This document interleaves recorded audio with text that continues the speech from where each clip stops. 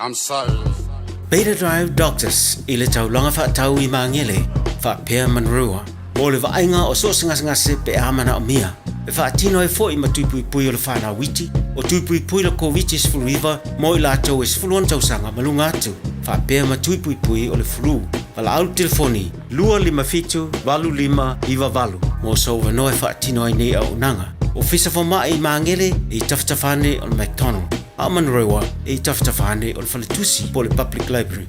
Beta Drive Doctors Clinics. O ta pena se whaatasinga lo ainga, se toa na ia lau e kalesia, pe o mo miani o loa mo ngā sesenga. A fio mai loa I le Big Pots and More, o le ingoa fole na o le whale o loa o le Big Bear, te le ulo la popoa o ngā umukesi, steamers, pressure cookers, hipo mata e tae whapea hipo pepa. Whetau I le leimo lo ainga e kalesia, caterers maso se wha moe moe. A fio ane loa I le tolu lima tolu Great South Roadie o Tahuhu, po le shop lua valulua I le Westfield Mall I Albany, le Big Pots and More, so se loa ile no whanga e tasi.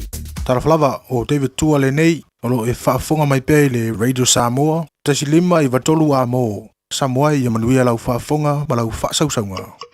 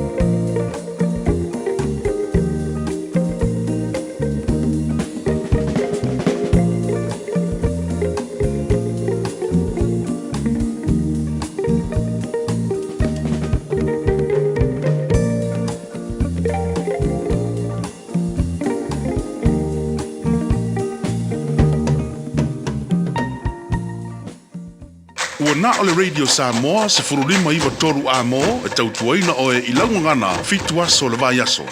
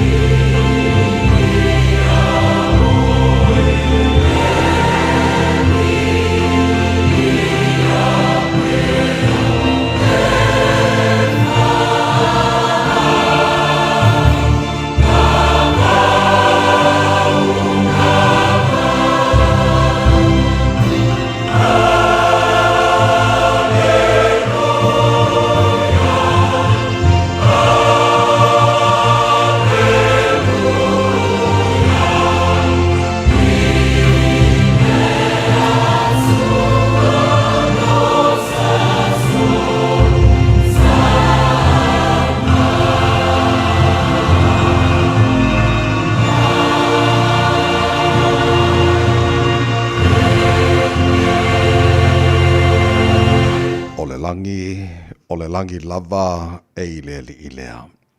A watu ina mai e ia le lalo langi mo le whanau wa tangata. E le vevi i atu ile li ie woti. Mai lato uma o e oifo ile mea ta lingoa. Au tato nei. Tato te whamanu watu ile li i. E a fua mai nei lava e o le whamavau. I au tau vivi i atu ile li i. O mua nei tai ao na mātu whape atu ia vi ia oe lo mātu atua, o le atua lofa, o le atua e whaamaoni, o le atua e au le vi inga male mamalu. Wa mātu alu suma le loto whiawhiare nei tai ao, se pese au vi inga, alanga ina lo manu malo, mātu wifo i uluma, ma tau tau lo siri ese, ma mātu whape atu e pa ia, pa ia lava oe le atua mamana. Le atua siri ese ma le matautia, o le atua ifo uma iai o mea na e whaia. Le ai lava se tasi atu sama oe. O le atua e malia i manao i mere lei umalava, o le atua e soifua ma le vavau e o lava i le whaavavau. O le atua e la eile vi ingo le mamalu o le atua oe pulpulu le matango fie. Ta maa whaafte tele lau mea lofa, o le ola fau mātou mauare nei tai hao.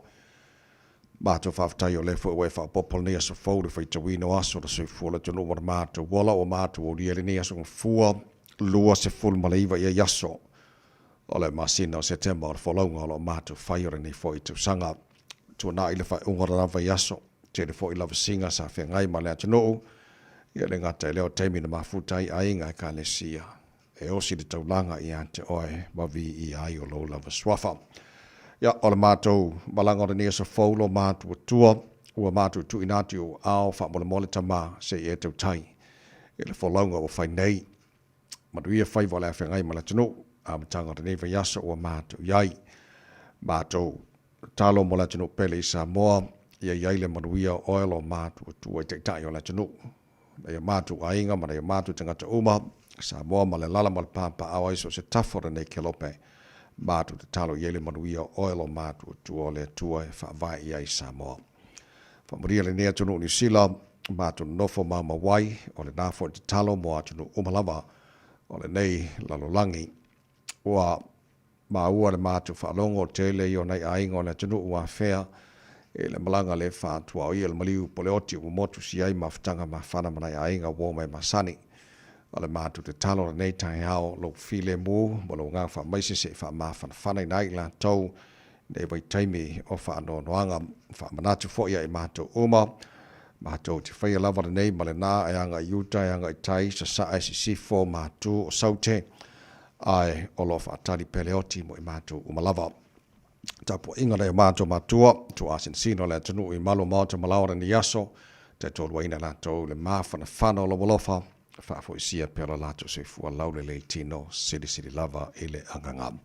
O mea umala whana mātou whaia ni aso fau wai a mailo mātou tua mātou whaia lava ina i fo i atu le vi inga ia te oe ta mā wha manuia mai i le tautua Radio Samoa ni aso a toa ua mātou wole mātou wala au i nei mea malawa e ala le swafa manu malo Yesu Keriso lo mātou li'i ma le mātou whaola. Amen.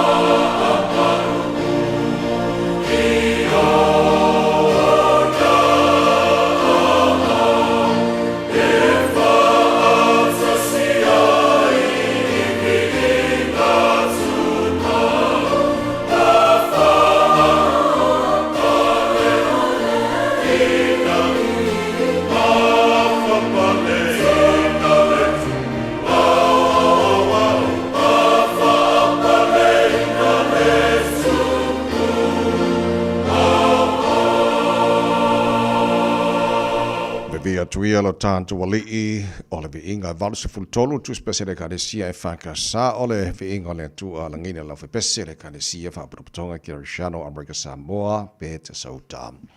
Tau tō mō rewina Samoa Sifalima e wa tolu a mō tātonu le tunai hono.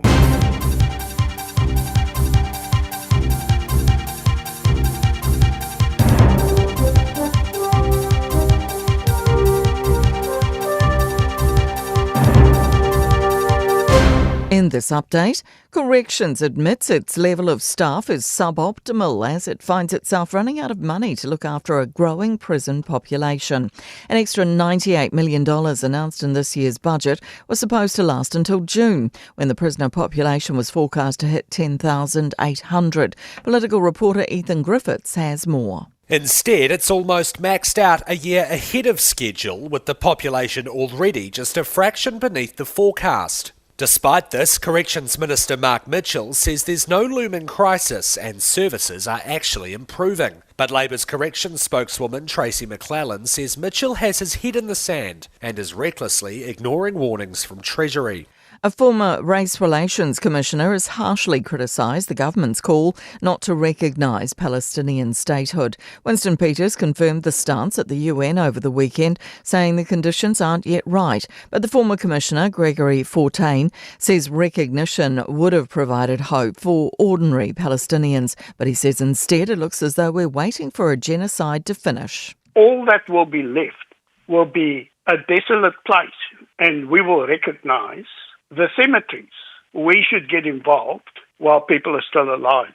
Advocates for the elderly want to focus on investment in safe, warm and affordable homes for seniors. The National Forum for the Decade of Healthy Ageing warns the number of renters aged 65 years or older is set to double by 2048. With local elections underway, the group's urging candidates to protect and expand senior housing. Two key flight paths of Sounds Air have touched down for the final time. The regional airlines Blenheim to Christchurch and Christchurch to Wanaka services had their final flights on the weekend due to financial pressures, despite having good passenger numbers. That's news. In sport, Silver Fern shooter Grace Wecke has asked Dame Nolene Taurua to come back to coach the team live on Sky Sport. Knowles, if you're listening, we love you and we miss you and we want you back here. You've done so much for this group and the work you've done this whole year. You deserve to be here. The call came during the post-game ceremony after they'd beaten South Africa 57-56 with a last-second goal to complete a clean sweep of the three-match rubber. Taurua had been stood down for the series due to an ongoing internal review. Brisbane have beaten Penrith 16-14 to advance to the NRL League Grand Final against Melbourne next Sunday. And Lisa Adams has triumphed in the F37 shot put at the Para Athletics World Championships in New Delhi. That's sport. I'm Jodie Gill. Ua na ole Radio Samoa se furulima iwa toru a mo e tautuaina o e ilaungangana fitu aso le vai aso. Bobone tai ono fa talofa mo fa feloa ai fa talofa foi fa tu lima ile mo tele man fa lo no sa mo la tenu pele e pa ia mo pambalo lo fa fonga ngare nei tai a fo malo la bole sui fu mo wia fa malo fo le tenu ia le folau tanto ave de mo man fa sangi de tanto tu mo sit le langi mo tele lo na lo fo nei o tanto mo re nei aso o le aso fa le tu tanto jodi o ri matato fia ai pa patia la ngare le o tanto mo sit le langi ia le nei fo o tanto o ri le nei aso fo ia ma moli mai mo lo tu sui fu mo ma to wala o le tanto si fa e lu mo no no tu no ma du la mala e le nei tai au fo in viinga e le tua e le tanto no ngana o le tia me o mar fa o mar dava yaso tato real nei aso fo na so fuori nei aso luas mo nei se tema on tato fo lo ngana fe luas se fo ma le mo mai lo fa fo ngana por kala me malo tai au pero sa mas fo lima e ba todo amo le fe ngana balan tato so ba no so se mai in sinio tato Facebook ma YouTube or sa mo se ro tasi pantea ia ma to ona nei ta mai many tato ina o se ba le tula e va e le tai au nei ma lo se fo mo ia ma lo so nei tai fo ngana Langi mama I lo sunga le ho tawai whaftai le anga leo le toa I o tau lia fo ile nei aso fo sa moa le tunu pele whaatalo whaatu malanganga fia. Fia li. Ko sa mo ko I le ai mo so ko ri kongo or ka minge kongo usu mai ka yao. Ya pe ko masangi ai. Sa ole le tawai. Ya le ole lo ke fu or ka. Ja, le la wos popo mo ka ka. Ja. Ja, also ja, pe sui le taimi pe sui le aso e tu mo na vale lo fo le tu o tanto ma fu tai mana tu le fu tai fo. Le le sa bo le tu pere la mai mo na fa fo bal nei tai ha o le lu tau mo le aso.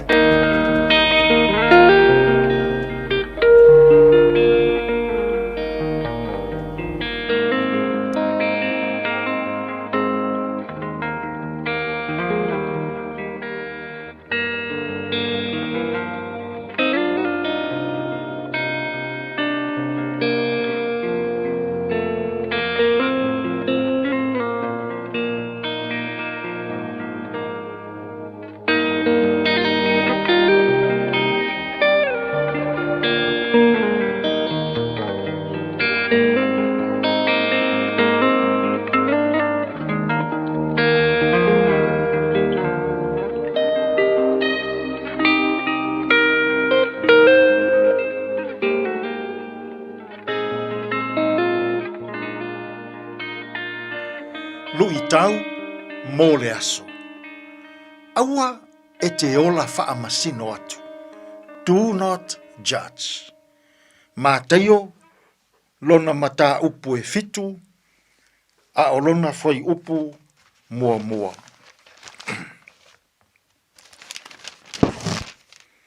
Aua tau te wha masino atu. Ina nei wha masino ina o tau. Aua te wha masino atu. Do not judge. O se whaenga rea o le launga Iesu I runga o le maunga. E wha au tū lava le launga Iesu I le mālo o le atua.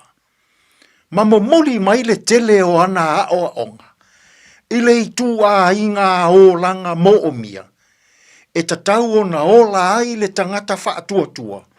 Ua I totonu o le mālo o le atua. O le isi la lea o ana a o onga.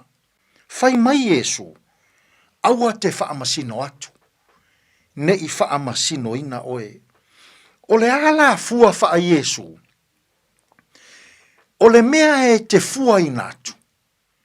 E toe fua ina mai I a te oe. O lona winga. A e mana o e fesoa soani mai nisi tangata I a te oe. Ia mua mua o na e ola fesoa soani. A e mana o e whaamangalo ina oe e nisi tangata. Ia mua mua o na e ola whaamangalo atu. A e mana o e alofa mai se tangata I a te oe.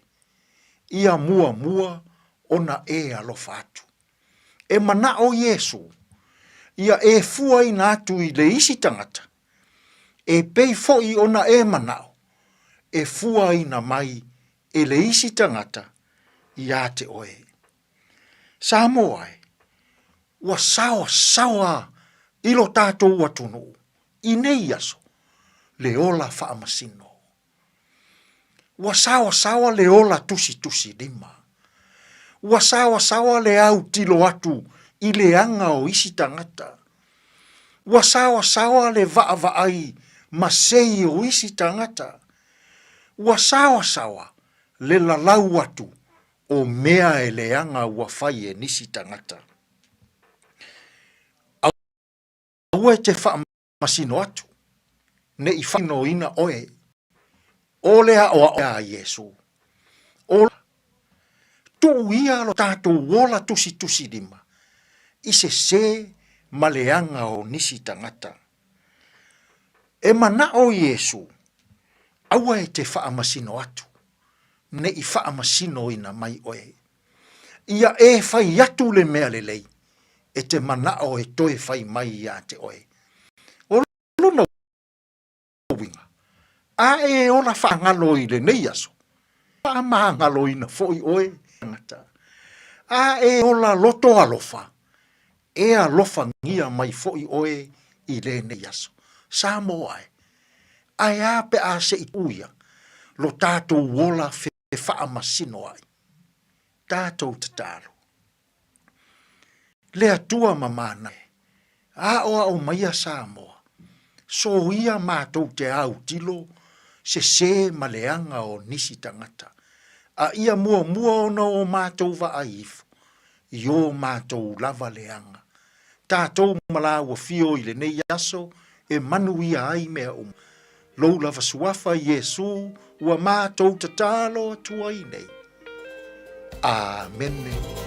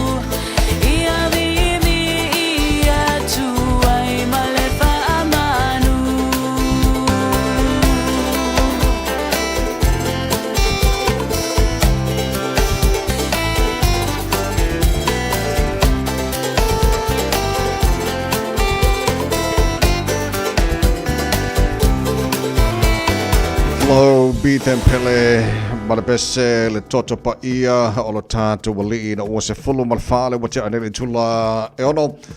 Porclame Manuel Tan, Reader Samos Fulima, Eve Tonu, about 9 minutes. O ngam ko fa o no tar musika de tai fa fi ore nei tai fa mar au fo le tonu le lo su tu te mangar wenga a matanga ni ba so ta to yai to kwata fitu I le tai o nei ma na ye pa fa ava no mai so taimi mo de tar paklame a reto o le ola te pena mai le sunga pasta la fa le copa fa nam ta to manuel tai fa nganga a matanga ni ba so ta to yai today in history tar va vai body mena tupula so was fu mai bo setema e le telo to sanga va le tai na I le fitu I le tai nei mo fa po telefone ngal pro tania pa tar fitu por club na matai le tatu tai au mo tatu pa po mai lunga na wala nei fo tai au fo Fatalofa avita avale malo le usile nei fo I tai au tatu wanga ia tulunga le awala ia o lea lava fo e mai tawatu ma na ia le file mu o tatu awala tele ia ele ai se fala vela veta avale mai tawatu o le naulo o kilia le lei malava ia lunga wa tatu awala fo ia nga I tua e faonga I tua ia ese mai lunga wa tatu motorways le lo mai tawatu ia le naulo o kilia le lei malava ile nei fo I taimi o le tau ina ia manuia le swa ia le tino u fainga mlanga nei tau 5 minute wote ai le tulai ono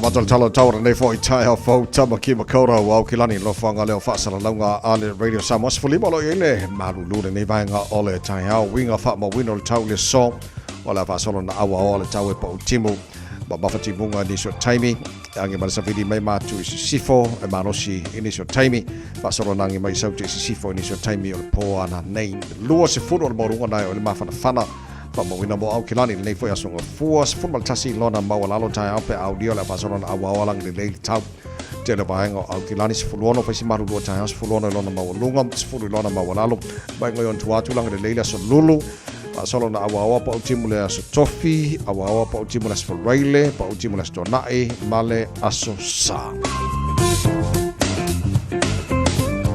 ole o taltala ia te oe molu sir file nei tai au fa mo monga la mai tau tu na mai le nei foi tai au fo ia ole anta de vai pas fanga solo po klame manuel tai au fa tarva vai tu langa ile tau telo isi vai ngolu sida fa pena fa tau samo mani so vai nga ole kelope tau jorbe de samos foliba eva tolu a mo no was fitu lo bote anei ale tu la e ono Don Bosco lo sulfanga Talaina fa ke kanga radio Samora ne foi tai a fo le tro ga tu te manga wenga tai a fa mo mo na mo sa malo longa le dei fa unga va yaso pa ia fa va mato le va yaso peselemo o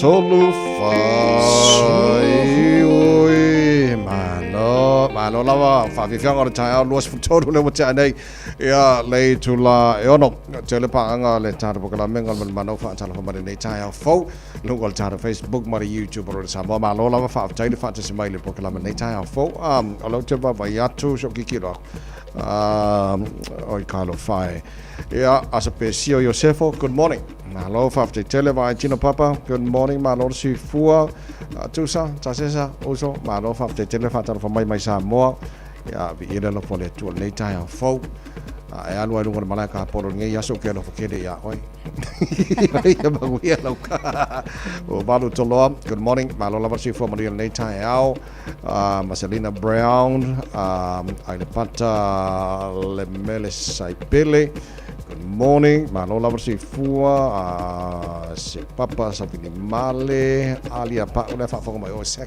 Sacramento California ya ma bona mata tia po to pola good morning pali sina lems leo pali good morning oka ko kere for kako ai ngari ngai kai ori de le ngamare weekend ngamba manuia lava foi fa aftai ya lo ma ngai tu sa le o tofo umata to ile mel ta will daylight saving la so ngafi wala ngale po la sko nga ya malamba la sa ya le sa su yel ka ko kai so monisho ta to pa anga o fa fo le manei tai au ya fa wa se ka ko kai min ngai kai au ia fa maru lu atu la ngale fo su kai mi ma ko ngai sila wa kasi masau lu mar me da o ye e pe ya la ngona o de tino ye dei ku la mi si la ka mo fa ko fo le su mai le nei tai au so ya o swinga le langa ye su ya ai le fa la mo tu la no tu mo na tu yo fa penana usi mai for ni tai fo ye le vai nga safa de tali mai New Zealand va son te atu nei au ye le minister vai fa fo New Zealand fo tanga sa fa ye New York at the United Nations General Assembly so sa waila le minister vai fa fo New Zealand va pasa mare Winston Peters tasi element le tai o la fe tu New Zealand ile vai nga le o lo o talnoina le fo tanga le ile avea o Palestina o se stete ya o leo mautu malitalia New Zealand pe o la fongaina foi la sona filtelo televisia New Zealand ya mo si fila tunu leita o la o tali le minister o le tali la le minister ele lango ina la New Zealand yele tulanga lea o lo o ia e tawana fatu ina la se stete mo Palestina ia po tanga Palestina ona e ia ma foanga ia o na fa pena foi na fa vai ele manatu ma ele I fai to sasi fo le filifilinga la fo I we fa la lo filifilinga ale malo ai o tulanga o lo ia ona le na ta inga e te tau lava fo ia ona amana ia mo lava fo ele Hamas a wai pe ole Hamas lava lea o lo o tono Palestina ia ole tulanga o lo te tau lava ina o lato wamana ia mo le toe fa fo isia uma mai lava o tangata nei sa aveina fa tangata o taua ia ale ngata ile na ole makwa yo ese mai ai sa lato ta utinonga mau tutu ole a fa pena ona ave esea pe ole a declare e leto iai ni tulanga fo ia fa tupu fa lave I to tono Palestina a wai moni lava o Palestina ai olonga ole fa lave ole au ha ole vaenga le wo fa ngoina ole Hamas ole lava ole la filafi solo tono o Palestina ma ole tulanga la nai le manatul minister e le lango ina ni sila le anga te tau ona tau sia mua le file mu ia mai inga uma e tawai ona mau le file mu I onga fako a fofo le ye fofo ole me mana e fo le ole manino le le ole fa malam mai na va vasa mana Winston Peters ole tulanga ole tu wai New Zealand te nei so a fa pela ia wa pela va nga mo ana wa fa matu el Hamas ia tangata fo ia Israel le ole la tu ta fia pe o mal te nei sa pe fa sa fu pe fa su montu ia mana nisi vaenga tau on tau ina se manu ua manino tadi New Zealand I mean ua ave se lango New Zealand manga ia le la ua makwa manginga even though le fo titilo e pe sa mala mai nisi fo ia vaenga lo langi le tali le va vasa mane Winston Peters je lo nga ua manginga tu New Zealand e ku ka bini io wale na tato fo o lo ia manisi fo io atu o la fo ia tau tele o lango ina ia le fo fo fanga o lo wa ia lelei o leo te baba ia to le asana nafi nu ngoni social media New Zealand sa fai fata no nga ya anisho sui to lua le tau va mo le ai mane le ngar ko lua sui tau va mo prenu ya pero ko lua le tul mata il temine nei o le silio na va vai it's either one of these two ya le vem pole no see so Wayne Brown o le pole no ma na fo tong sang ma vai and Karen Leone ya le fo sai lunga tara pokala me le si tai hao ya ma nga yo te lo la le sa tu 11 no ya fa matala la o po la tonu vai ngo le si le ona la no no ine event pole no o kila ya tele yo vai ngo le salsa no nga pol fa salsa no nga fo le tu lang ofisili matali pe o le sa a ye na ai na opikia mai la ni vai nga se lima o le o mai ta watu o sa mai o i o lava fo i le fina nga ia po le fa salsa no nga le nafi pe la ni so vai nga mo le debates le nei o le visibility fo le po le mauti noa o le awai ia o le sunga fo ia Wayne Brown e mai se fo i Leone lona tu lai mai ni si lao faiti o nga fo i mai a Leone o le kele o fongo sa fai a le council ma vaenga fa pena ele i mawhai ona i ai se mauti noa fo i lele o se awai o le sunga ia Wayne Brown e peona i ai so o le whaase ala le na ai ia Leone ia o lea ua ia fola o le atau mawhai ina ia mau ki ngoa e so o se fono lava e ta tau lava fo i ia ona awai mo le fa pena ona mauti noa le lei o le whaatau no ina o tofi mati ute e te tau ona iai. Leisi tu sa tala noa ina fo i fesili o le tu tau rates ile tulanga la leo iei ile fuafua mamau lava fo i Wayne Brown o leo lo va ai mamau ile valu biliona budget lea o loo iai inga ia whapena fo i ona fausia ai le tele o nisio vaenga so e manga o langa ia desmo e tauna ave e sea ia spending la haiti fo ia e ia spending e te tau ona whaonga iai tupe e iai fo i nisio vaenga e mana o mia ele atunu e le kakaula o nga whaonga iai ni tupe peita ile manatu Leone ia e ta tau lava fo i ona iai vaenga umalama o lona ia na nota inga ia kakaunga ia le cap ile taimile nei ai maise lava below inflation ia po ole tatau lava foi o nga kau whaapalengi mai le inflation e taimne lua tau sanga lana ia foi manatu lea olo o iai e tatau ona o kule lua kau sanga ua makua palengi le inflation leisi tu o transport ila manatu Wayne Brown ele o mana o tele ia Wayne Brown fo ile Auckland Transport ai o lo o ia mana o e tau fia pea le public transport ile taimile nei ia Leone e kakau o nga avele wha mua ile public transport o nga la mana tua fo ile taimile nei ile si itia o le pasese si itia o tupe wha o nga ine tangata le si vaenga o housing ia ai maise lava foi o leo lo mai tawatu ile nau o Wayne Brown e nau fo ile le tulanga ile wha aleleia ai maise lava foi e pen sila fiela tunu o le City Rail Link o nisi na vaenga o polo keti ia a Wayne Brown lato a o Leone o lona ia manatu e mafau ile infrastructure ile vaenga a fiai mafale ai maisele nei taimi ile telo ilato ile ingi fale ngofai o lona manatu la e ta tau lava foi ia na fa mo ma avele fa mo ile tulna leadership style gelenga le au alko inga le o Wayne Brown i vaenga taitasi ia o nisi o vaenga o le foi ia nati tua ia ngai councillors inisi o vaenga ai ele ia i taimi o fonutanga o le manatu o Leone lato e ta tau i se tangata tula i mai tula lea community focused ma ia mauti noa ia e iai fo i se suinga i se vaenga fo o le ai ai mo le lumana ai o au kilani fo o jalo tasina le vaenga o le siliona mana mia e tatou a fa pe o tatou le palo taina ia puleno ia o even local board members fo le o la tu fo ia tau no mai te no me tatou ele fa pe o vai aso uma po kai do vai aso maybe a month ya most time te no mai community o tanga tana palo taina ia lunga yo ia o mele lo tupo mele anga il ma ko plan ia o ani me ko ke manga nga o ia fa ko fo ia ai le uma longa palo ka ku e pale mai o ia le furi mai le mo lo ku se uma fo ko ka usanga ko mang ko mai ma ko e manga ia fo nga fa manga ku mo ni si vai nga le ni ia saulele ia ka si le lo fo le tu e mo lo ko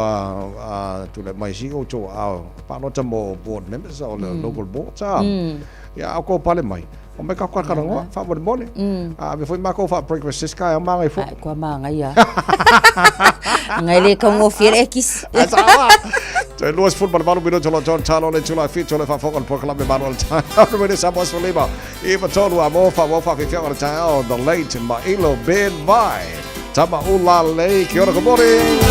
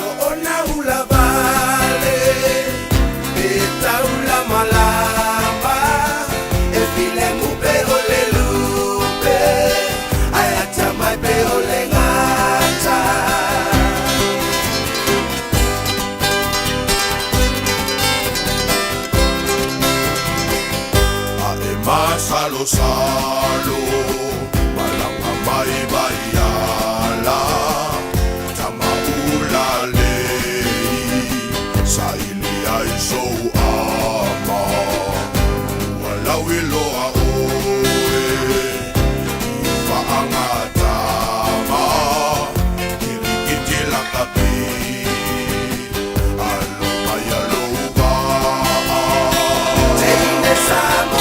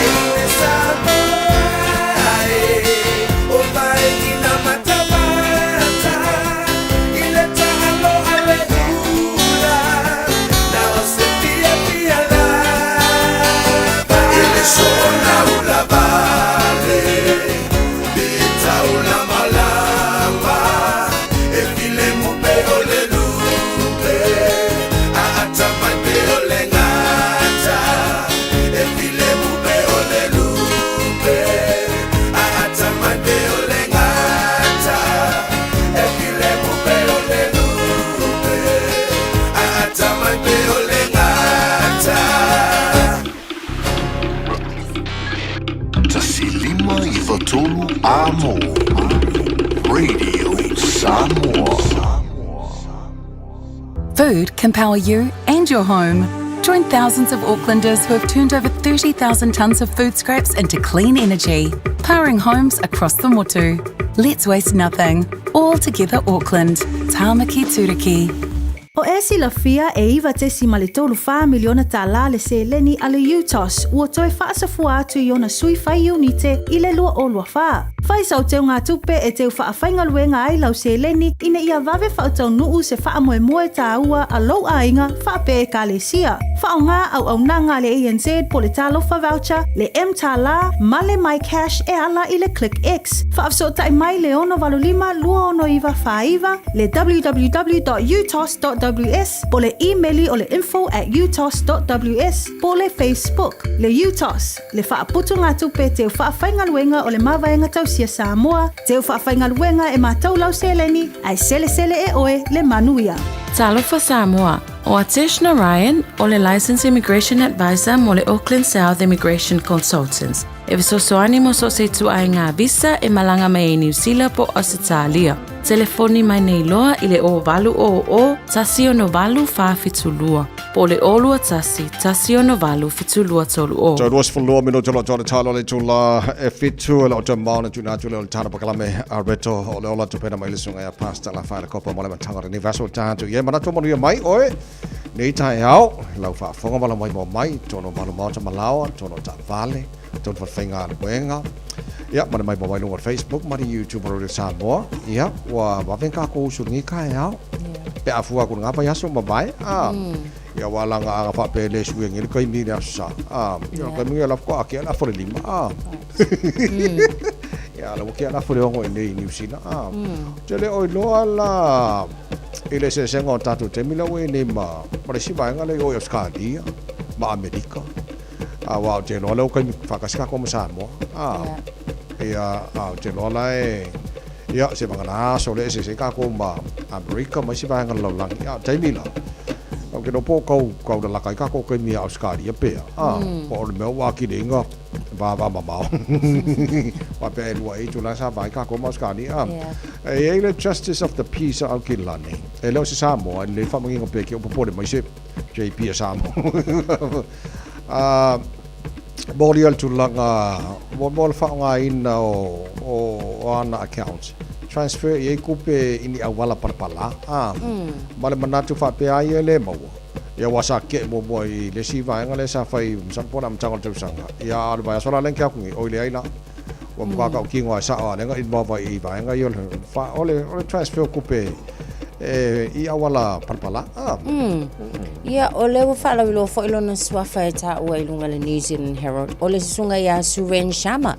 Ole tangata le nei o ia o se accountant ma o ia fo isa tangata a resitala fo ile tax agent ale IRD. Ia enate umia fo ila le tulanga le na o ia ole justice of the peace. A ole tulanga o ia nei ole o mo lia ile fainga fa sol tula fo ne pe na saunua ia la o ile tulanga fo ilea o le whaonga ino tupia tangata e mai se lava ia i lātou o lo o whaia lātou investments.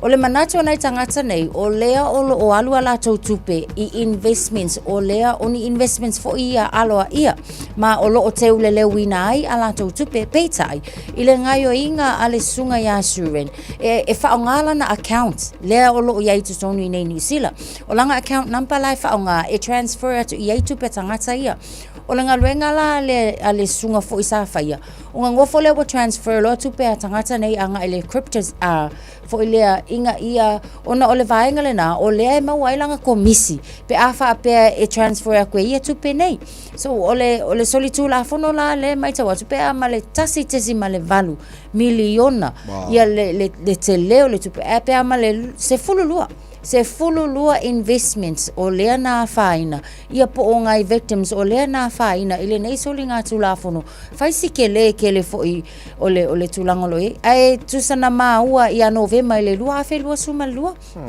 whapena na o mai o ke topa le lua afe lua sumal tolu so o le taimil tonu ale na lea na amatai I ona whaia sa ilinga ia na whaalpuipuina lea mai a Januari lea lau sa auni o le vasol nei tauntula ia iloa I luma le whamsinonga ai possible for ilea ole ko inga faasalanga oi e awanga a faasala le tangata e tawana fitu tau sanga ia e no foi le fale pui ile to ainga solitu la fono le ia sarkalo fai e makua ka sole fiku su fa ka usanga o ka e makua ma mi o fa pe mai le kam Saule. Ioi. Ya langa or video ka mo maua. Ia. Maua le siali. So is full value hele pitu mai fa fa ngal 5 stars so mo le tanto di pochi malunga la wala tu na tu lo tanto po kala me a reto le ola la mtaka re va yaso 5 stars. Tau fi ile tu. Ile ana palai le mo. Tamali ile tu kalua I know you're the fua. Papena satani. Ilona dia pato ile la la. Out of my lane, I was soon in the happy. Sha la la la, only a papa, only a mama, only a papa, only a mama, only a papa, only a mama, only a papa, only a mama.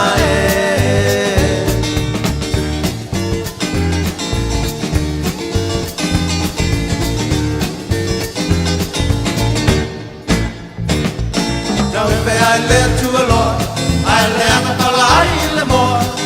Tamali led to Panua, I know you're poor. Pape Nasatan, below the fear for toilet alone. Out of my leg, you was to Willapi. Shalalala, only a papa, only a mama, only a papa, only a mama. Only a papa, only a mama, only a papa, only a mama.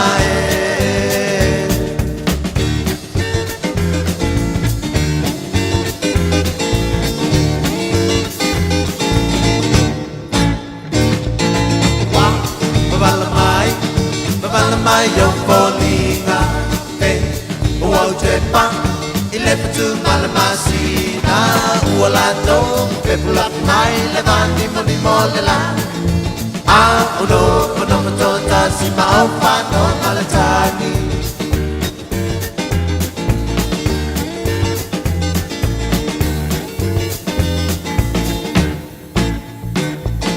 Be oso vale te wifumala ua patu mawina ilone mapapa ua puaina le manongi ala sauane ale taula e leo le fili ua sala lau tau le metia lau pamau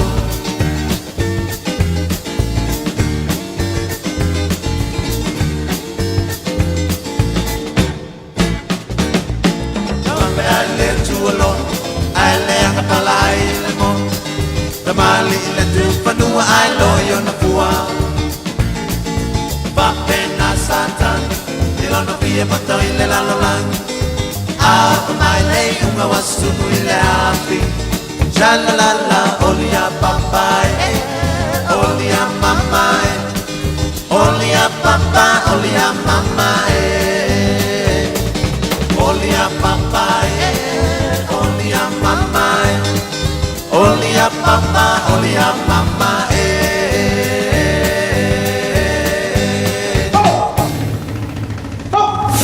Radio Samoa, Tasilima Ivatolu Amo. Lungal tato awala. Aveta avale nei taimi ia olo mai tau watu lungal tato wala le lava olo tu mau lava foi ia le solonga le leo le awala tele le o yai se fa lava lava tau ta avale ia ole wa amata lava foi ia ona fatu atau feo lolo mai lunga wa tato awala ia ile nei taimi le tai au Western Springs ina lungal tato State Highway suma leono paule nao si vaenga le ala tele ia le o mai tau watu ia o tele vave ona bisi onisho vaenga uma o le la ua feo lolo uma ile taimi le nei o le tai au aveta vale tau tua na lava tau se sia le saunga le mu le nei fo i taimi le tau tu se fulu fa minute ia ona ta leo le tu lai fitu Talofa, we're the Katinas, and you're listening to Radio Samoa on 1593 AM. Bread of life sent down from glory. Many things you were on earth, a holy king, a carpenter, but you are the living word. Say it now. Come on.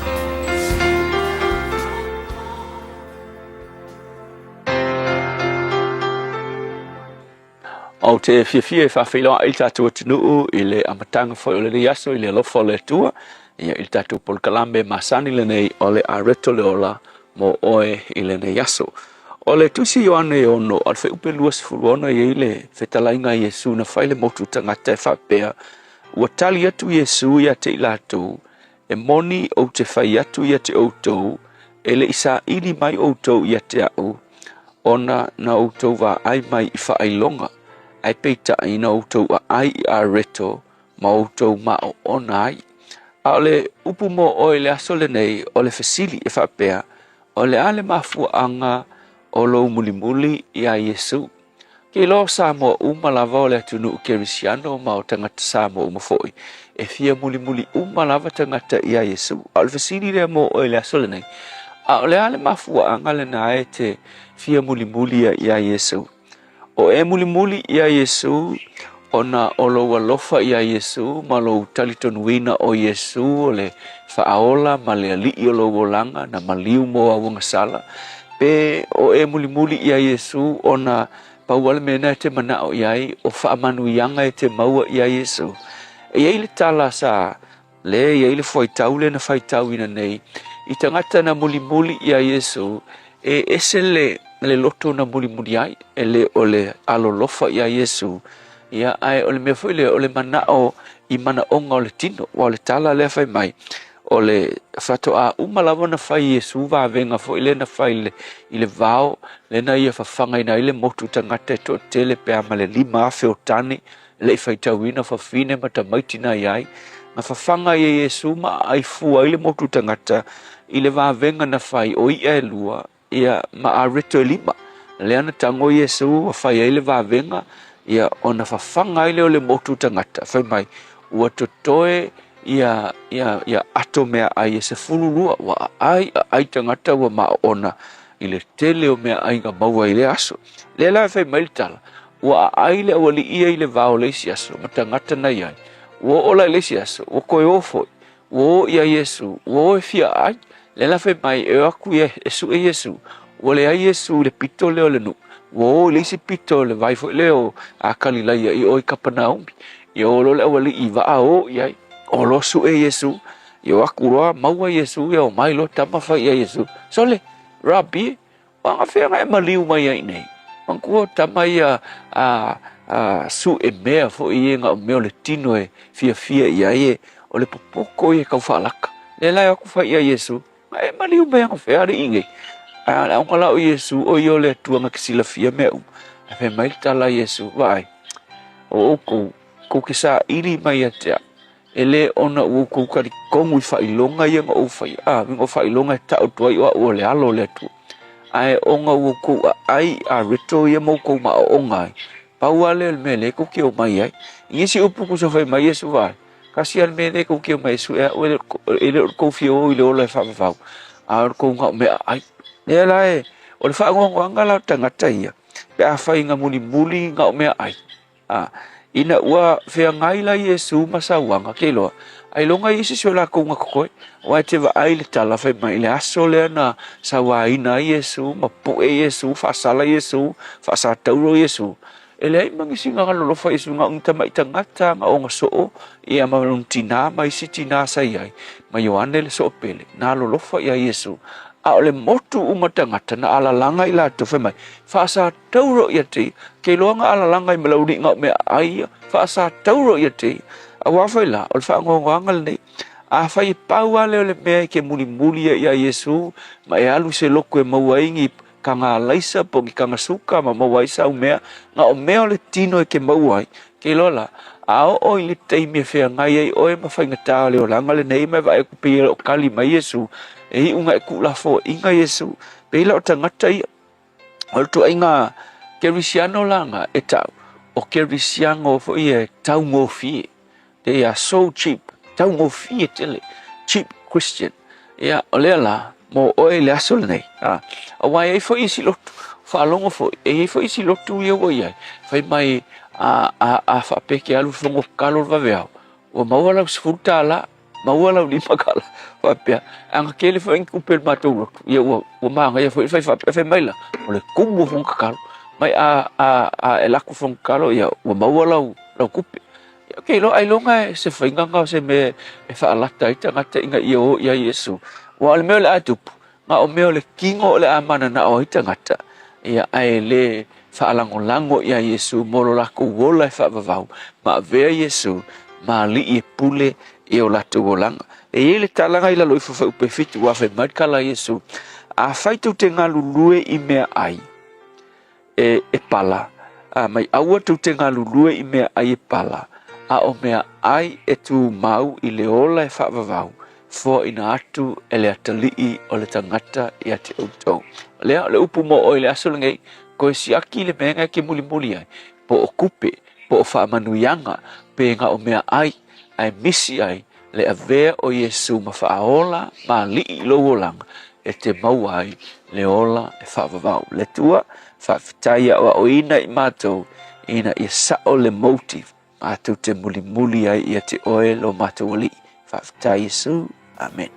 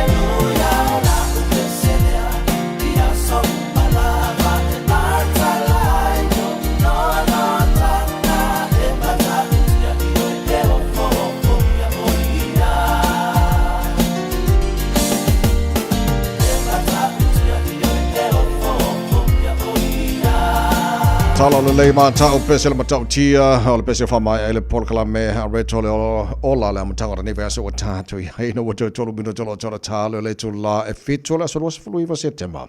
Ora bena tu pure nei aso tau sanga wa ma vai. Le so le tausanga fitu ia na tasiva fitu na toi manu malo ai ia le sunga ya Muhammad Ali ila la fainga pele fai pelenga ia male sunga ya Ernie Shavers o le se fulu lima ai le ia o World Championship na fapena ia ona manu malo ai Muhammad Ali lua afe sumal fai le so na fapena ia tula ai mai Ashraf Ghani e avea ia ma perestene o le atunu o Afghanistan. Lua fe lua sulfai le so ia na fapena na avea i New Zealand ia ma fapena foi ona toi fatuina se matati antele e ala lea i le fatinoina o le haka e pe ona fatinoina i Eden Park pe amale ono afe lima se lau tolu sumaltasi lea faio i lato, and it was a real record again. Ia mo New Zealand lava lato i le fatinoina o le haka le nei pe ona lawi loai ia le tato awole All Blacks o nisina o vainga mea na tutupu i le nei aso i tausanga o mawai.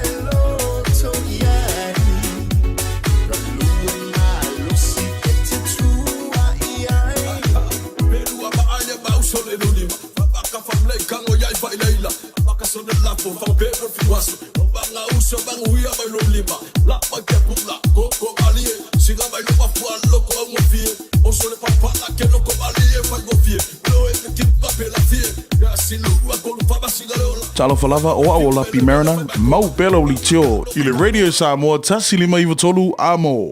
We all love a bit extra in our pocket. And right now, 368,000 Auckland households and businesses are smiling. The Entrust dividend of $364 has just been paid. That's over 134 million shared across the Entrust district. Treat yourself, pay some bills, or stash it away. Enjoy it your way. Haven't got yours yet? Check entrustnz.co.nz to see if you qualify. So go on, Auckland, enjoy your Entrust dividend. O fia maua sau ta avale po sau piki apu. Ai tongi ta i vaiaso, lua vaiaso, pe ta i masina. O le sleek cars o le a maua ai le fisosoani. Ua ta pena le au whaingaruenga a le sleek cars mo oi malo a inga. Aua e te popole i se mea e tasi. Te tala fitu aso, mai le sifulu i le tai au, angai le afo le ono le afiafi. Tele la alai au kilani i saute, vili mai loa, i le o lua tasi faa, fitu lua selau, po le o lua o, faa lima, tasi lima tasi. Hey, hey! Oh!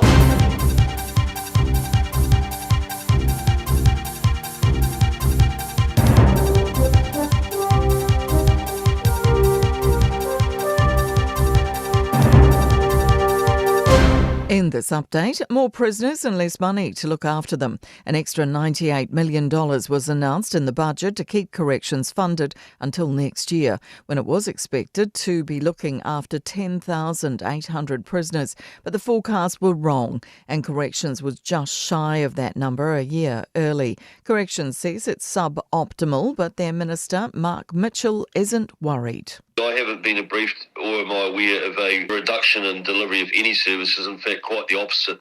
Frustration over the government's decision to withhold formally recognising a Palestinian state. Winston Peters made the announcement at the UN over the weekend, saying despite other allies making the move, the conditions aren't right. Chair of the Federation of Islamic Associations of New Zealand, Abdur Razak, says New Zealand is being isolated while Peters tries to pull the wool over people's eyes. March 15th, 2019, we were the envy of the world in our response to terrorism. Do you think we are the envy of the world now? 153 countries recognize Palestine. Concerns about dropping vaccination rates as Northland records 4 measles cases. A clinic was set up over the weekend in Kawakawa to boost rates. Immunisation Advisory Centre Principal Medical Advisor Dr Nikki Turner says measles is so much more infectious than COVID-19. Police have cordoned off a property in Gisborne's Riverdale where a person's been found with critical injuries. Emergency services were called to the property on Ormond Road and the public is being asked to avoid the area. The Mayor of Nelson says he's never seen such a run of bad news in the region in the wake of yet another proposed factory closure. Sealord announced it's looking at more changes to its Nelson factories at the cost of 59 jobs. It follows 3 other industry closures, including Proper Crisps and the Eves Valley sawmill shutdown. Mayor Nick Smith says they are feeling punch drunk from the bad news. That's news. In sport, 9 of the 11 singles matches are underway on the final day of golf's Ryder Cup at the Bethpage Black Course. Victor Hovland's neck injury has seen the points shared with Harris English in their contest. Team Europe, who need 2 more points to retain the title at 12-5, have a 4-1 advantage over their American counterparts through the opening holes. The Silver Ferns 3-0 series win over South Africa has been eclipsed by a call from shooter Grace Wicke for Dame Nolene Taurua to return as coach. Brisbane have beaten 4-time defending champions Penrith 16-14 to advance to the NRL League final against Melbourne next Sunday. And New Zealand has secured a bronze medal in the first mixed 8 event held at a Rowing World Championship. That's sport. I'm Jody Gill. Ua na ole Radio Samoa se furulima iwa toru a mo e tautuaina o e ilaungangana fitua so le vai aso. Tata soia sesi lunga le awala tele o Nira Road o mai tawatu le taimi le nei o na ua faisi pisi I le nei fo taimi ma o le na o lo delay le taimi le nei Western Springs City bound on State Highway Suma Leono lo mai tawatu ia o le na fo I ua amata o na slow down tato le vaenga le na ia ma pisi le taimi le nei o le taiao nisio vaenga o ma lava o tato wal te tele o lo o feo lolo lava flow le lei le nei taimi o le taiao leo iei fo I se fala vale ta vale tautua na ia le saunga le mu I lunga o le ala tele ia ua 5 minute te ai leito lai fitu.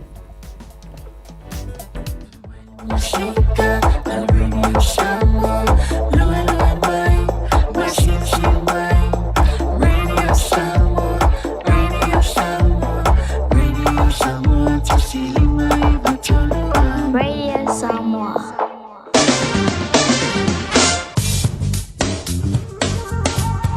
O le tala le tau I aso taitasi o mawhai ona awina atu ona o le langolango mai le fale whai nifo o le All Dentures. Palo lava se fomaria le nei taimi o le tai ala vainga lata mai le nei I le tala o le tau le ata atu amata mai Samoa o le te wapai atu lua se furu le ilma whanawhana o le ea I Samoa le nei vainga o le tai o fomara tangata nei vaso o tātu iai mana mai langi le leo le tau Samoa nei tai o winga o le tau Samoa le so le amatena langi le lei le tau awa awa ni su taimi Lua suma le varosa se moro le vevela le Samoa le nei aso o fua Lua suma le tolu la maua lalo lo to mount out of so tai foi le Samoa su le tatu le Samoa I pia ia le fianga ngal mana tu marva tanga vai tipi o tanga vai ta noi ni so me tupu Samoa ta mai le fai unga na vai aso ia mai foi mal tu langa o le tala ta mai la vai tau a fa mo ngana va vai atu le temel ta la mana mai tau Samoa nei ta au pa nga o mal tata kalame so es vai ngona tino pele Samoa fa bena foi America Samoa malo lava ia le soi fu maruia so mal tala tau toro New Zealand nei va vai atu tele vai ngona motu I sau te langi le lei Alexandra so fa mo ngona malu lu fa so na awa pa timu langi le lei le tau Blenheims for rival mo ngona malu le air tele vai ngo Invercargill go la fa solo in pa utimu le so langi le lei le fa na nei fulu mo ngona malu lu fa si maru do ko tele vai ngo kai Cora awa pa utimu angi malu si marsa vidi mai matu Lua se fulu marunga ma fana Queenstown whasarona awawa pa utimo i le whiawhiana nei se fulu ma le tasi le marunga le marulu le so wapatu timaru o le iei lapta inga mo savini marolosi mo tau wind warning yellow watch mo le nesunga fua le whasolo ina langi le lei pa utimo ni so taimi le whiawhiana nei ia marsavini lai whasolo nangi marolosi mai saute se fulfitu marunga le marulu fa mawina mo timaru le so Dunedin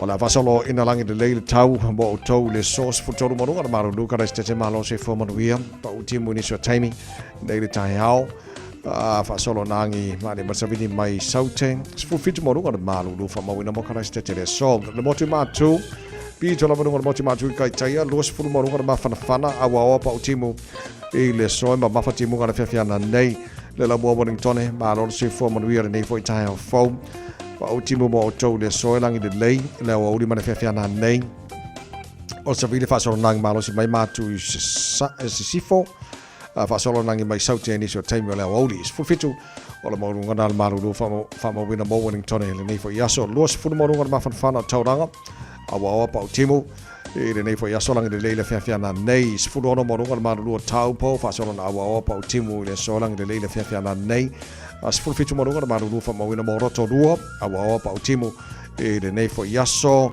pa vai atuelangi le lei le fiafiana nei le tau mo tau tera vanga o Palmerston North awa fo pa utimu langi le lei le awa uri mana fiafiana nei New Plymouth asoro fo ina pa utimu ini so taimi ma mafati monga langi le lei le fiafiana nei pia langi le lei le tau mo tau le so Masterton fa sono pa utimu ma mafati monga ni so taimi marsavini manosi tala fiafiana langi le lei le tau le fiafiana nei mo tau sifuru iwa marunga na marunga le ea mo Masterton Levin awa pa utimu ni so taimi langi le lei le awa uri ma le fiafiana nei Hastings fa sono fo ina awa pa utimu o lo te bawe atu sifuru losu fa son paisi vera le ani mo kori Hastings Gisborne langi le leili tau mo tau awa pa utimu ni so taimi kirikiri ro Hamiltone ma tere na awa pa utimu e le nei fo yaso sifuru balu marunga na maruru fo mawina mo kirikiri ro le so tama ki makaura wa kilani no fanga fa sanonga radio Samoa sifuru fa le maruru le vai ngole tai au ma vai atu le wa mata na malama mai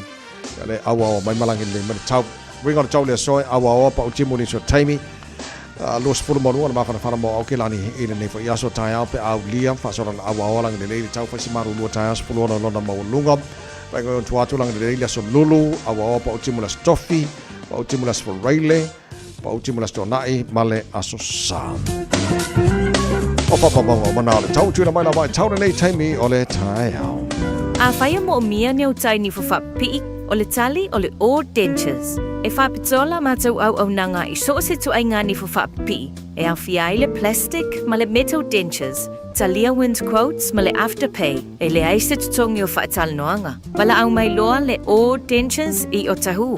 O iwa, lua li maiva, whaafatas tasi. Papato toi le o iwa, lua fitu, lua tol, po pemioa I le o iwa, lima lua fitu lima. So follow what you are to la fitu, ya ma lo lava le. So fu mo ria to no nei vai ngor tai au. Ya okay, aku ngai ku la mo ta top. Ya ma tangal tar po kalam nei tai au ku so ka mingi fa ma ka ma ro tai au pe fa pe de swing ngor ka ya. Ya ai fu me ma ngai fo swing ngor ka mi la top le ngata mo na to fo de fi fa nga le fi wa le o mi ana marma yo fa singa sa va di vali ia pe o fa singa papa ki le parka ya me mama yo manga me mana yo mana ya alto langa na ya ma ta to ni sila lo kai mi fa kasika kom sa mo lo ta bon ta tu no fo le sa mo ya la fo manga ya lai fa ngofi fo just mai sa mo ya ka ko kai ni ka ya alo ya tere ta longa sa fa nga solo fa ngor va yaso so le ka longa mua la maka ka longa le nga po le semi final le on NRL la pinga di fima marmako ole malunga Brisbane Broncos sorry ola banga ya fo va venga sa ka longa o le ko ka mingi ka dia ko le se mo kwa banga ya kere so le ka longa so o fa pe le mako Broncos la fa ko ya fa pe ali ka le fa ka mi ris foot fa le ya o ko no foi ka ma sa o le fa boni ya banga ya so le au le ya le le wale au la ya pengeli fi wa sa fa pe O le tausaga lenei soso ai le 5 o le kokilanga ala faia o nga mare aua Panthers Ia. Ia o sa ia mo paulava o le ala le pinging e Broncos ia ma Storm Ia. e pe au ke loi host le Storm le talonga le final le sa sorry se ka longa ma ia ke le ka longa sorry ia lenga o talonga lo piriki Mana ia mana fo talonga sia matou au tavai wa e ma koko ila lo ngi vai aso. Ai sa wa. Mana ia tam fai nai tam. Ia. Na o loa la vai le amatanga.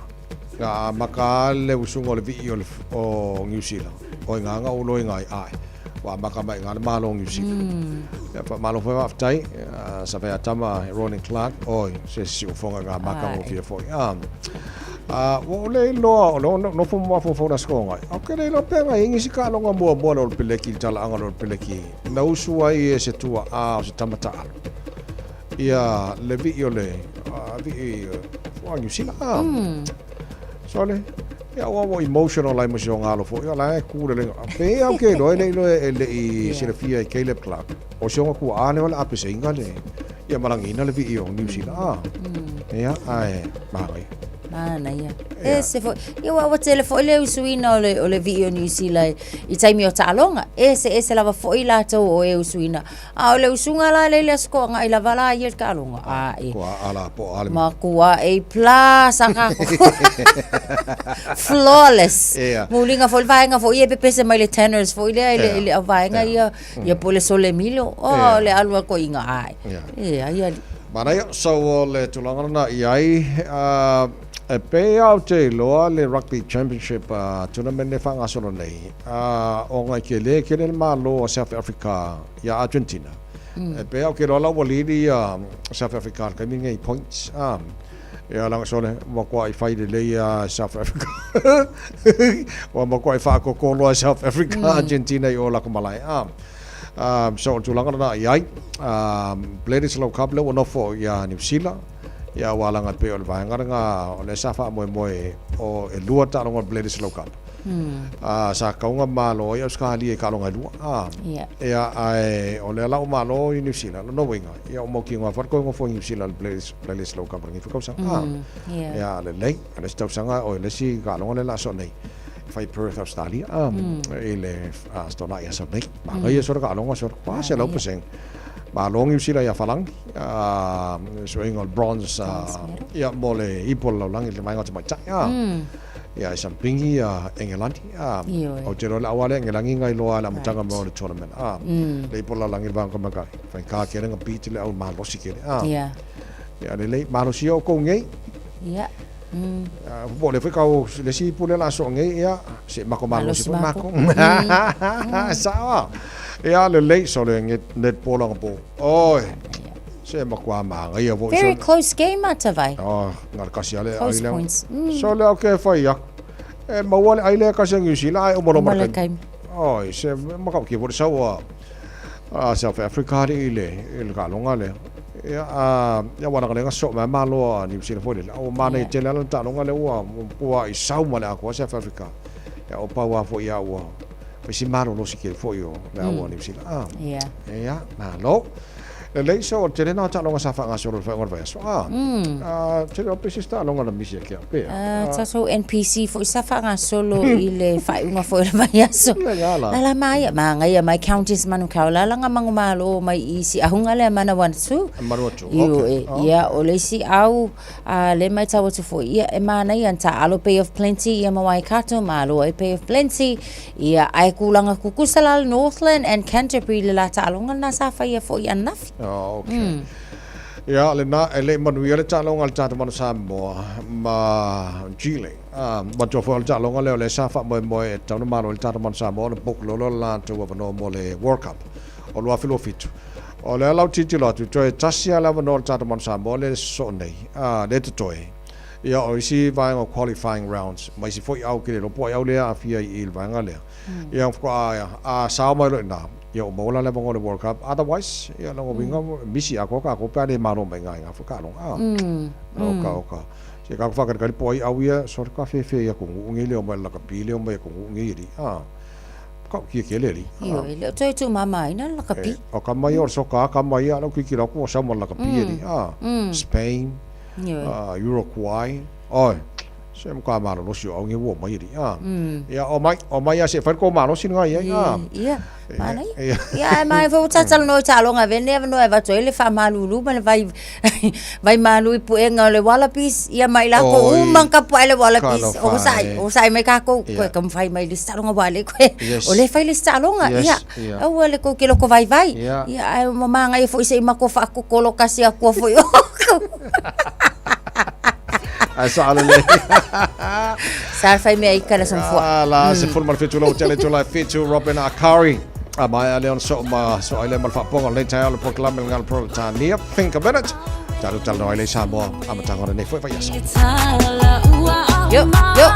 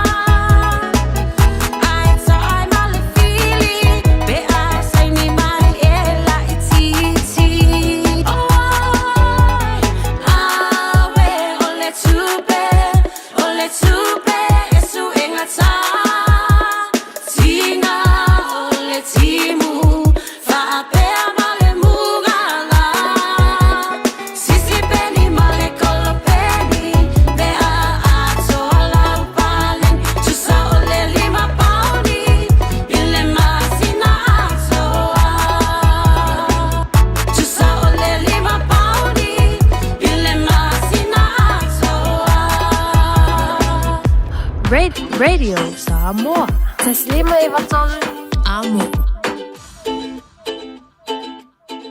Just think a minute.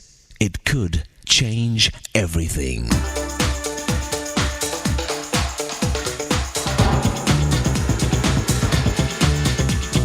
Think a minute. Did you know that the average person puts only 25% of his energy and ability into his work? That means those who use 50% of their ability really stand out from the rest. And the very few who actually give their full 100% of strength and smarts to their work become the most successful. Many people want the greener grass, but they don't want to pay the higher water bill to get it. No person has ever slept his way to success, because sleepers sleep through their best opportunities. You see, while we're sleeping, our talents and abilities sleep with us. So the only way to smell sweet success is to wake up and work up the ladder to where you want to be. Then after you've reached the level of success you want, work is the only way you can stay there and keep enjoying it. Remember, nothing just happens by itself. Somebody has to do the work to make it happen. The great music composers like Beethoven and Mozart did not sit around and wait until they got inspired before they started to work. They got inspired because they were already working. But it's not enough to work hard. An important question we need to ask ourselves is, what are we working for? We can't just work hard. We also have to work smart. Don't get ripped off by working your whole life for something that doesn't give you real quality of life. We need to be smart and get the best deal we can for our life of work. Some people work hard all their lives and become rich, but inside they're still poor and unhappy.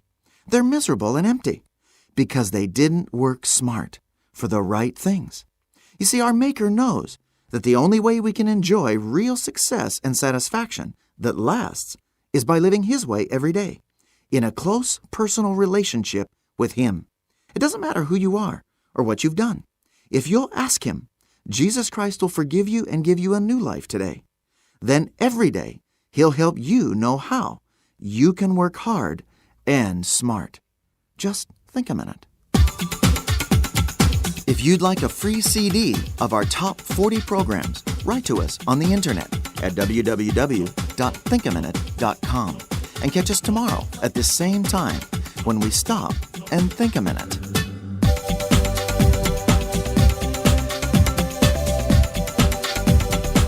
Talofa, we're the Katinas, and you're listening to Radio Samoa on 1593 AM. Los futolo bola fala wata nele tula fitula matanga nei vaso tantu yai ngon mana lo fatis mai foi ya le fenga le lo le isu tantu Radio Samoa pia ya taru tatal no fala matanga nei vaso. Fatalo fatile nei fo itai alo fionga le li faftai le tua le fo yo lo mai ta watu yo lo ma wala fo le soi fo la le lo fionga ma lo soi fo mnuia. Yeah. Sei como no bio foi da fiona tu sala ka persona ya tabai ma lo vale usu da matanga fo le vai so ma lo foi faftai nei tai au ia langa le usu ile kai mi ana fa fa ia lo fiona fo lo ile le fengo fiona just mai le kai ia langa lo ka ko kai fa ka singi vai kai ia well foi ma ko nei so pe ma foi me faru ko nga a ko foi mai a te mi nga o te ko nga kai ya ole ala ma ke muri ya to sal no mai a usu ko kai mi eu usu ya ko foi ma kai mi ma ko malo fafte tele la tatu amata o tangi foi nei fa I mene fa to singa I fenga palota o ava nga fa sanga I tangi sala pol va nga ave coupe po ka mafa manisio va nga man ia ai si fi foi tawai o pe se fa no tangi ao ia mene o moria nga ma ko mai paro mane ia o me ma foi ave tangi o mo mene o fa to singa ave coupe I tangata o tā mafa. Ia o lea lae wawa ia tūnisi o tangi I lea wai luma whaamasilong. O le ia I mamorianga I o le whaamata o tangata palota e whai e whaasalanga pēa le palota le suire na manu maro. Wow. Ia o le alata te wawa ia tue. O nisi o morianga nei le wawa ia tue tupe. Ia pēske te leo isi se le. Ai pe o ira le ia wasa e te le ho ia tara sala tua fu I mena stupu le pano te tele o mai ale tino I tu fanga tupe a uma me sa foi ai ya a le la walu le sala o malu ia pe si dia de duse furu tan ya de amina le vat ya le valu la le na ia mo morianga ia pe o ina le ya nga ia tu ina nei ia o meu fato sina fu nei te mo palota ya go tupe ta mapa ia mo fa mata o tata Tusa fia ia tangia le jabi pia fia ia tangia le anfas fa mo lea. O le vai ngai pui ia tau tangata e fa la tau tangi. whaasanga I sui na manu malo le pātutu I le tua sa mo tas. O le pātil na e tonu ala tu tangi whaasanga I sui o le waenga puipuia ia tau tangata na manu malo. E ila ma le tangi e tasi a le sui tau wata ma ta isa tau wa pātutu o tasi. Whaasanga I sui le u manu malo mai nai whale ali di dua. O mata upulana e valu. Le ta otone I mo whaamsinonga ia. Le foi la mo ia fa mtsalanga e ni simta upu e ono to au mai tua ia laua o de tonu foi o le loto fale foi o ni si tu malo ia ni si tami te no e nai mto foi e to e ave de tu balalo ia ila to lo ave mta upu fa msilonga ina ia to silana le wa fa nga solo le malo fa nga malo fo whatatia mai tua ia mata upu ai toi te taro pea wale si whainga whiwhiringa lea tino. Ia whapena o le tūnanga masaniana I mata upu whapena I pea o na o le irumo le whamsi no. Alo. Sorry mo fisilia ngol mana fole le wala o titilo. Pole ala wal tūlanga le iei ungo tangi nei. E le te taisui ia pe afu ai whanumera. E le tūlanga ia whainga malo. Ia. Pero tulanga na ia ai ava pe fo ila ia ini di tangi fo ine te fo e foi palo talai ia wa lua va ole tangi au mai tangi ele o fa sanga iai ia wa tu lo so uma moria nga le si fa sanga ile si fa pe ho ile si fa sanga ile au mai lo la te foi fa ma ni uma la ia olo no winga ile to yo palo teletiti mai fa sala to I pe as futa usa fa sala lo ile to fa to yo palo ia fa ma ni mo finga nei fa ala to I fa to sina ia so tu la fono I lo ai ngor tu la fono fa nga palota ia pe tu pa tu ana mene o tango palota wa se tangi er watu sao na ole o fa sanga enta ia wale no fo ile o lo fa sanga il tangi mtu asu ko yani mori ano fo ie fa sanga ile o lo wa fa o tu tangi fa sanga ya ia o tau nga io mta upu nei ala ta tu talia wa o le so suri male fa mo vala o I morte mo ia mta upu nei no fa msino all right malo fa ta O se tasi fo I o mata upolo o talanoa ina e pesen sa talanoa ina fo I le vai aso te ua mawai. E malo au whaatasi o le palo taina lea po le io ina o le whaatuina o se malo mō tangata Palestina lava ia. O le whaafsile lau a fionga nei tae au o le a se fina ngalo. Ia me se fo I o fea o iai Samoa I lea fo I whainga palota.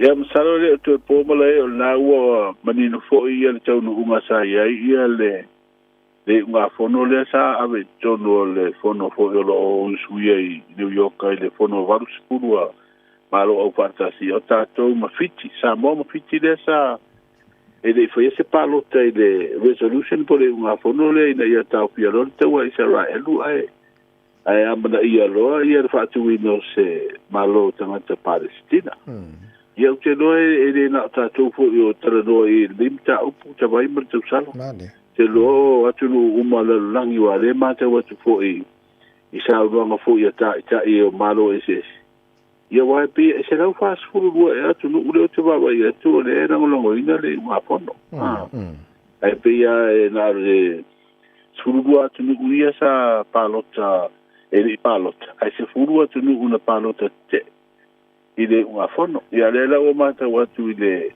por poi tena ta fai langi ko la wa ua talia e le fono a malo o patasi ia le unga fono lea ina ia fatu ina loni malo se lua ese isa la elu ese Palestina ia me tau fia lor teua ia tairo iei po le altu langa wau te lom tau fa pepe ai o ilumo le fono hone le fono fatonu la the UN Security Council e toe ba ili ai ia unga fono nei ai pe o tatou lea tu langa sa ia I le fono lea I New York. Tatou te li palota, tatou mawhiti. E peoroloa pe wha ea tunu on Pasifika.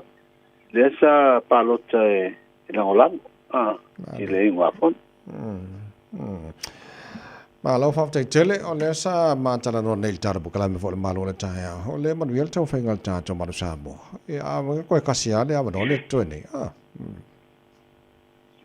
ia le a utau nu ultara te malanga le sa matala no e le fia tara no e le sila sanga muri mai e taun tātou manu malo tālonga le umai atu nei le ala ia le ua sila fu ima mai mo ina tālonga le sonafi ia tu langa na utau no iai no winga to tasi al fai to ala to mai mota to pe ta te u fale ai pe le ai ia ale ai fo ia e de si ka ilo kapo ia ri te mai mo tu ai sa ai moni au ai ole no tainga o ma tato samo e fia mai mo da tu ka ko fia maka fo ka ko au ko vai ele molo I au kelo lolo ia pe tu langa na wa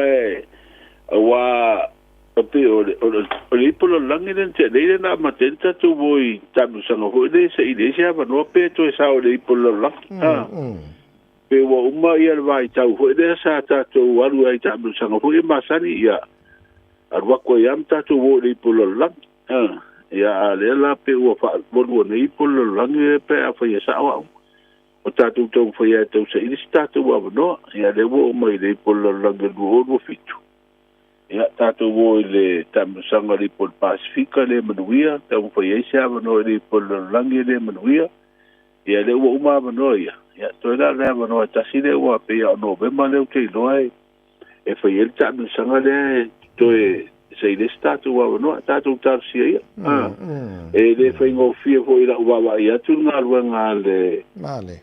le fia o nga ulu ma le pulenga a me se ai le tulanga ba no tamba le ho I tatu wa ya afu atu la ia I to sfuru len to fo ila to kalapu e mai o lo manu lua ia ni se ia ma fu anga tau fa le ai nga wala inga tu wa tatu wa ia le fengo fia o te wa e to fo o ni si ia la tu kalapu ia pe o I le fa mo e ba I le se le ni mo e to se ia la to ma ai ia wa afu atu al tat ida la uni le mo al tatu au I ta longa ne ia te no ai le nga futie ia lo foi fa na u ia tu langa le tau fa so tatu tu pe mo atu tatu au wa ia o le tu langa fo I le loto nu ia a tonu wa mo maria tuana tu langa o ia se wa fa profesa le o fa polo official ta longa wa pe o le ta longa le o nga runga le tu ai I dai se le ni ko so ani le du mana io wa lu fa na o le tu Tēnei lau tau whaafonga nai sa moa, peo la teita whanau lau fo le se e leo le tūlanga le sa il tātou au I tau sanga ma vai de kau sa I deska kua vango e World Cup e mkua I tūmati e ale tūlanga I fo le tau whaingal tātou manu sa moa. Ok, sa whaafonga I fopara mo kupur kako au. Ia, o le alau manu ia ukaunga wha mawa te fono mai stanga tole. Ia. Aba wai atu fo I whilo inga lea tu stala fo ima le te ia le itua ngai. Ia wa peo ia le te fono le safsi le ista mai tai ho I station newspaper. I tūlanga I le ilona tūlanga I le te ingo o le tātou la kapisa moa I lona tūlanga wha te fono. E le tūlanga ia o pi makirikire me lau ko inga. Ele o ia ka alo. Ia tonu e sa ho. Wa ele o ia fati do ina ta longa ia pe o tatu wa I lo telefone le. Wa tonu I se swinga. Ele to tele au tanga se to wa ia tu la tu le mona ma manatu. Pe li fa wa tonu ia fo ni swinga tonu le pulenga o tatu. Ta longa la kapi ia la to e te ia fa foina ia tu langa na ia o mo foi vai o le apola tatu pisa a ve foi de palo ta foi de finito pinga ne ia ele palo kainga uma le tu le ofisia ia e palo ta ngata la tono la kapi o la tu foi el fai sorry le malo fa te chele a foi le fa ni no le va ngai fa fo mai le tu Patu leva no se e fai lole atu no ta penanga ia mo taro tala mata le va so pa tal ba fa bone e ta ua nga lu e atu no e sa ili fo I swinga te le tau sta si le o mata o ta ua sa nginga ile saunoanga fo'i a le sui palemi o le tātou malo i le fono malo o fatasi. O le ua tapena le malo e sueina a seta ma whaamaunga umo le poloketi miliona. Ia, man whaamoe e paise tūranga fo'i nei le sueina leo o vaenga umo ia. A o le itoe whaawau poloketi nei le disi lima tausanga. O le asa ili fofore min stawa o ngā manga nui ni awala. E fo i ai whaafitauri i lea o uina o whanau le tino. Ia, bal tātou manu sa moto e tasi tāmi sanga lea le asa i le iso nāmanoa. I le i polo lak, whalau telefo i tēni masani o tātou o nanga tabai. Ma lo whafte tele, ia, o le asa tala mai la mai tau, a matangara nei vai aso i Samoa. E le o iai ni whautuanga malapita ingo le tau o whaamarusia mo le tātou tino. Ai o le talo le tau mo vaenga umo Samoa sa whaamawina le official wa ai tau. I le afo le lima le tai au nei. E sunga fua luas fuivo September. O whape mai o wingo le tau o au sa video le tua o loa o lo ofitia i pia Samoa. Whatasia iao mana i timu e a fia le tātu o tunu inisia. Teini. O le vainga le tau ia upolu masaba i le so. E le lei wingo le tau se ia vanga na ai timu kupu i vaenga mauru runga le tunu. Le lei wingo le lei tau mo Samoa nea songa fua muli o September tabai. Ma lo whafte tele, whafte mo le tau tō mai tātu ngā ruenga, la matangara nei vai aso, tātu tue whelai, pēr au lia le aso lulu maruia whaiva matangara nei vai aso. Ia, whapena fo i tātou whiro i e le aso mua ki topa nei vai aso, pēr au lia le loko le li. Ma lo whafte tele, lo whātu, ia. O le whenga nganman mana tumana bao tanga vai a tipi o tanga vai e le sui o le tātou radio Samoa e pia, ma le tau tō mai whālau tele nei vai ngana na wala whāwhau ma nei tai au, na fo watu tātou tala whālau tele, ia tātou tala mai Samoa pēr tātou walu e le tai au nei. Tau tō mai Samoa sfolima i watolu a mō, wa o mana taimi o le a tātou pepese ai e whamanuia aso whanau o nātou, na sui fua mai le aso lua sfolima se te maa.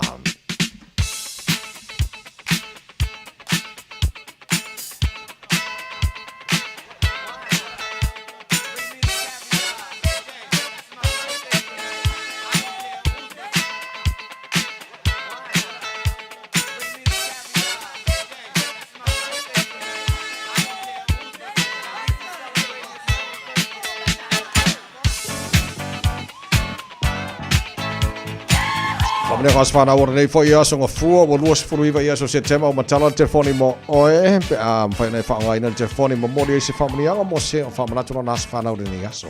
Tolu fitu tasi lima iwa tolu mo mo whaina whanau ngal tātou i meli. On air at radiosamoa.co.nz. E mo whai whana whaonga ali tātou Facebook mari YouTube o re Samoa ia se i o titilo atu le isi tā telefoni le isi tā i meli a mai lau piko le isi Facebook le isi YouTube.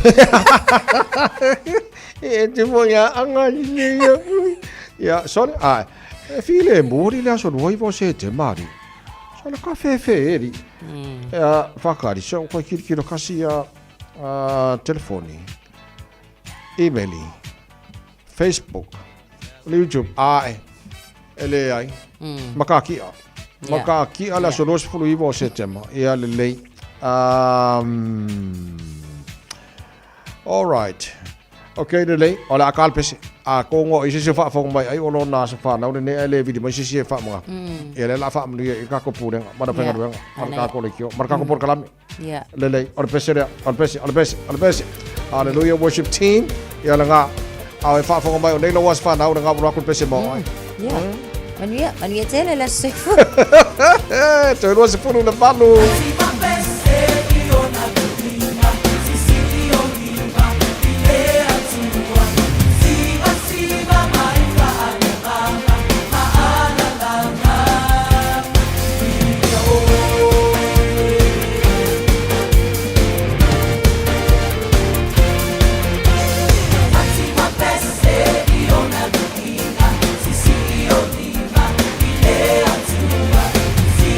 Siva, mai fa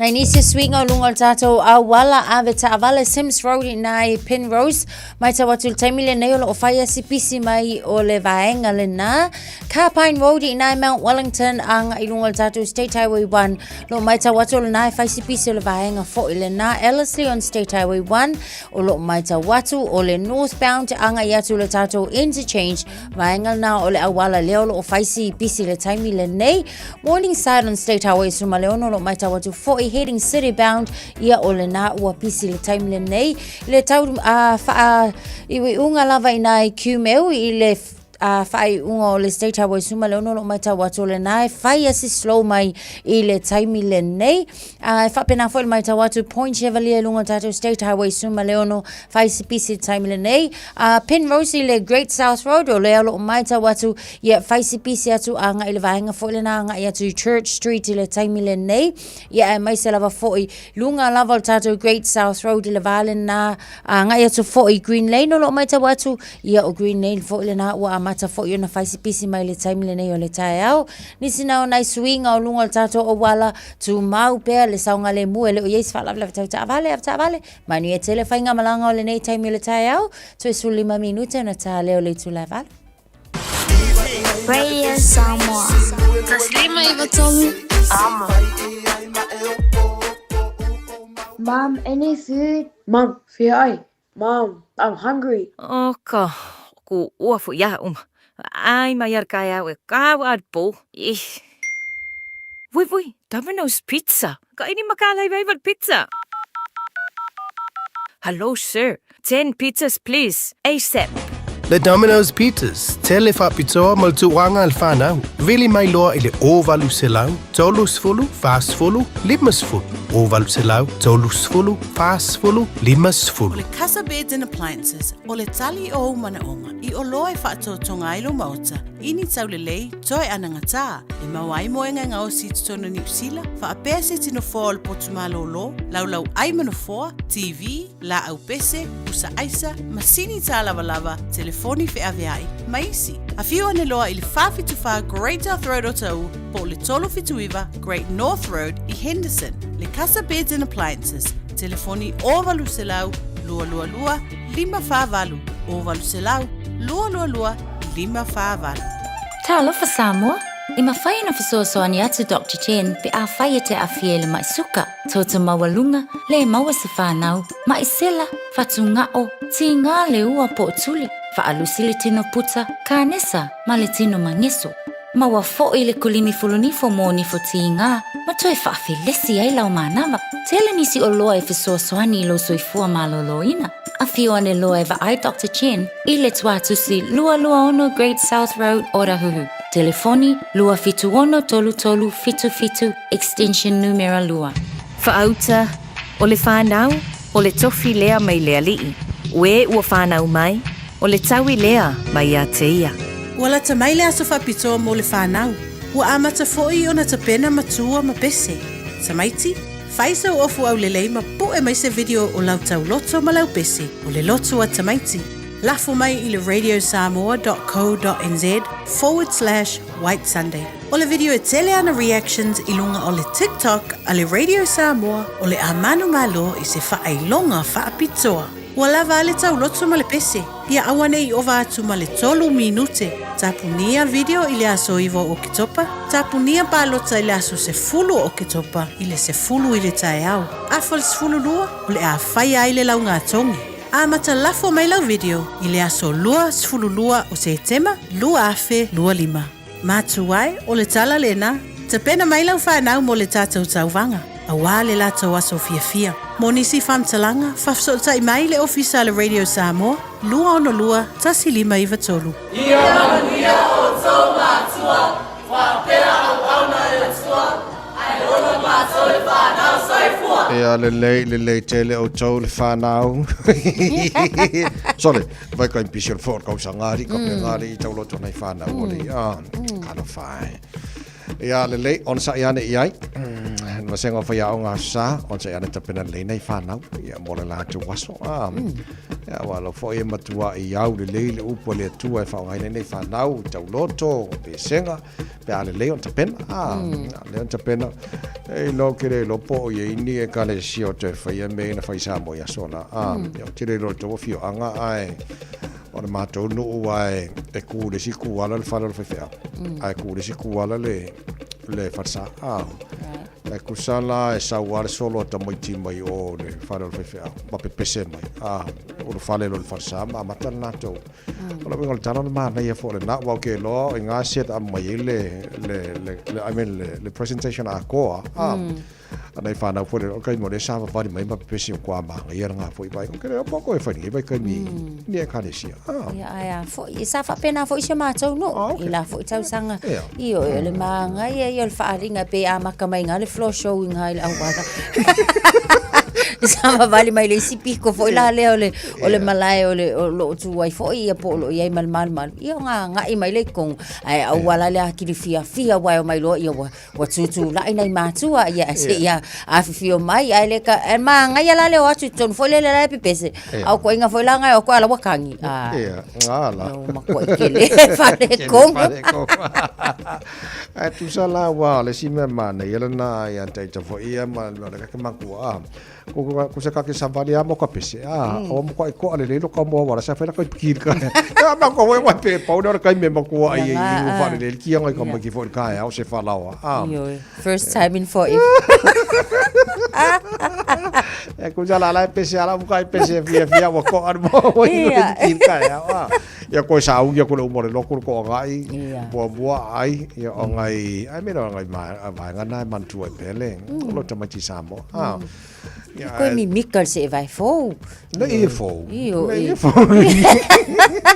Solo e fo il solo. Sale. Calo fai.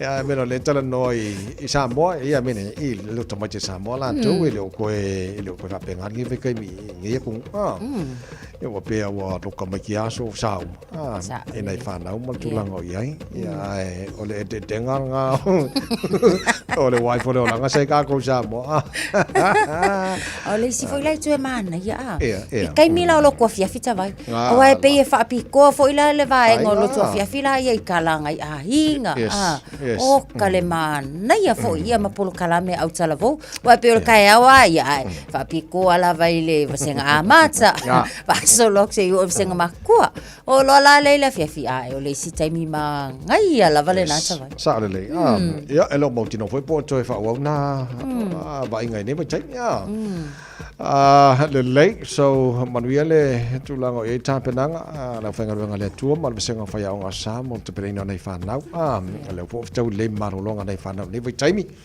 ia mo la to au nga pese ma au nga tala ma na tau loto se ia lo fa so sanga i foka ko ma ku ai e pe pa nei fa nau ya la fa tu to nei fa nga sa ya me fa la ko fa le so sanga ma oi se ma le venga pe am fa ta si fa mo le mode le lei to fitu minuto le valo taro tala mai sa mo pe taro valo le tai nei o fa tau le tala ngal mana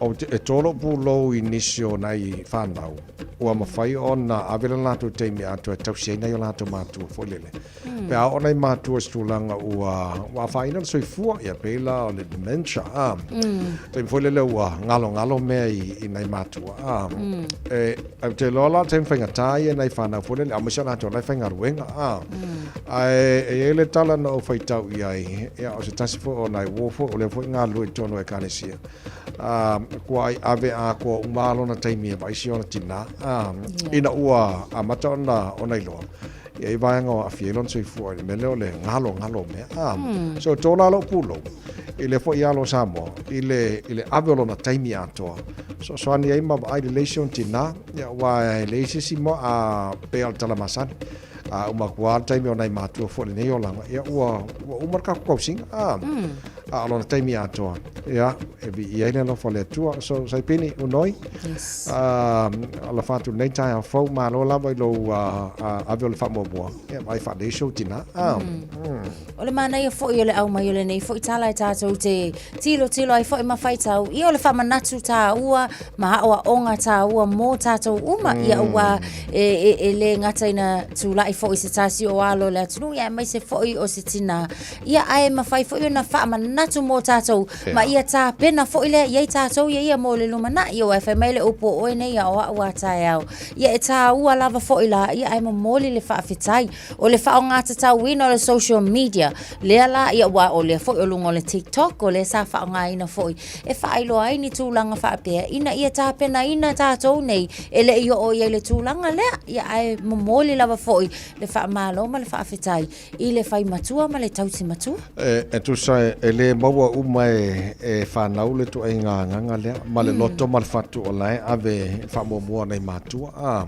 ia afu ilo na fo ia sui fu televo ai o le commitment ia ma le ave atolon taimi ina ua maua le tala mal tulanga wa ma te fa na fiation tina fo le ia mo ave ako uma il kaimi I mean o le o foina na o lona i fo malosi malona se i tausi lesion tina ila fianga lo ye fo ia le fo ngase o lo ye nei ta sila si me mana ia no o ma o fo le o lana lu tau mo fana ave fa mo mo le pa ngona i matua ma le si vanga mo mo langa lo titi lo te nei o ngata o fo le tau fai e fatala no o ke lo kasiana me se le afia te lo nei matua fo le o le ai se se faina no fo mana to tala no ma sa ta me lo afia i ngase o le tino ai o tasina vanga tau no titi lo tau fai tanto ia fatal no nai matua fo le e tau fango le mafo fau ia ma hala fo le mafo fau i tana no nga lai fai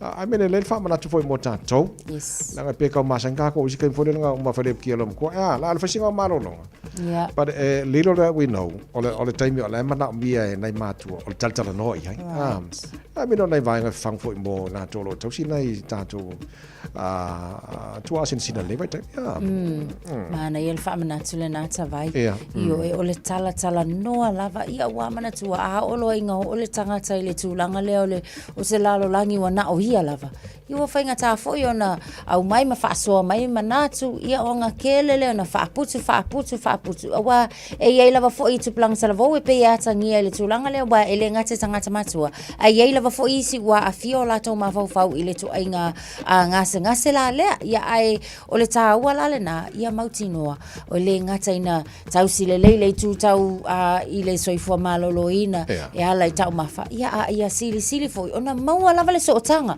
o le sootanga mafana le isi le nao vaenga sili foi ona taua wana ia so ona vanga taua na lui tau e foi fangu ia i tātou whanau wa ai le nei mātua manu o maura la tu soifua ne vai teimi e mafutai ia mo foi la mo fa sa vale lumon pusa meri ona ma ia langa Sole. Ai le manga ia. Ia. Ole a fai tato fa malastino tai au. Ia. O malo fa malastino so matala mai samola mtanga de ba so tato ia nga warwak. Tuma. Sua.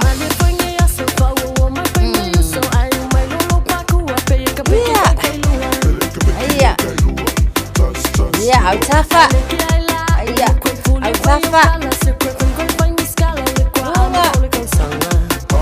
Tafa lunga, au tafa, alilunga, au tafa, aliluma, iya, luma, koe luma, iya, amaka swingi mai, naya,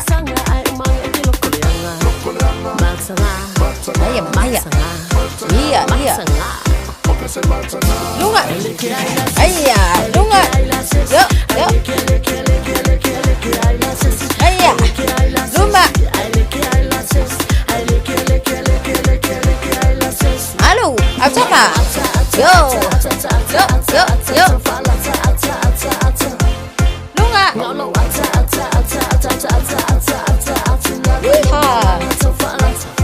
Atafa. Yo. Esse pizza.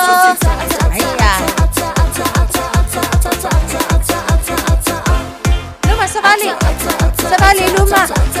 Sawi tua. Luma. Ngai. Lunga. Altafa. Altafa.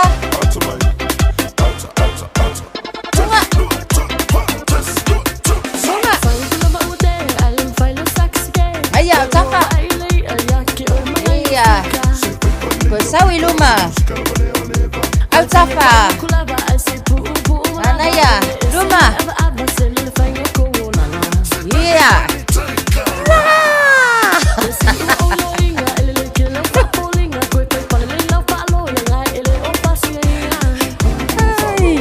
Malu.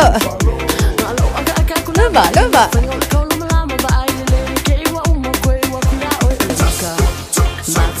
Iya. Sekali. Iya. Aduh. Sprusekone. Sawi lumba. Iya, malo. Pakingi lo tato. Mana vai tonu. Mana vai fafo. Mana vai fafo. Manu yetelele ne yasu soifua.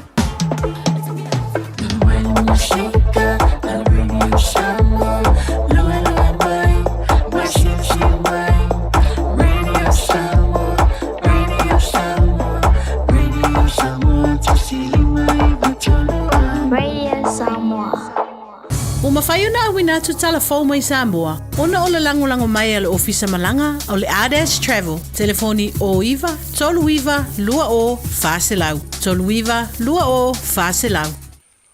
O te whatalofo e lo tātou o tunu le vai o se fōu o tātou mafuta ma whero ai fōi a wāle wha awa wina o le nei ngā gwenga. Tala taulo ngolongo usi mai alau wha fonga. O le whaiunga o le vai aso na sauno ai le te tai o le usu ngā whono o le atinu i le tau au fianga lo na walu se fulu a malo o whatasi. Le ana avea o se tasi o mata upu na laua lunga i le saunoanga, a le fionga le sui pāle mia. Le fionga ato e lupe maui au tele poumuli nuku o ne semo. Le vala aua tule i malo o malo si e tolu se fulu lima o le rolangi. O lo pito tere lo lato usao i le wha leanga ino le o sone. I le te tau lea o na ngalu lue whatasi mātuno uma. E sa iri fufo i por kalame wha fitau ia i suinga te tere o le tau. Na sau no le sui pāle mi o le malo Samoa. Ma ia wha iloa i luma o malo o whatasi. O atunu o le vasa Pasifika e au fiairo tātu o tunu. O lo whea ngai e so uma malu i tau o suinga o le tau. Ma ana wha iloa i fo i le sui pāle mi e le o toe mamao. Ai wha iloa se isi tau mawhainga Samoa. E tali atuai i suinga te tere o le tau. We must do more to turn the tide, to honor our commitments and obligations, and to take urgent and ambitious climate actions now. As we approach COP30 in Brazil, we urge that the new NDCs reflect maximum ambition, including 50% reduction in global emission by 2030. The 35 countries responsible for 86% of global emissions must be part of the solution, not just the problem. One can continue to question whether climate change is real, but for Samoa and the Pacific, the impact of climate change confronts us on a daily basis. It is our lived reality. Samoa will be launching its third national determined contribution ahead of COP30. This updated plan, developed through inclusive consultation, captures both the realities and the aspirations of all Samoans. But we cannot do it alone. Excellencies, now is the time for the world to witness firsthand of the consequences of climate change in our region. You can only truly appreciate our challenge if you visit us. There is no better place to discuss climate ambitions and solutions than in the Pacific, where climate change impact is a lived reality. This is why Samoa supports Australia's bid to host COP31 on behalf of the Blue Pacific continent. Se vaenga o le saunoanga le fionga le sui pāle mia o Samoa, i le fono o lona valu se fulu o malo o whatasi o lo usuia, i le ai o New Yorka i Amerika. Wa iei nei se fuafua ngā le malo e tau fia mo se taimi e le umi, le whaaua wino ngā ruenga o le polo keti miliona. Ai se i whaatino le ngā ruenga o le sueino a se ta uma ma wha maumaunga o lo taati ai lea polo keti le malo. Au le i wha mutaina, ina ualo le atunu i lana whai ngā palota, i le wha ai unga o le masino o kuso. Wa wha i roa i le minstao tupe lo a vea masui pāle mia, e tā ua tele lea ngā ruenga, ona e iei fono wha vai ua lea to e whiriwhiria i tū malo i le palota tele, nisi sa vea mateitai fono, o lo iei fo i nisi o mata upu e te tau na wha tūlanga i se tau tonga le lei, e pei o ofisa o nisi fono wha vai ua fausia, i lunga o whanua o nisi sa umia tofi teitei fono, i la tau fo ia na se e i tofi whaipule o ia i tū malo.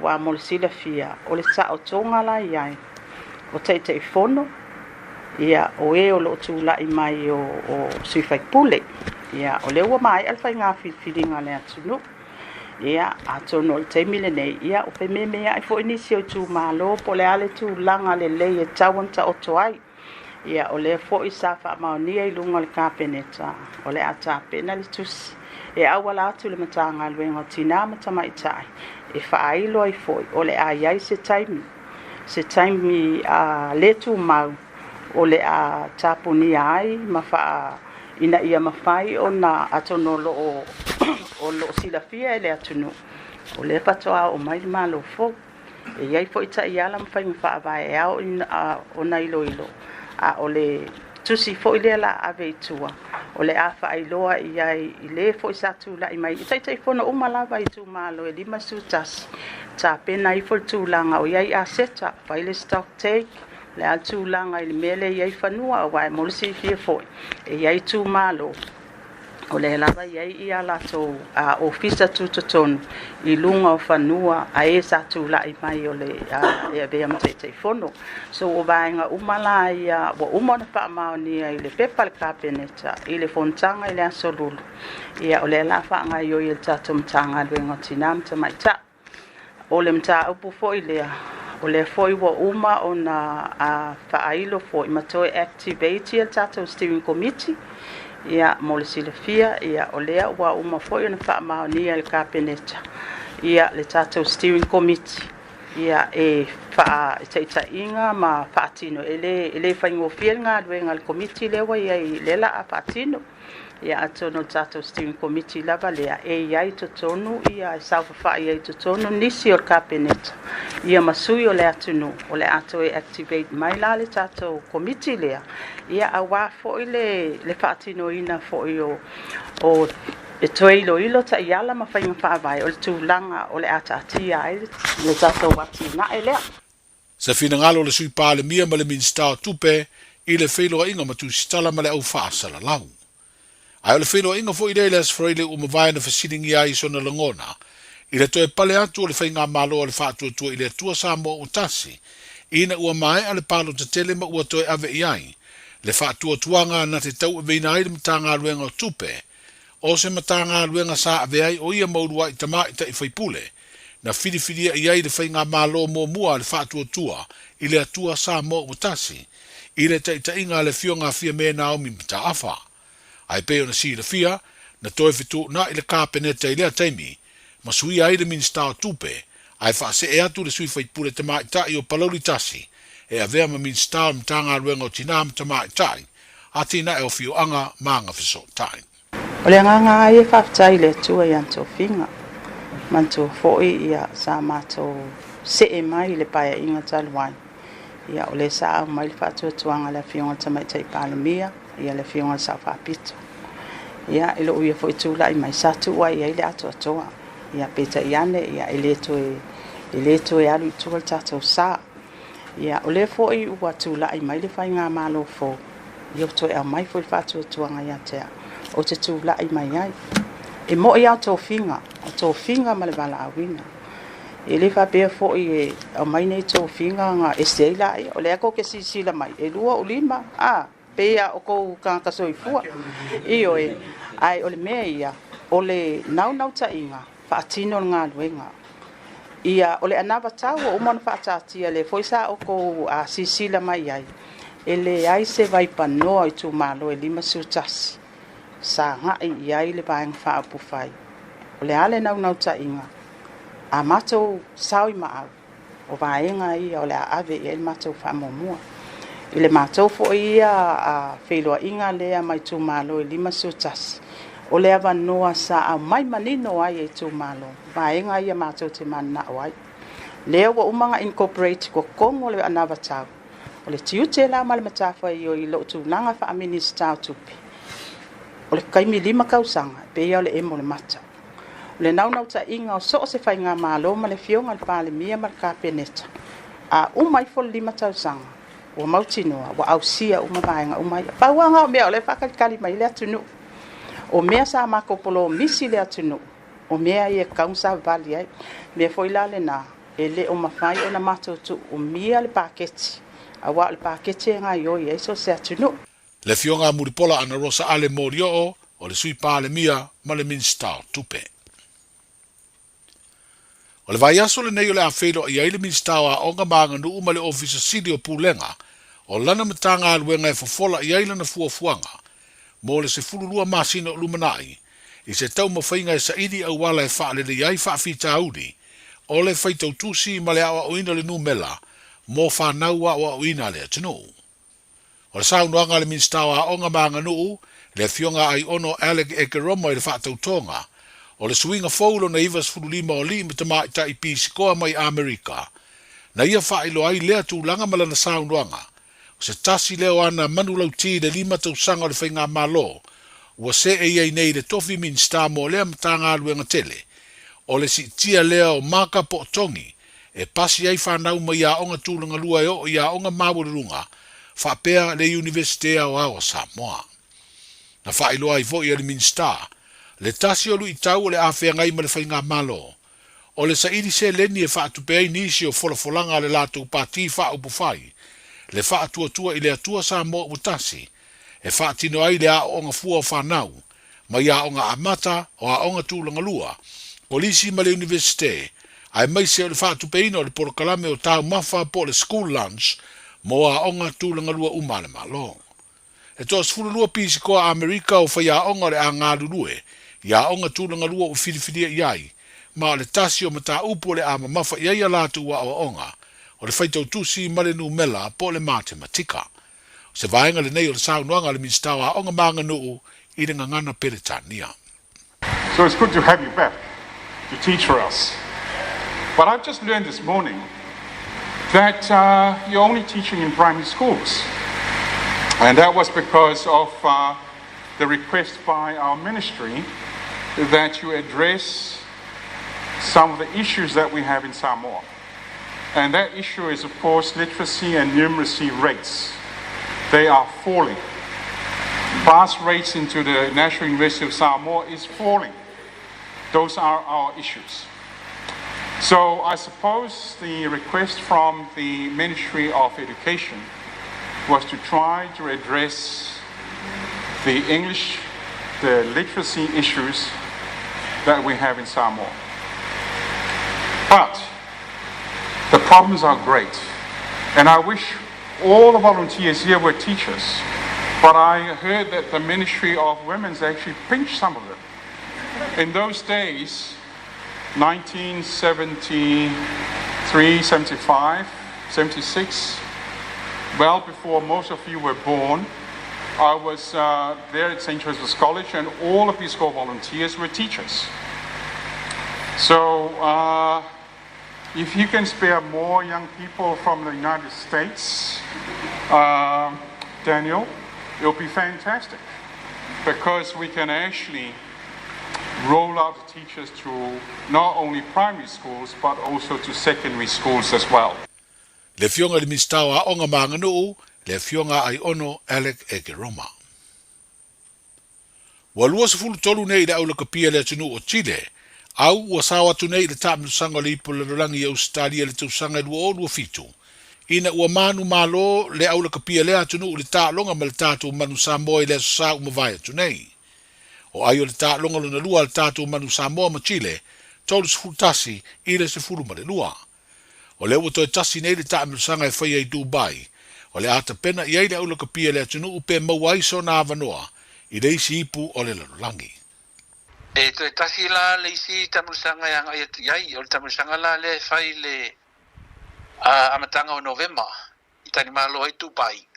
Ia e tolu la ta alonga e tolu au la wane ai. Ia mai o le ato e fatino e foi la ia o isi tamusanga. Ia e sa ile o le repetage por qualifier mun muli lalna. Ia e mawaili sia vano tatou. Ia mo le ia tatou i tatou matili. E foi le fai unga talonga i verso nei. O le asa utala no atu le tatou foi a onga ulu. Tele foi manatu whaalia i lunga o penga te whaelangi. Ia, i te tūlanga fo i o iai le taununga fo ta'alonga o mai al manu Samoa. Ia o te iloa o le te iloa te imi o le whaia onga sia i lunga i o penga te whaelangi ia ma take note i mea whapea. Pei tai o la umtawhai o le taitai malanga. Te matei tu o mawaenga ia mai o le talano atu. Ele ia se waenga po i haile tapenanga ia malfina ngā lo la fionga ia le malu. Si la fia foi o le malu stanga tai toa telefoi. Masani ia ile taimi o luitau. Ia ma whaingata i pressure moments. So ile fesile peo na wawai atu i runga o nisi o penga te whailangi ia maala o pepa newspaper tustusia ia latu whamtalanga e winga foi e whapea ia le taimi man whatulanganga o le unga o konkalate ma vahenga whapea na e ftutu na iai mai o le aunga o autil temre nei e au sia tātou rei por la langi tu sa po la repetage alu iai le o matu leisi le o whaatino le taimi nei ia ma leisi le so Se finangalo le sunga ya sua heze di Yeremia o le tai malanga o le tātou manu Samoa i se whaatelanoanga a o lumana i le tālonga luna lua ma Chile le ua tātou malolo ai ma sao ai le aua le atunu i le ipo le langi ai toe sa idi pea se isi avanoa Samoa i le ta mitusanga sa idi avanoa tasi o lo tutoe. Tala ia amato le vai aso soifua. Talofa, we're the Katinas. Talofa, this is Pat Lam. Talofa lava o aola pi Mariner. Mau pelo li tio. I le radio Samoa tasi lima iwa tolu amo.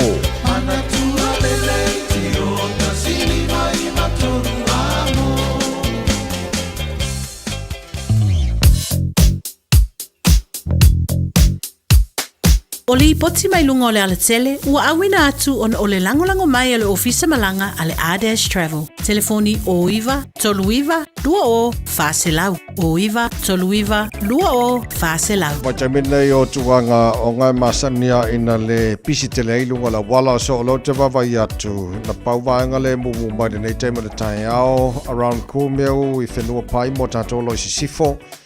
Flow le mai a le sfulvalu link mar sfulwono i Westgate na manga ia le a fa solo mai Royal Road Lincoln Road tia the 2 Rose Bank qua po loka va le mumu mai le State Highway sfulwono e le passi mai a Ponce Velia nga e Morningside Western Springs ale yo le taulanga e kilani paunal vanga le mumu mai a e lunga State Highway 1 City bound, ta tolo malanga nei sautianga taulanga e kilani power vanga le mumu mai o le passi atu East Tamaki Road on ramp fast o Dry High Brook Tip Top Corner Mount Wellington Addersley Penrose passi atu na paso to Green Lane flow delay ya se e pa il taulanga e kilani southbound o Lusipulu life flow delay al nei time of time now around Rainbow's End Lemby Drive on ramp ai le yo le link o Lusipulu anga southbound State Highway 1 Pawana vanga le poloka man ne vanga tayao otherwise no wana wala seki pa lingi aka ko le vanga tayao malolo sai malolo foi afta vale sango le mu pele nga i tutu mga vanga nei foi tayao yum pe malanga ingo fe ngai mona tino dam tanga nei foi ba yaso tato ia a faio fo sa molanga mo Samoa ma le Pasifika a fio ane loi le la lao le R-Dash Travel i le tasi malulima Great South Road i Manirua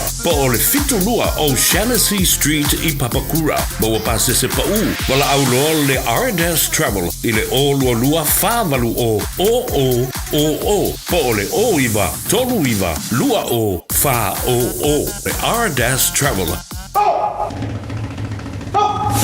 Radio Samoa tasilima iwa tolu amo O le tala le tau I aso taitasi mawhai ona awina atu ona o le langolango mai le fale whainifo o le All Dentures. Malo whaftere tino, lau mai moma lau whafonga le nei fwoi vaenga o le tai au, le vaenga la tamai le nei tala o le tau, wawai atolo tu mawinga langi le leo le tau I Samoa. Le nei vaenga o le tai au, le o taimi whatasi tātou ni usina ma Samoa o te ale valu. Lua se fulu ma le lua wa ile mawhanawhana le e Samoa le nei vaenga o le tai au. So tu maula winga langi le leo le tau le tino e awa oa ni sio taimi. Luas from valu degrees Celsius. O le maununga nai o ele te vela le e Samoa le so luas from fa. E lona mawalalo te fatala fatu panga umal tala pakalame so se vaenga le tino pele Samoa fa pena foi America Samoa malo lava ia le soi fua manuia. Tatu fa pai tulanga o ele tau Australia le nei vaenga le tai au. Malo se fua manuia Australia le nei vaenga le tai au fo fito le malulu. Ele la mo Canberra le nei vaenga le tai au fo fa solo in awa oalang le nei tau luas tasi. O le maunga na mawhanawhana le efa mawina mo le la mo Canberra le so. Papa atu faisi marulu tele Hobart fu fitu marunga na marulu le sol a matele na wa o isi vaenga o fasoro na mawhanawhana le tele vaenga o Australia alo te papa atu Perth Australia a wa o pa o timo ni so taimi luas fulu marunga na mawhanawhana fa mawina mo o tau le so luas fulu marunga na mawhanawhana le e sini Australia ta rofa pa angal tara pakalami sa vaenga Sydney Australia a wa o pa o timo lang le ni so taimi le tau Melbourne maru lua nei tai au ono lo iai a ol popole la fa solo ina awa pa utimu ma dai fo ma fana lusu tolu lona maulunga Adelaide luas polima maulunga ma fana por vela le air fa solo pa utimu awa fo iniso taimi Brisbane Australia oka ka fe mo kwa de la fo kopi kongu ma tere na awa le tau tolu futasi degrees Celsius maulunga le vela le air mo Brisbane le so Susul matang o file la bebe la yo le e todos fulima I Darwin o vai ngabana Australia man tulang o il tau mo la batanga nei vaso tatu yai se mal talo tau no fanga fa salonga radio Samos fulono wa yai le malu lu nei vai ngai au kilani va vai tu fa fole mane son ko mai manga ya merkai o li o le tu va tu awa o mai lang le file mu le ye new year sen ko mai va kai o li le el to ale le timu langi le mai fi la usul malai ka polo pa la ko exercise maloa le so to mawing or tau le so e fa sona awa pa utimu le awa uli ma fa timu ngani so taimi fa sona nang malo si sa vidi mai matu si sifo ni so taimi angi mai sauti sifo ni so taimi po ana nei los fulu or mo ngana ma fa le fa mawina mo kilani Ini foi aso tai pe audio la fa sona awa lang le tau fa si maru lo tai as fulu no no mawunga pa ngo tuatu mana yalangi le leo la so lulu awa pa utimu le aso tofi pa sona awa pa utimu la sporaile mana yel mafana la tofi la sporaile lo su tasi la tofi lo fulu la sporaile pa utimu la stona I mala sam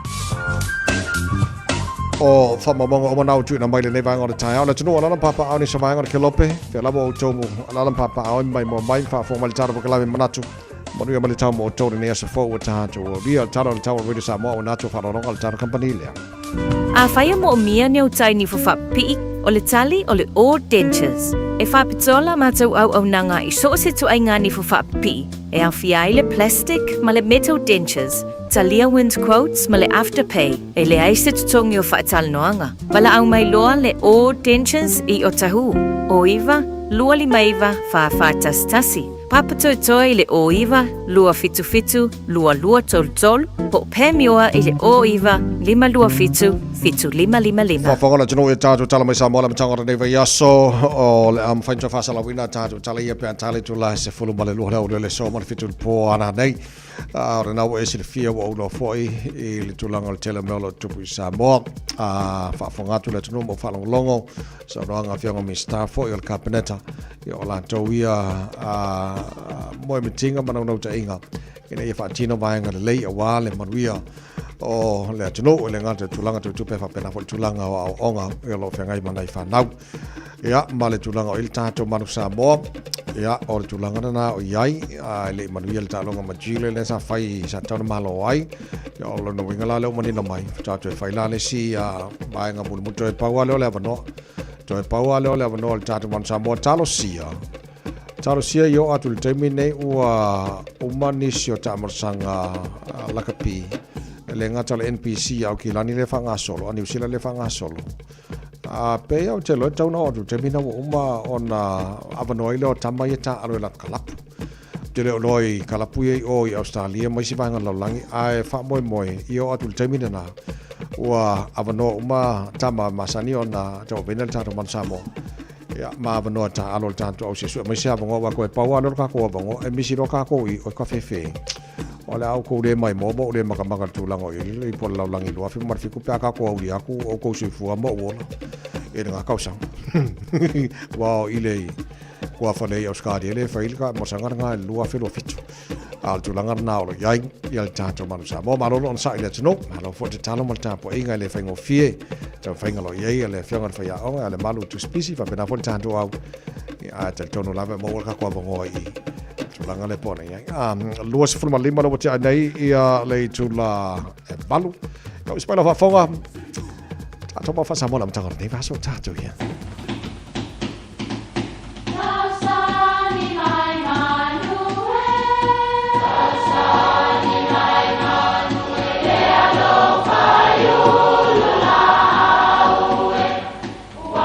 E o whanga manu i ululu o la au, awa e whawhanga i funga o la au. A o le tangata, e whawhanga i upu matala. O le mawhileo o alanga upu mamuanga ngana Samoa maona whaapongai, e a fua i lona sio mianga. O lona lea sao i le whaatufunganga o le iloa whaale aso, mai le tautua se ia o ina pule. O alanga upu mamuanga ngana, ua lanto mamanuina le tō whamanino a Samoa, mana tua fo'i, e tāo fitau muli le atunu. Ua ami whanga le tai o atoa. A o i tai o le masina antoa, o le a ami le ngalu whātio o whanga mamao iuta. O le mafuanga le o le upu ami whanga le tai o atoa. E whaatusa i ai se tai au ua pa ia mamamalu. E whaatusa fo'i i se tautalanga ua maotua, whamalofi talai i lau tau wha. O lea ua ami whanga le tai o atoa, awa ua tala tua valu lau o le fō i le fitalainga. E whapea fo'i le tala, e mawhai o na whaao ngā i se mamalu a porto. Ai au tele i tautala i se upu, e au lava ina o whaatulou awa ua ami whanga le tai o atoa i le tala mai o ao ma le awhio mai. Manuia lau whaasau.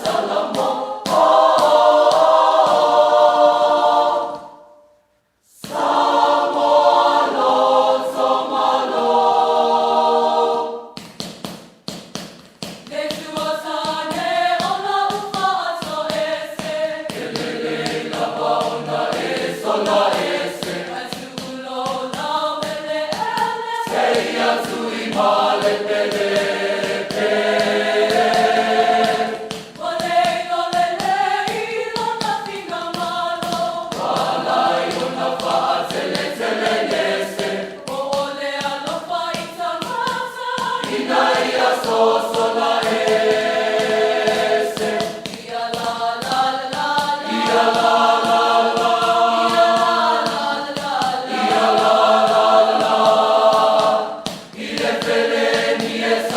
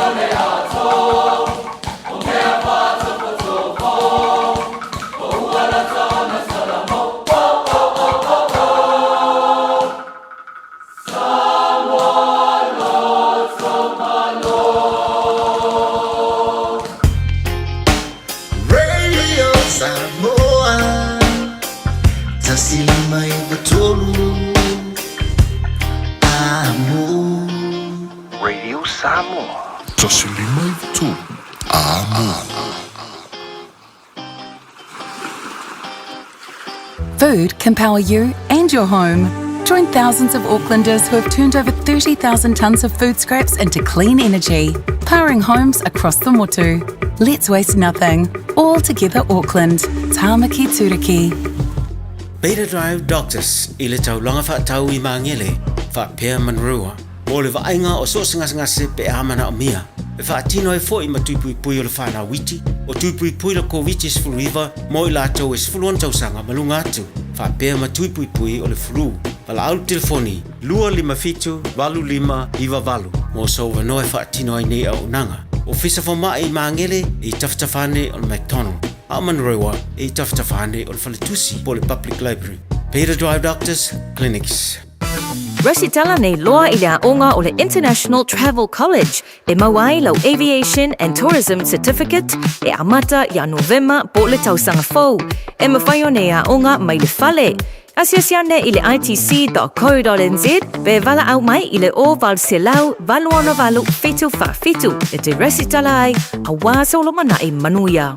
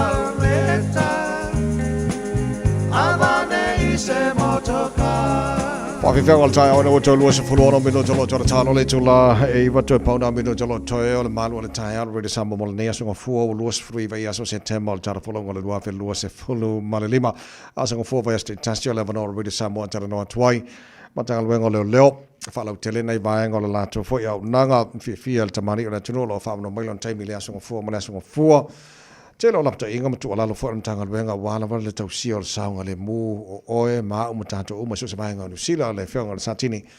Ia tu mala siki a sio lo fa des maltar porque la meni foi tai fo tu ma lo se fo mori nei tai. Se fo mori lo su gota bai fa pe fo il tato le fa se lo nei tai au i tanto nunga ia o lo ina pele sunu le masina le nai tu o tato nga wenga ia fa pe fo le pa ir tato tu no. Mo me tato fa se lo nei tai au ma lo fo lo ma lo fo tu tu vai. Ma lo fa te foi ma lo le tu foi ia wale longo pueri o sa mo i vai nga te taua o na mto no fo ta le ai. Ia no nei foi vai taimi wa matan tau sui ma le tau.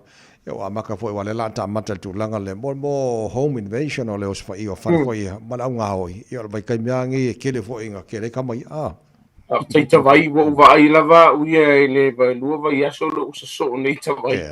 Wa mata anto nga solo mai le vai nga le man to fo ir ta por kala mele ta te fautua ile atunu. Loka tato fai toa. Loka tato fa malamba. Ia ma fa mauti noa a fai o yaini sio tato ai ngo fai malanga ese. Ba inisio ya sirla to fa le te minei te vai fa no ira te vai fo le o tu pulanga te minei.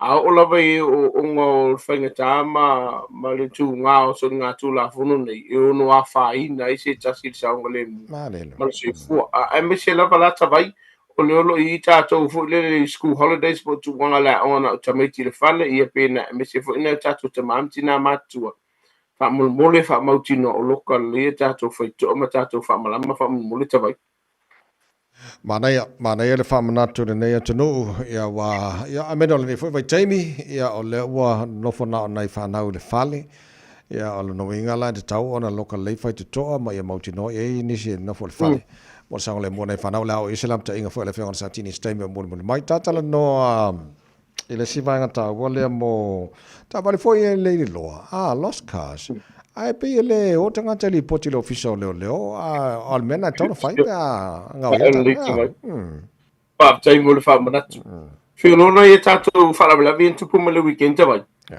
anga i nei ta valinga ngo ia mai la tu sa fa so nga tu la fu ai mo we leo fi so ta ia tu leo na ta vali a la usi la fio la ngo ia ta vali ai le li potia manatua e yei teimi e ima salomianga fu le tawai a ele li potia anga ke sila fia wango yellow sa mua o le me e o singa luenga fa insurance le tau su e ko mo me se kupe lua o le me e o e sila fia ila tu sa fa yelo so tu la fono ia po le vaenga fu le o lo e ai se fengo se so nga tu la fono o lo no winga e se le taua pe a faie te sila fia o le fa no ngale no tilo ai se tasi la tole na fa ine so nga tu la fo a wori kangolo la video lo ina o so lo tanga tamarta vale ai fa tu ai lo ai lo ina o vili man tanga lo nga lo o no po ine lo ta vale le mai le si so nga tu la fo no vi sambo o le temi ya mana tu ai lo ba nga ye se tele na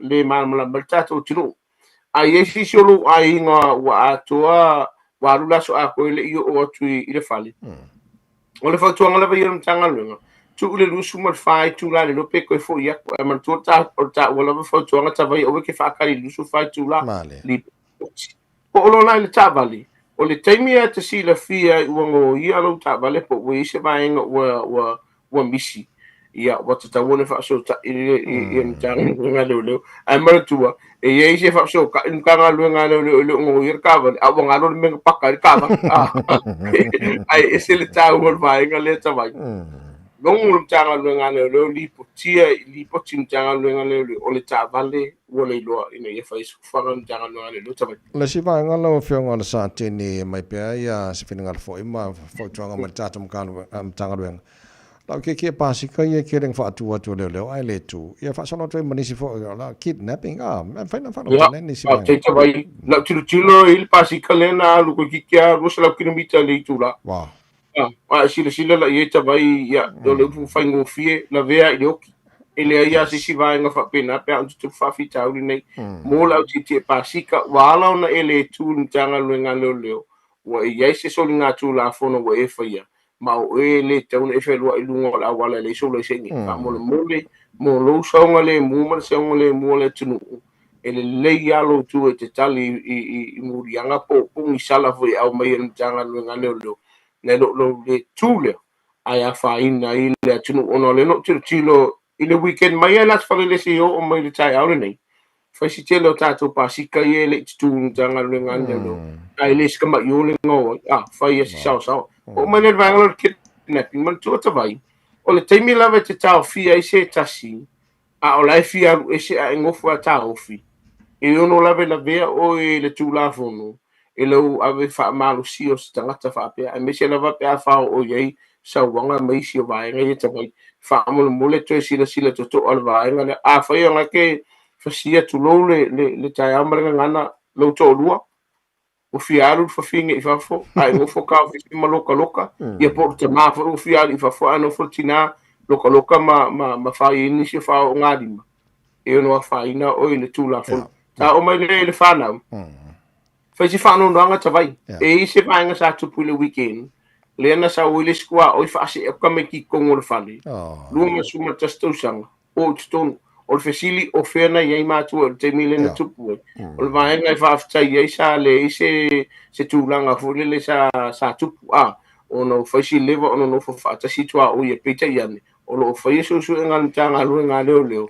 O le ale mafuanga wala i on kangot kangaka le fasi tutamiti matua sila tutoa i le saunga le mua le whanau i vaenga i e te tawana fautua ina le whanau po wai a mai e masani e au ngona iso una alu se fale o stangata o ifu e lo i le whatamala te leo matua e le ropo la maka ki vi a le fafutamiti le a wala po nunga tawana va ai fa le tato whanau a masirvai te minero tu banga whamun mura tawai Manu lewa sau no vanga le o whanau, lau whiongar satini, ia la ta ia walanga le tu ua onga o te lo tu alalo lava masani fo i pion tata nei vasu mawai, ia yeil tangata matua le whane, ia make sure la sau le muna i whanau, mai marolonga.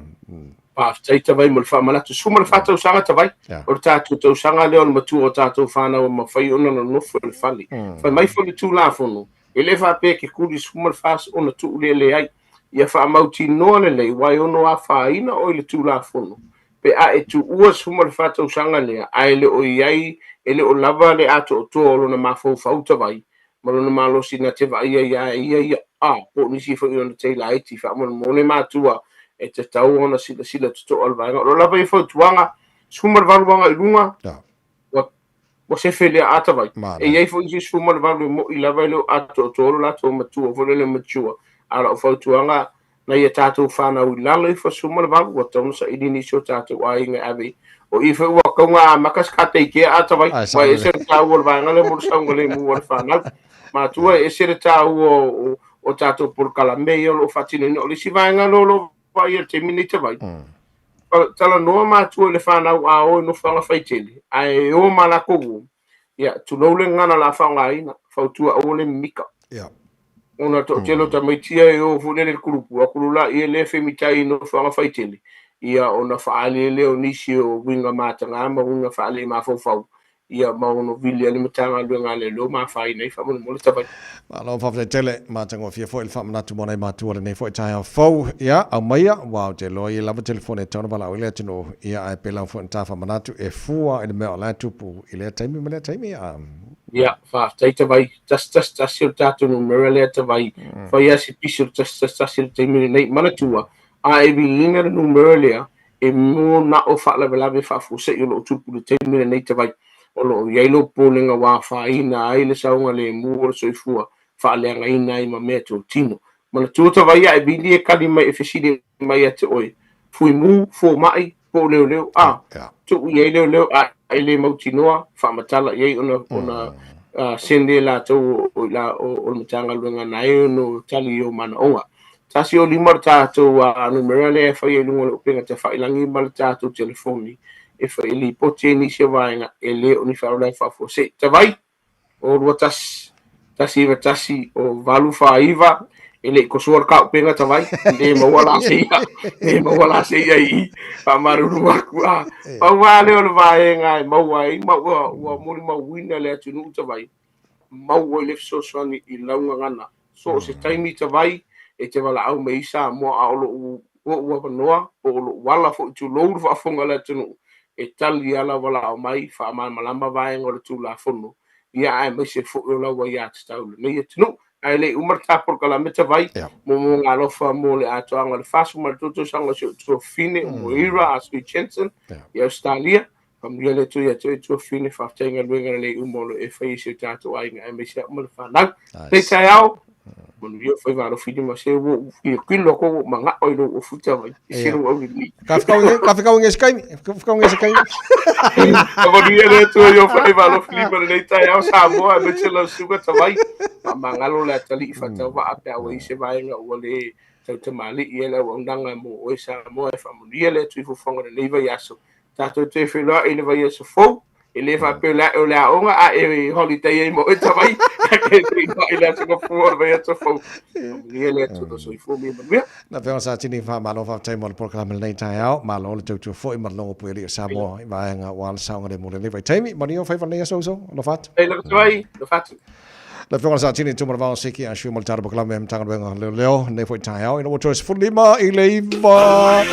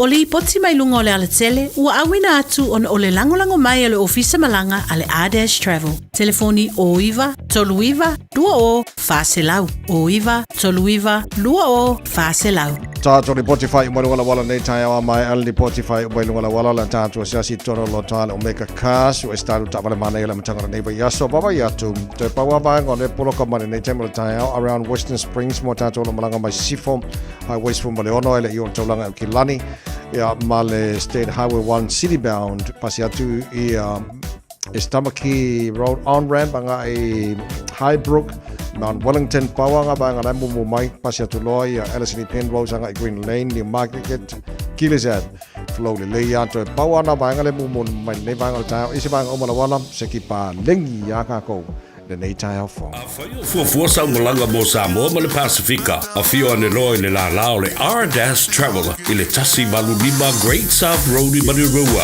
po o le fitu lua o Shaughnessy Street I Papakura ma wa pase se pa u wala au loa le R-Dash Traveler I le o lua whāwalu o po o le o iwa tolu iwa lua o wha o le R-Dash Traveler Am takol le vai so tātou iai mana miesta vale mo o male ainga fiane se e mai mo le te lo ta vale tono lo toa le omega cast tara noi sunga tong sia Bill Wilson fa malama ia to me umalava fa mai mo o tono lo toa a se edista vale le nei foi va sa fo tong sia fa temol temil nei ta malo se fo mnuia Ya langi matafi ia mananga ki fia mananga fa mo lalo e fatalo fa tuela usunga la wa o tabai porto trail ta polo kalame o le malu o taia wa fa fa anga sa mo ki fia le nila lan fa malo se tu mania malo le usul nei taia o tabai malo si lolo si fo ngor taia o lolo foi se ki palengia foi fa ngor va yaso ya le ta nganga tabai ya malo si le tong sia lita ona tiro familia nga tong sia weekend e todo maliu le ba si bien malo si le tong sia ka bai lei ale o tato e lam tanga nei vai aso la mai a foi se tema na to mai tala tu la o tato ta vale fa mon bone ya fa tai ke la mo mo to va no ta bai ia le tu mo nei la lo patala fa tu la fa anga Samoa e mata mai la bai mo ke le fa ia mo ngaiti na penga nga to file tua to se pata petalanga e patala fa tu tong sia la ke la mal fa valo patala fa foi tu asin sino so ta tu tinu lo fa mai pe fa vai po mai pe fala ta po ia halom fa na o fa vai al manga wenga ma ona a foi wa be silma ia o ai na fa pe e kalesia ya patala fa pitio to atong sia le nei tura le taiao that's good ginásio mato ainda para o weekend tal para delícia tu trabalho mas você foi muito kina eu é o longe tu trabalho o longe tu trabalho para tal para kina mas você ele malosi eu é tu me pesa muito na letra ele kina para pele no foalo e a letra lá le taiao samo ia o tatu vale o la wiwa fo il tatu fo vale tono tua fa tatu mega cars ya mata mai la vai tatu lori Toyota Dynos ma tatu Nissan Atlas o le tai fa pa u tai fa pa u ma tai ono pa o le tapu cap o 5 cap tatu lori ya e lo tono kato display area o le tono tatu storage o mai ona ta penaina pe a fa pe fisile ya antaki tele lo ta vale e pa fisile oi matu masai ta vale feito pedindo para pe mana mi se lori mona pisiki laiti na fa solo mela io tanto commercial bands o tanto family bands ma mini bands e di band a quella ngamu ainga si pe foi band mo para pisiki laiti tanto fa solo mela io tanto pick up o tanto youth o le Ford Rangers Toyota Hilux Mitsubishi Triton Nissan Navara male Mazda PT50 o tato piki apu o mai ona tutunga tele ta vale na tele la before we drive tato piki apu o vai by tauni awal no foi fa pe tato SUV la po vai tono tato lo toa display area mo ainga to tele fa solo mai ta vale la IT hybrid cars ta vale kise ya me se foi ya fo sport cars multiple ngata bo mana tua italia socialization na foi italia tu sa foi pele eso la semi mana mi na lo passport e fai ela tal sanga pe fa pe mana fai ta bali ai ai se la semi ya pa solo mela io ta su promotion le a foi lo fango solo pe ya spuma tanto todo sanga le Samoa ya lista la ina la tabala lista le the registration ya e fai fu lo me cas mo todo sanga mo lo con calate Pape fo le cheve sina la ta vale pape fo penga le wal fitness la ta vale tulanga la to ia fai la man tutu nga ime umalava sta mo e wai ke le fa mama benga le tulanga to tuale al ta to falta vale ke le fa falta vale la tule fai nga ni tulanga la to ia ai peita ai ole a fo sto fa wa e po le pulenga e fo lo ni tanga yo e ma na ia to sang nei ma to te bai lo sa ni si tulanga ta ni perfi e a peli mo la ta la società vale e lu a peli ni perfi a ta to pick up wa ni tulanga ki mama mai le aro vala mai ana ai inga fa pito nei fa tala nga fa business ki tau lava na failo mai ta su mena tara mai ana fa ponga tanto fa tala fa business ia na anga ba o mele tulanga o mol tanto fa tala fa business le ni ta yao isi tulanga ya tu mai tala mai au ile lu selau Kennedy Stripe lu selau Kennedy Stripe I papa to I manukau lu selau Kennedy Stripe pai fena vala au mele tanto landline ole oiba lua fitu lima balu ta silua oiba 255 malta sidua ia pala ke phone fe ai o lo taxi pa tuono lima pa taxi o lo taxi pa tuono lima pa taxi e mania te la faso sanga samo ia mia le tue foi bolo fin mene ia so tabai mia le tu terminate ia pa tu fam pa se fu tabai tong sia fa tai mo le li potil nei tai au mo dia foi fai va ma tau nei foi va ia so to mo le samo so lima i va tolo mo le ta ma lo le tai au le na mo le amatanga nei va so mai lo au va tolo lima ta o fa to fa mo le nei foi asonga fua tatu talfobia ta leiva e le tau nei ma pakala me fifia mai so ngate tia fa le tu tia ma dia tele lava le amatanga nei aso ma lo fola mo ria le tano ubi ele tuol mo tilo tu si fo mo ma to wala to fa we for longa se te mana to ona nei te vai meni so fo mai mo ria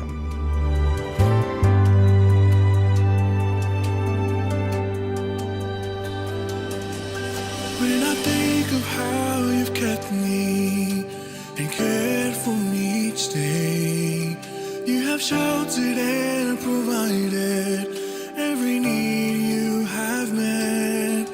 I am grateful, oh so grateful for the love you have shown. Through it all, I know there's not a day where you weren't faithful. There's not a day where you weren't good. There's not a day where you weren't gracious. God, in everything I am faithful.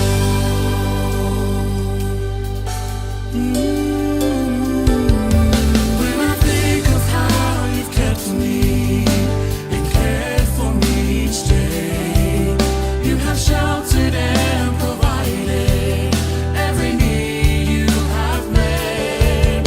I am grateful, oh so grateful for the love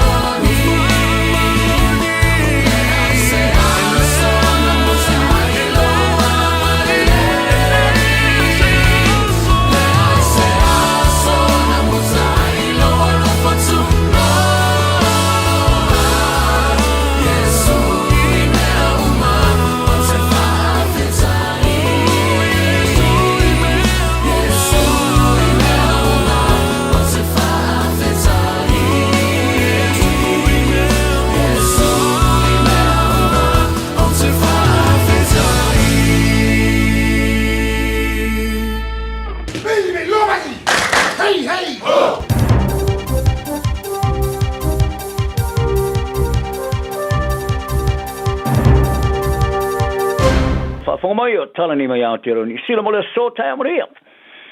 O le tau lea ua whamao ni le moni o Morianga le whasi o tio tangata e tō lima ili tutuina o le awhi le whale apitanga le Loafers Lodge i le roafi ma le futolo. Sa whanau Wellington e sa te siane li tina o lona tu amalona uncle i se nu o lata i pia i Samoa. O esa Rona David Lolonga i lima su tau sanga sa tau fia le whalau loi no lona ingoa. Se i o mai lawa le stonda a wharaile te luai i le sa whamao ni ai le whamastonga o na Morianga. Sa te ina Lolonga i le le aio sana nga sala o na o mafo anga o le valeo lo na mafo fau sa whaiaile tulanga. Ai sa whaiaile whaunga ia e whaatono le whamastonga. Sa ia i lo lava le se seo na mesa, whaia ele tutuina leo le awhi le whale apitanga i Wellington e. E tō rima tangata sa wha amautua i le no whanga tele sa whanoi soi fua. O isi sa wha amanu olia e au fia i maseisi sa o so i lalo mari wha amalamo le whanga whale sa anu whai. Ina ua le sa o ese marana potu mai le mū. O esa Rona Lolonga e loa i fo ia esa sa whanau Wellington i le awhi sa lau fitsulima. E betai. Sa tau sia maolani sa moa o lai titi maa o ngai. Ai le i toi te riu mai Wellington e li samara sutolo on tau sanga. Ma no fwai le tau songa o na matua. Sa oina ia o maulurunga i Lower Hutt. O le fo mai whapito le mawhau Dr. Krishna Pillai. Sa i whalia. Sa longoina o ia Lolonga e le o ia stangata te mai. A e sili ato na tō sina i ta longa musika e patino le ta inona na ki kala. O whaile le Lolonga sa i whamitale na foi i olona tuanga ne whai. Sa whiola whaatasiani sa moa, sa whaia whaila na mōni mau i le taimar whamastonga. Sa i longa o le whamastonga o Lolonga o stanga te whaaloalo toi ngō ma fia e tangata. E sa suialo na winga ina umaliuri tina matua o lona tua i le awhewisilau i visu tolu. E li tisale marisifurua no polisu fito on te sanga. O Lolonga sa maua e a fia le mafau fau polisu sofrenia. Ma tau fia i le no whanga e wawa yeitanga te ea fianga o mafau fau i le loa whema le lus fulu. E li tolo mangan whamastonga sa whailo e fo, o le loa suluiva. Sa whaasalai nei Lolonga i le tom whai wha o le oti i le tamane ma fine sa la mafuta i le saperu. Ona sa yailon te tununga e le o wha maoni lana pa anga ia tia. Sa whaalonga fo i whamastonga i le whai i tala anga o tonga whitinga wha fōma i o Lolonga i siria ma le lua sutau sanga. E au fia i ma le wha iwa na tau fia whalemai. Ia te mai nei, sa sola ese ai mar whale mai, au kilani si lia mare tolu a se mulimuliane, no fomo su sunu lea whale apitanga tere Wellington, ma whanoi so i fue lima. Ta o foi o Lolonga i lima sifulu, ia isi whaasalanga mō muantu, e au fi ai mare taum whai su sunu se whale whatawe ano manfasi, ina ua whale whaamalo si ai. O le asolusu tasela masino Novema, o lo whata oto e lau inai lona whaasalanga. O se tangata Palestina kala estete wale te li tonu de whai ungane maloni sila e le amane e ina se estete o tangata Palestina mo i whali ai o New Zealand e elon tala anga li lei i le tula i le mo le whaamasnonga tonu. O le stona i sa longa i le minstara vai whafo New Zealand wa wasamane o Winston Peters i le tuwa whianga o malo o whaatasi New York ai whapea. O le ale a waini sila isi tunu se lauluzin a lima so fitu e au fiai ma Australia, Peritania, ma Kanata. I le amana i eina leo se stete o Palestina e whaavaina. E na o se vaenga to e titi o tunu, i le o langalongoina se fufo, moni stete se lua e whaavaina o Israel no matangata Palestina, e au fiai a Amerika, Singapore, Japani, ma Kore, sauke. O le tamalo o Palestina i a Yasser Abdul e whaamautu i kala stete. Sa ia whaaria le to New Zealand, o lona toto ua vevela, i le whai unga New Zealand, sa whorofoloina Peters i le rangi. Ma ia ta wai upu malalau ngā Peters, sa taula i le tua tasi o le tala, a i le whaamatalaina li tūlanga o lo tupa mai Gaza, ma ne mafu anga o whasi o tinga tangata o lo tupa mai ai. A po ai o lo whaatinoa lea whasi o tinga tangata. O lo tāma maune maroni i sila i le i lava o le taimia langalongo i nai se estete o Palestina. Ma ofo ina lava le 10 miliona tā life so sonia i se palai, o mea mo mia vave mo tangata o safa i le ngā lala o no le taua. I le mai ai o le whorofalanga salongo e Peters i lau whaili poti. E iaini nei vaenga mo mion whata oto ai i amana ia ni sila se stete o Palestina ai e la vale teimi. Ma i ta o foi. O le amana i ino stete o Palestina li te minei e wha ono whianga i eimani a whianga. Whaari e Peters o le fita whatu whaalwala vel Hamas o lo avema whainga mano Gaza. O tere se lato tiro i ao ngā o lato whainga whato sina wha politiki mai etino e amana i ino se stete o Palestina. O le pāremia, ko sta whalakse, e le ia wairi te wawhianga malo o whaatasi. Sa ia pui ar whai unga na whainga malo so whaatasi, i lona whaalia, e le whaamūtari aifte na inga i Gaza i amana ia lea ni sila, o se stete o Palestina i te mirein. Jamere wa vi ia lam paso Israel New Zealand ia va vasta mane Winston Peters e tu sai malana for flanga. Ile le amana ia ina leo se state tanga te Palestina ni Sila o Alan Roth Snur e te iulu ile official lam paso Israel Wellington e talu mai February.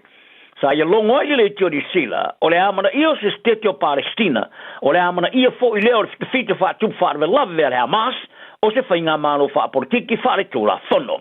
E ia te tununga o le tulanga o ia ni Gaza o se fa maoninga le o me mafai na fai e se state o tanga de Palestina isi vaenga o le no fanga e pio na iere fausia o wala eli lalo parpala mo fainga fa tu fa love mai tu aingo a o penga whanalo mamao o lo fausia inai. O le komita malo o whaatasi taula i le vau ia whainga whapolonga po torture ino whanga le malo sa latu wasi siali siria mar se furo wharpui pui to tono ni sila le lua vai asu tonai. O le asi singa le komiti ale United Nations Subcommittee on Prevention of Torture sa whaia whaari lolilo ile unga ele o whaala utelina. Sa wha maoni a ere matanga luenga o wharpui pui o wharepui moli i matamata i se fulu au kilani Wellington e kala estete ma iniwe kako ma o tako sa si e unoa mane mua whailo iai. Mua atu sa wha amatu ina e le ofisa silo sul whainga le Chief Ombudsman Peter Portia ma le ofisa ngafa mo le saonga le mua ma le tau singa le leo pango ta Office of the Inspectorate i li poto o tiltilo i atu ngalunga i le solio a iar tau tangate te walatu. Ele umi e fa malo si ona loka ina e pangota i niso wharipui e au fiai mani wharipui i au kilani. E masa ni ona si sia masiake le ofisa silo sul whainga ma le ofisa mo le saonga le mu o pangota i a wharipui. Ia taro ta longa e fōringa mai o le amano o le manu sa moe awa e li tamara sanga i poro langi au stadi e le Rothmere Fulfitu e masa e se mo la tolima ina wato e se e fo i leisi ava no e le whai ina tosu tasi sulua. I le tālonga whai taulia lo na lua ma Chile, i le tae ona nafi le Malaya Estadio Sausalito i Vindelmar, i Chile. E ulava o le amano malo au ina tuaila o la kapi Amerika i Sauti Australia, o le whai ino Samoa, o le atu e tau mwhai ai fo i le istamarsanga mo le toi amano muli. E kuali whai ai le tamarsanga o ripore rolangi o le ruafema le rufurfitu. Sa tusa le tā alonga whai taulia mua le whai unga le vasa o mawai le tai tosfulua ai. O le tālonga le sonafi o se isi leo awa no Samoa pe tai.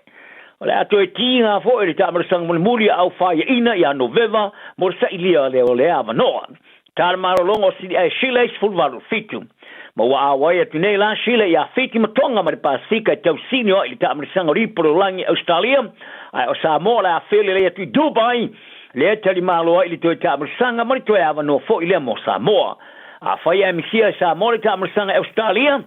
Ko stei mo leo le ale awaia le tamarsanga le lang mai le amatanga o le tamarsanga ya fifsela verse 52 sa maro i la o kapia tama ta le Black Ferns e New Zealand pina po meri tamarsanga ri po le lang tama ta ingilani e bona fa sau ina mai le toi fino mai o le ta alo forani fast fulu lusu tolu Isaiah i luma le limas fulu afel tama le malai Twickenham le va ver na mafi. O le tālonga sa talamaraya i le tālonga telo sua ngā champini mo le ipo le langi le vau ingilani makanata. E ulawa i le o le lanu leo o le pini sa manana o New Zealand e le whaalima i leo tāmarasanga so o le tāmarasanga o le ipo le langi o manu malo i lava i le tō vine frani.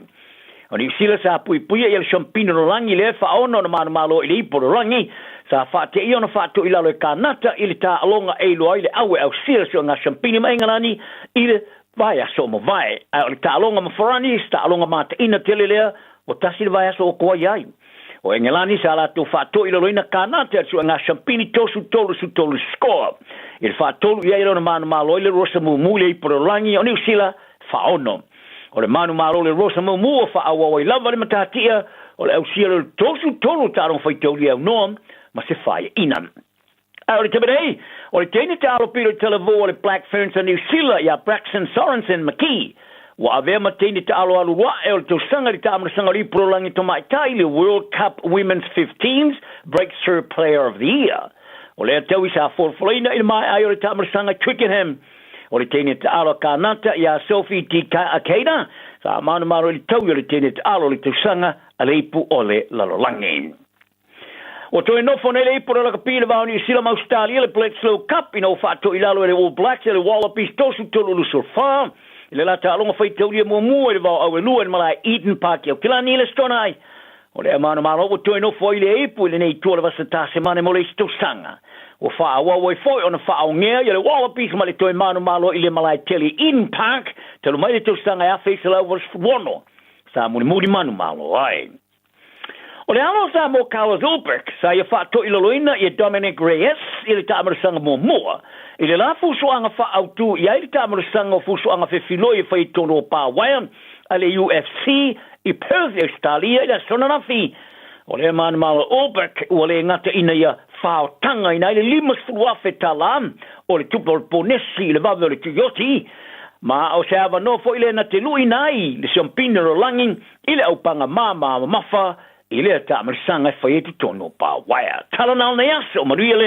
tnu Talo fa Samoa wa ule ne yokas pitialu a wa suia ngila wa le kio a eva mai ile se fudu lima iva kolu a mo Radio Samoa bevela a We all love a bit extra in our pocket. And right now, 368,000 Auckland households and businesses are smiling. The Entrust dividend of $364 has just been paid. That's over 134 million shared across the Entrust district. Treat yourself, pay some bills or stash it away. Enjoy it your way. Haven't got yours yet? Check entrustnz.co.nz to see if you qualify. So go on Auckland, enjoy your Entrust dividend. Whaauta, o le whanau, o le tofi lea mai lea lii. We ua whanau mai, o le taui lea mai a te ia. Ua la tamaile aso whapitoa mo le whanau. Ua amata foi ona ta pena matua ma pese. Tamaiti, whaisa o ofu au lelei ma po e mai se video o lau tau loto ma lau pese. O le loto a tamaiti.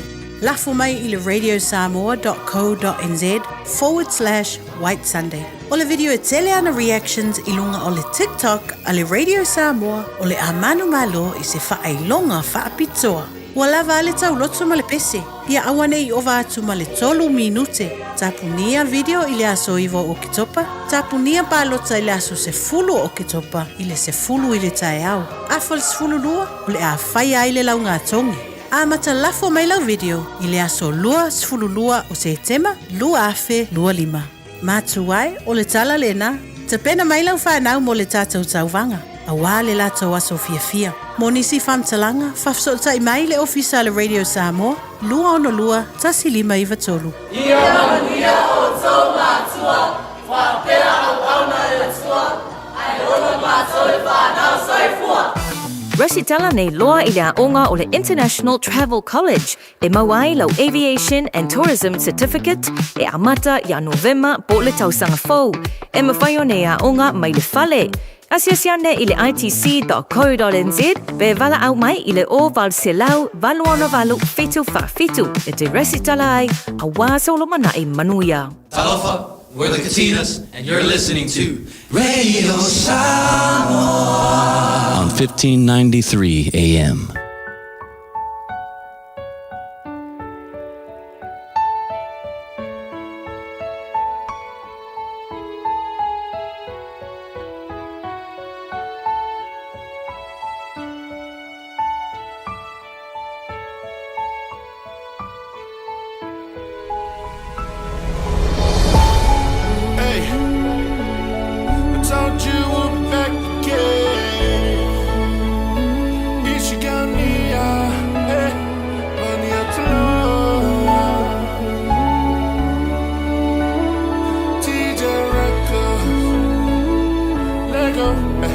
Faitauina le upo le poto no le tautua matavela linga fusi and Sons Funeral Services I Mangele ma Samoa. I taimi o mawhatianga ma whaanoanoanga ona o le maliu. Manatua linga fusi and Sons malana au nanga o le a whaamama avenga atu mo oe ma le ainga. Vala au I le telefoni lua fitu lima tolu o fitu.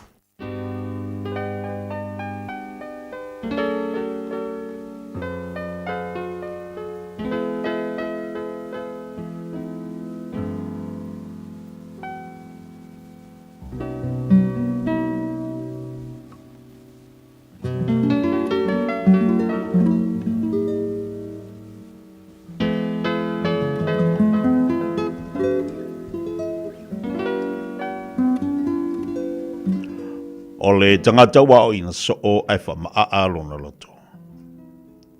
E whafua se i ona nuti mamoia o ia ai le eise whafo.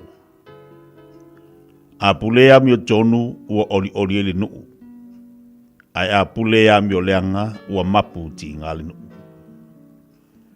O le tangata ua mana o le poto. Nā te whaatupuina le fia o lona tamaa.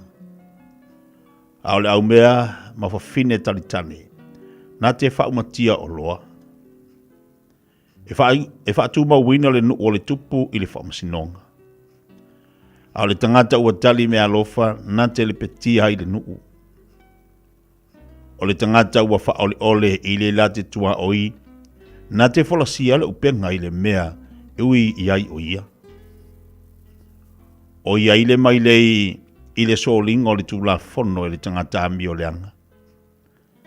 A o le tangata mi o tonu, ua pese ma ori o ia. Ua manatu tangata mi o tonu i le finangalo a le umativa. A o lea mi o leanga, ua le mawhauwhau o ia ina ia i loa. O tangata whata wemu, lantou te whaamuina le a ai. A o e popoto, lantou te whaaliu e se ina le ita. O le tangata poto ua whinau ma le tangata valea.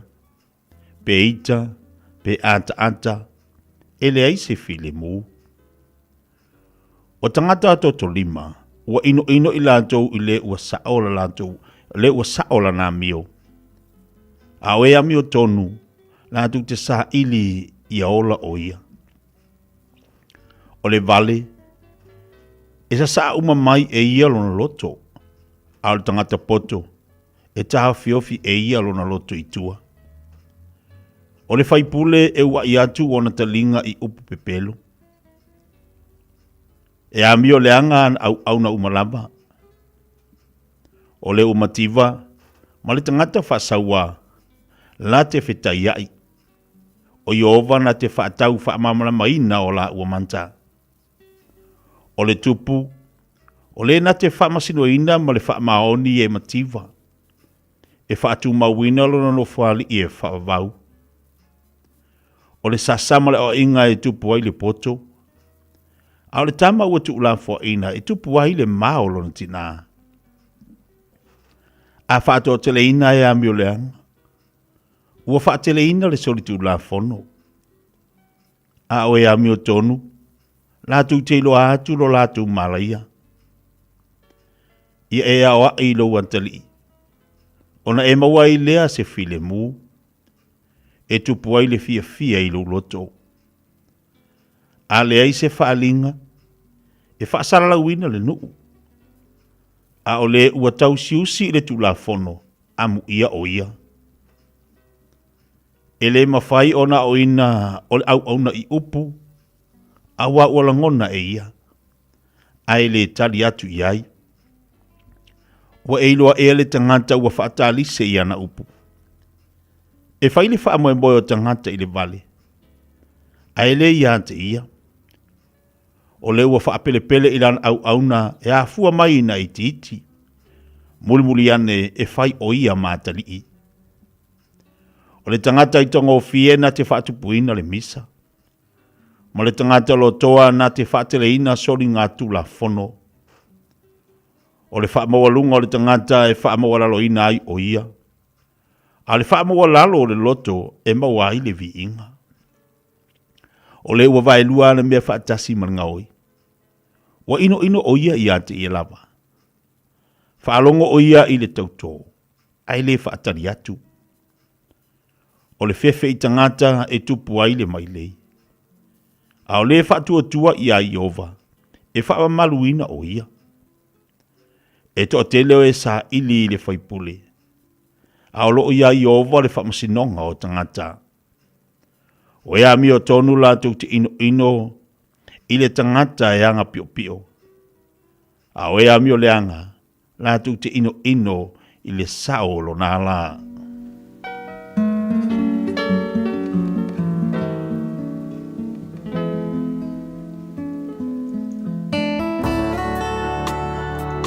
Ua awina atu le upu o le poto I le nei aso o no le langolango mai a linga Fusi and Sons Funeral Services. Ua mawhai o na tu whātasia o au nanga tāla whea ngai I ni tautau ngō fia tele. E fsosoni atu ai, a o whea ngai oe ma le popole ma le whememea. E mori whātasia atu ai ma wha mai senga, ma wha mawhana whananga mai a linga Fusi and Sons mo a inga uma o Samoa ua whea le maliu ma le oti. Malau mai loa ia lingalinga Philip Fusi lingalinga. To ia whaapo lingalinga, to ngia si ulavea, pesusu mai I le luas fulvalu Canning Crescent I Mangele.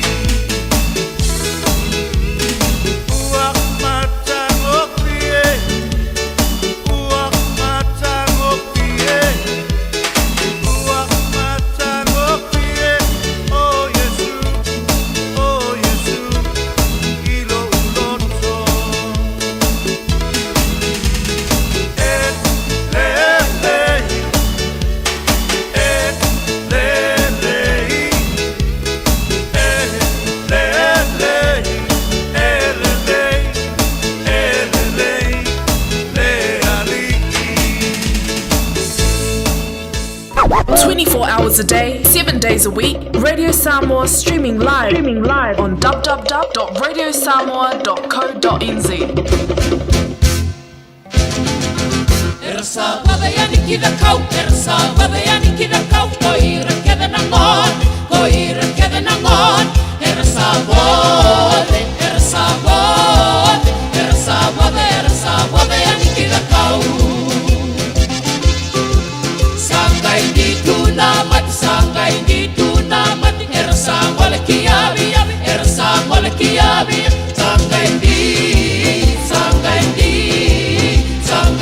Sangai di tuna mati.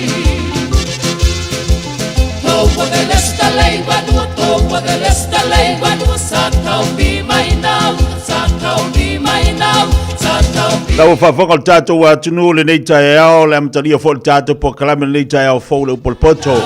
Pai tau wina le tūsa le whāta autolo na tau pe lua si whanmala iwa ina o tātou iai, le nei fo ia asonga fua le mtanga le vaiaso, tiu te mga ruenga o whea ngai ma le tātou a tunu le usua iai le nei tae ao fau. Ia bi ia le li whautai le tua le nawa e whaafonga mo whalongolongo. Tau mua le tātou po kalame ma le nei vaiaso le upo le tua, pe an masani e ia tātou po kalame iaso taitasi. Ia ole vi inga ma le whaaftoi le tua. Lona alofa ma lona anga le lei. O umana osi le tātou taulanga. Umana mori la au i whunga. Na palapo ma lo. Lungo le whata whai taulanga. Pe o na vei le sunga leo ia tawai meni ma le tātou osi taulanga le nei tae au. Whaile ma vi inga o le tua. Nei tae au faule o tātou maua. Ale nganga le fia ma le nganga le whaaftai. Le fua tātou toi maua le nei tae au fau ma le iaso mātango fia le lofa le tua. Whai ei o na tātou te fsida whai, ma tātou te mafuta ilu mo nuu ai lo tua nuu. O le mātango fia leo le lofo le tua, ilana te ita inga ma na tau singa, lo tau pule i lo tau seifua ma so mātu ola, pule wha soifua le tua. Leo whai ei o na toi whauina le tau tua ma na unanga le fifia mai le nei tai au, patalo whatu la le pokarame le fifia mai, nei tai au fau, a se e sao le tau tua le Radio Samoa, pe ona mataria li tātou pokarame le nei tai au fau. Ia al fatalo fa ia fifia mai fatalo fa tu le tatu wa tu le tai au malo le soifua manuia malo soifua maua soifua laude lei suai la finga lunga tofe le tua so se fata fai taulanga fa malo fa ir fai vai o tu fai valo filima pe ona fita itunga foi le aso na fi mal fai unga le vai aso la to upu fora le tua mana vai no le upu le ola i tono fata fai taulanga fa malsia loto fa malsia nganga ayaina lu itawina le savalinga awale tua malona malo talo fatu la pokalame le taiao ya te uto u malava la finga luenga le tua le nau lo fa fonga ma le taiao malo le soifua manuia patalo fatu pokalame ya ele tu wala le fa feiloa i mal fa talo fa pokalame fifia mai ne ya tatu tamama tina ma tua le afua mafuta mai le taiao good morning malo le soifua manuia ya te uto ili taltonunga le pokalame le taiao o lo manuia mea umai le lofa le li fa taile tu la fa malu longa ya te utou taile tu la puipuinga ma la tausinga le tousifua au fia ngai utou nga luenga ele fa ngofi tu te tap wa i tu te fa longo ia ma tu te talo ma fa no manu ile li ana pongi ma wala au ile tua na ia tope manuia ai mai se o la puipuinga ina ia pui ai se o tatu atunu au fitai tunga tu te mga ruenga fatalo fatu la nei tai au ta mama tina o fea lava nai te maua mai le leo le pokalame nei tai au fatalo fatu malanganga fifia malanganga fa alo vi ia le li fa fitai le tu lo manuia o to matua le nei tai au ma lo ale ongo sa Patalo fatu pokalame i woma pa anga umala ba fifia mai le nei fo tai au le o tatu mafuta matatu felua i dunga le tau tu le video Samuel le nei asonga fua aso fatu tu ngata ya wale fu wasui markaimi wa misi ya kwai malisi kula pika ke usuar kaya ka falon koi eri mele misi de olang wa misi de si moe ya ai ole ale swing ole taimi ole ale tulanga yesuinga a tatu falon langa mo fa mai mo ile tu me uma au mai fo ile tu le malosi ya titato au mo fo ile tu le poto ya titato e fua ia ma fato no tonu ai tatu tiute ile aso male aso so ile le taimi ia la wasu le taimi wasu e ko mi ngoi su e ko male ala swinga ia ole ala swinga ngawo ye wakau ia swinga ia wa si wa masangi fu ia wa le atunu wa le vanga e soifua ma e olangi ai vai mala so se kaimi su iluma su ikua wa e doa le fainga fa ye le atunu ale anganga fa fitai ai o leu mfai ona tatu ia le swinga ale ha teus pore ale ko inga tawi ai atu nu nei tatu te yesi e olor ke mi mo ka mai ki me ko le poko masangi fa tino ai ngaluenga maleusu ke fai mai pe usu e duai kula va veidu ke ai tu la ngisi ai wa masangi ka mai au ole me ia sa ole me ke usu ai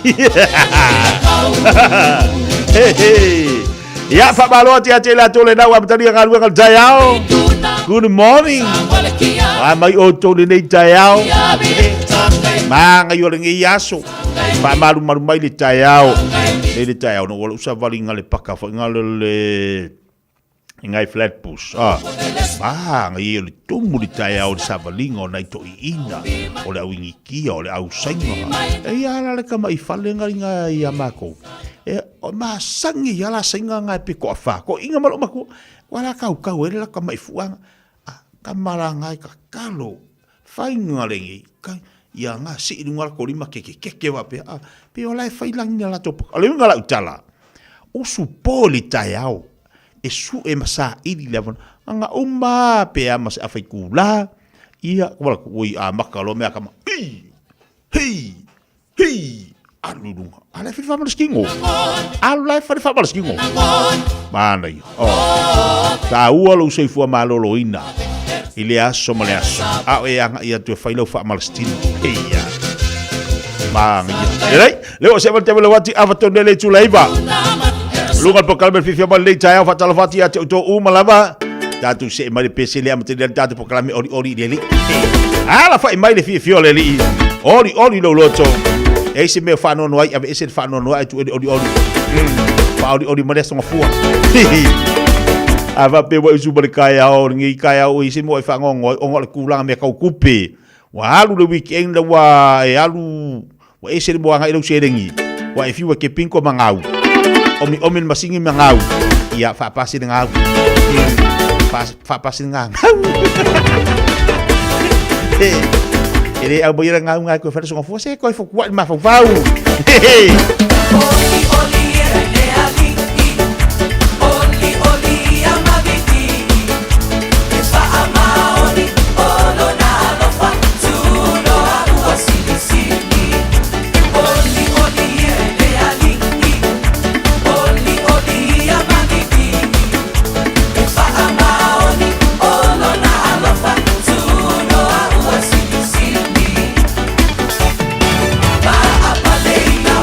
Mama,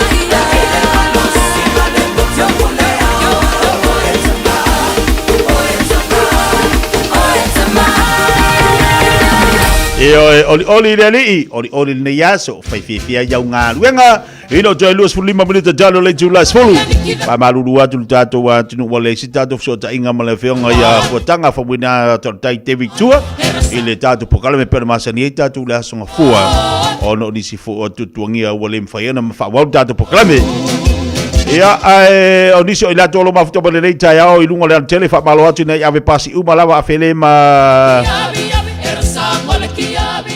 Malupo, afele malupo, ave au pas. Patalvati ya te auto, ia esau fo kalo fai. Ia au ave pasi malava lewo so fo ingaru ngal nei tai au fatalvati pokalami ya te auto. Maira Eddie Pereira fatalvati mai Quincelani. Ole pa Malaysia fatalvati mai Sydney Australia. O fango ngapo. Ole ka ula wol mako au. Ape ale mako kiwi ngo ka vai aku ngawa ese au ngore au ngapo ya wakala mai ngi kaya e mo ya wa ka fa ngongo wa le au mako au pengidi fi ole a ene me wa ku pringi kausa ole me na utilu tilo le matu au ngapi ko ila lo ale mang ka vai aku ngapo o ka kore o ka maka ko ngapo wa ka wa kwa mo so solo al me pc ika e pc faadi ya o ka mo lo ngapo ya e ko yo so foi de la ya la wa se atu lunga le branco male stomo le a pingi ata ya la pingi ini vai ini fa se va ku anga ko sao anga bolaki anga fa pe ko sao le pengi di filunga ai sole e ko va ai fo ye ile ko a so le lima ya va pe ali ai si ka fazia makoma me fi makoma ili va pe la so ai ai makoma e va ile le o mai ili ai vai awale abaku enga on me fa makoma ya la fa ya la ko fa pe fo ile yo mako over mako so onga makele fai makofa fai mafasoa menga ka o kakalofa fai mafasoa tu de le tua oi afalonga lua o ka ikea e ele me wa ka yese me ngo kupu le mako a sorry ka o maka kia ka va ia ku kele ainga lo so fa el branco sit afalonga lua so ia oma yo waka foi le kala ko inga foi le waka pule lo kalok e ko to pole la o ko nga branco ya manguio ko fai val faino ya manguio ko fai ba atalo vato dei abeloli malo se fo podio dei chaiao malo lusu atalo vati ya me ali alo pulo fata sibai na Henderson malo se fo la de lei pesa mino lin leuta fatalo fatu nei fo jayao yo let's go Ngelivi o so ia ka ko mata wa ko fatalo fatu e ke branco sa e ke viari e ke ria branco sa ia lei fatalo fatu nei jayao ave taxi ave ta vale umala vale ma futo boy ngol tele fai le bu fai mali le vato amata le asonga fua io awala tisi ona fa vesi le tai le asonga fua pa wala me ia isi le lei wata se fi ya tau nai America oisi atunu o ma to le wa te ala freiva man tu la le wa lui tu la le wa ke va vele kiki ma ko le wa ke va vele kiki Australia waka se fi ya ke Oscar isi na popo ko Oscaria malo le usu Patalo fatu ya yu tita moa sili patalo fatu pokala menei tebel tayao.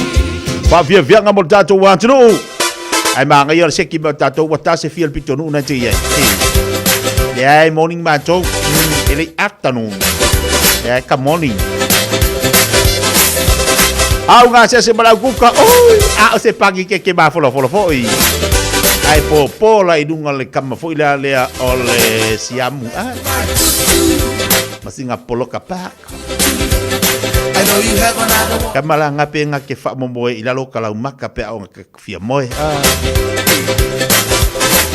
Mata wa koe whamela ua awhatonu le tula eone Brisbane.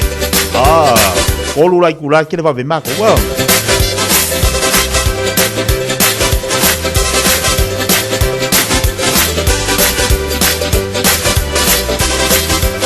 Don't mess to my tutu. Don't mess to my tutu. I know you have another woman. Don't mess to my tutu. Don't mess to my tutu. Don't mess to my tutu. I know you have another woman. Don't mess to my tutu. Well, I got on my great shoe and I left it behind.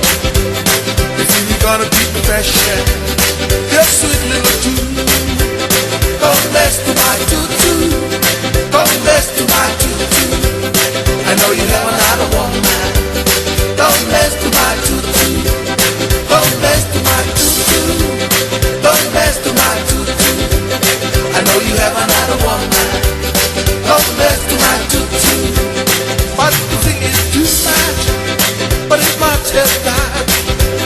I know you have another woman. Don't slip your face. Don't mess to my tutu. Don't mess to my tutu. I know you have another woman. Don't mess to my tutu. Don't mess to my tutu. Don't mess to my tutu. I know you have another woman. Don't mess to my tutu. Tutu. Yeah, yeah. Tutu. Yeah, yeah. Tutu. Yeah, yeah. Tutu. Yeah, yeah. Tutu. Don't mess to my tutu. Don't mess to my tutu. I know you have another woman. Don't mess to my tutu. Don't mess to my tutu.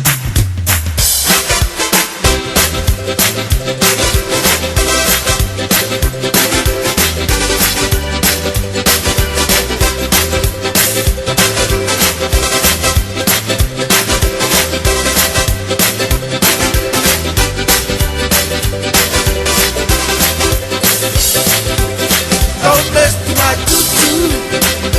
mess to my tutu.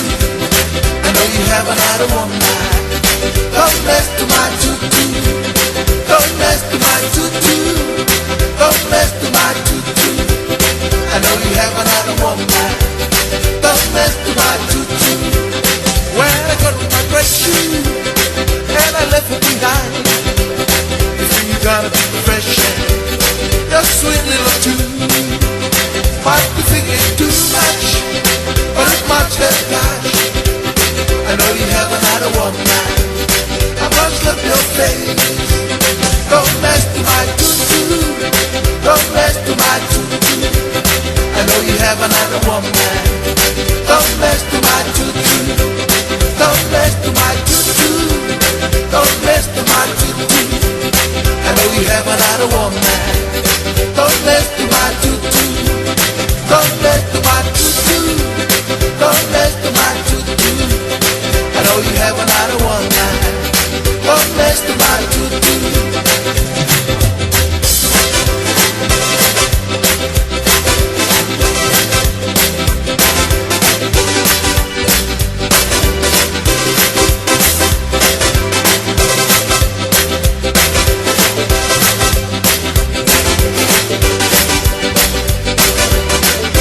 Joyce Furmale ono minuta de talo le Julas Fulu.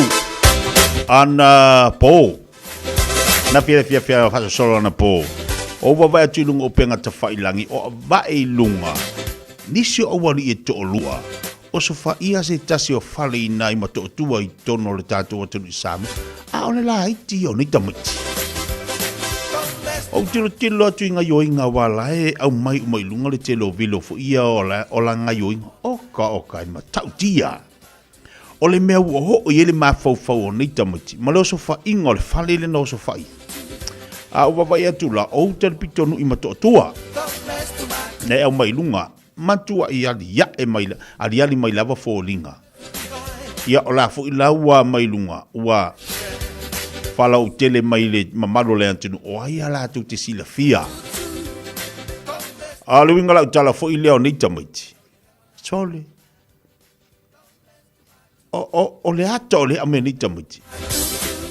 O se ata fo i lea ua tau mai ai I le tu ai ngā o langa o laua matu I ola ini tamiti le taulanga. O nei mātua e lo ulo hatu nei ngai o inga o ni tamiti fai. Ta ua toi maa inga la tau.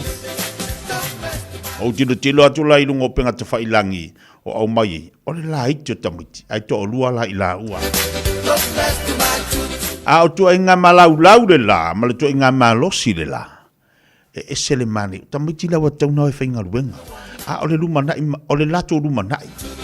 A wha pene ila le mea le whai alangi o oisoi. Ia, ma awatu neila ave neila e leo le luma nai. Ia le whana pui pui.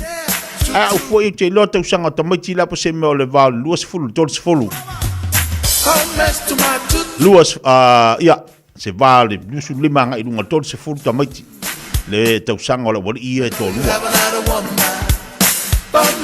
A fo ila wa mai lunga le malo le tātou mātunu. Ina ia mawhai ona lātou tilo ma lātou wawai. O fia la vai mawaini tamaiti. Longo lo fisa leo. Awa tau na oiso ni ngā ruenga. Tau si le iei a inga. Tu lou whaafonga le atu no le upe toi a tea ue masani tatu whalongo o amai. Wa mai maule ola le li. Le winga la utala fui o te hare ta mamal tina la tau. Ia. Lena tau se le matua. Tau na whaangare ma fau se tu lou whaafonga le atu. Sua se ngā ruenga. Tau se le ta mamal tina inga tau si. A au ngai o inga le na whai. Tau sia. E ala upapatia sia a inga na oso whai ele wali I le whale. Ma whai ele whai ngai o inga. E ala ua ma ave me si a inga le. Wā pese si pikala. Po ale si mele ngā mo mai. Tolu. Ma ka au kia.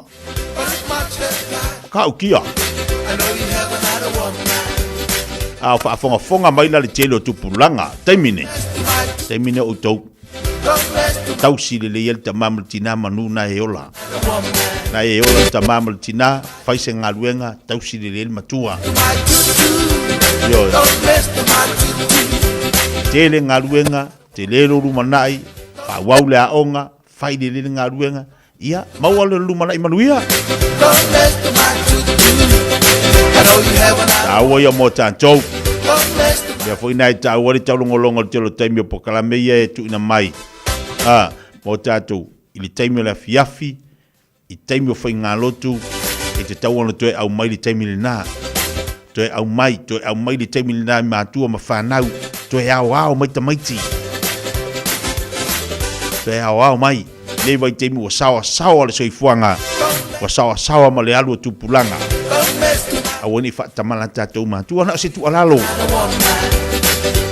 Taimi le wati lo tas fulu rua benita tale tu las fulu. Mafuta mai I Chin Collins. Lewa a te la faltasi ala Antoi nai Washington e Seattle I Amerika. Fatalo fatu ele nei vaenga ole dayao. Caroline Lee ma fatalo fatu malo si fo laudele. Le la tale fitu nai sidi Australia o lepa Malaysia fatalo fatu. Tau fia to malantai fatalo fatu to luas fulu le July 50 sini. Manaya Nina Luaui mafuta bende vaenga le dayao. Fatalo fatu ya mantau io e nga buto muri fatalo fatu po kalame malo si fo laudele. Preni se wale salu fatalo fatu po kalame mo le tolo faanga. Ya na whanau nai Otara. Ya sila poasa. Tamale toa maroni. Ya manai ainga atoa whamuni atu. Patu mawina pea. Ia le whaunga. Mana le tua. Whaatai. Maya prenise namula ulu wale. Salu I matau tuutai Samoa. Fianga mo tatu watulu awen ngalo tali tulas fulu tau inatu leo tatu tali vai fanua. Vai tape na mai le male tatu sumpal tayao. Heya. Vai e o soar sumpa ka ko le makanga le bayaso. Longa winga ine isi me ko se kuku. Vai fianga mo tatu watulu tai longa pule. Atalo vati alola matai nai papo toi toi. Good morning. Ia, e se foi fatalo fatu tatu pokalame le sunga le dipolo tatu a falaingo le Island Style Barbecue le uso ia tango sua vai ese brother. Alo vati a tio mal fatua. Male unanga mal tio tatu falainga. 10 minutos talo di July se follow.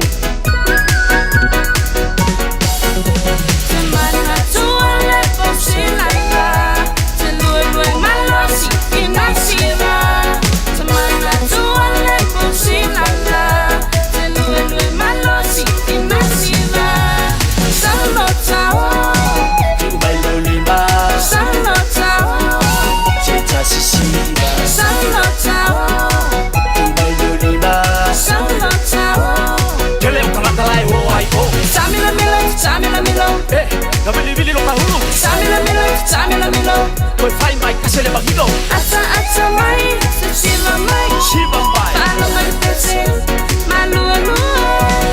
Ata mai, shiva mai, shiva mai. Alo mai pese, malu alu. Falomo ile pese, falomo ile pese.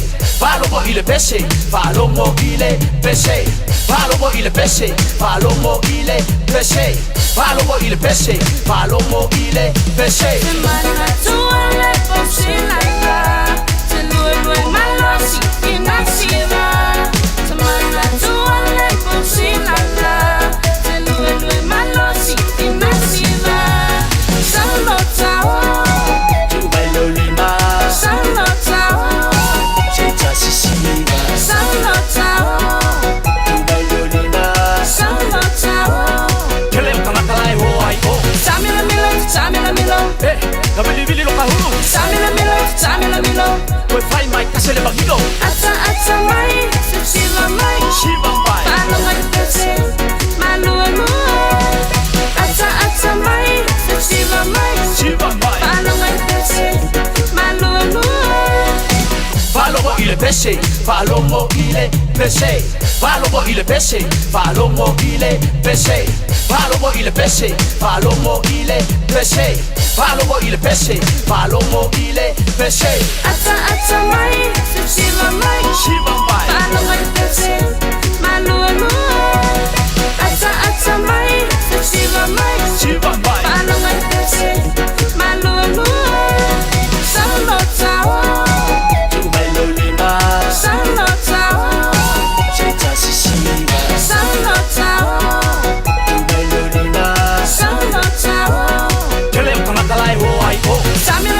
Samila milo, eh, kabili bili lo kahulu. Samila milo, koi fai mai kasele bagilo. Ata mai, shiva mai, alo mai pese, malu alu. Ata mai, shiva mai, alo mai pese, malu alu. Ata mai, shiva mai, alo mai pese, malu alu. Ata mai, shiva mai, alo mai pese, malu alu.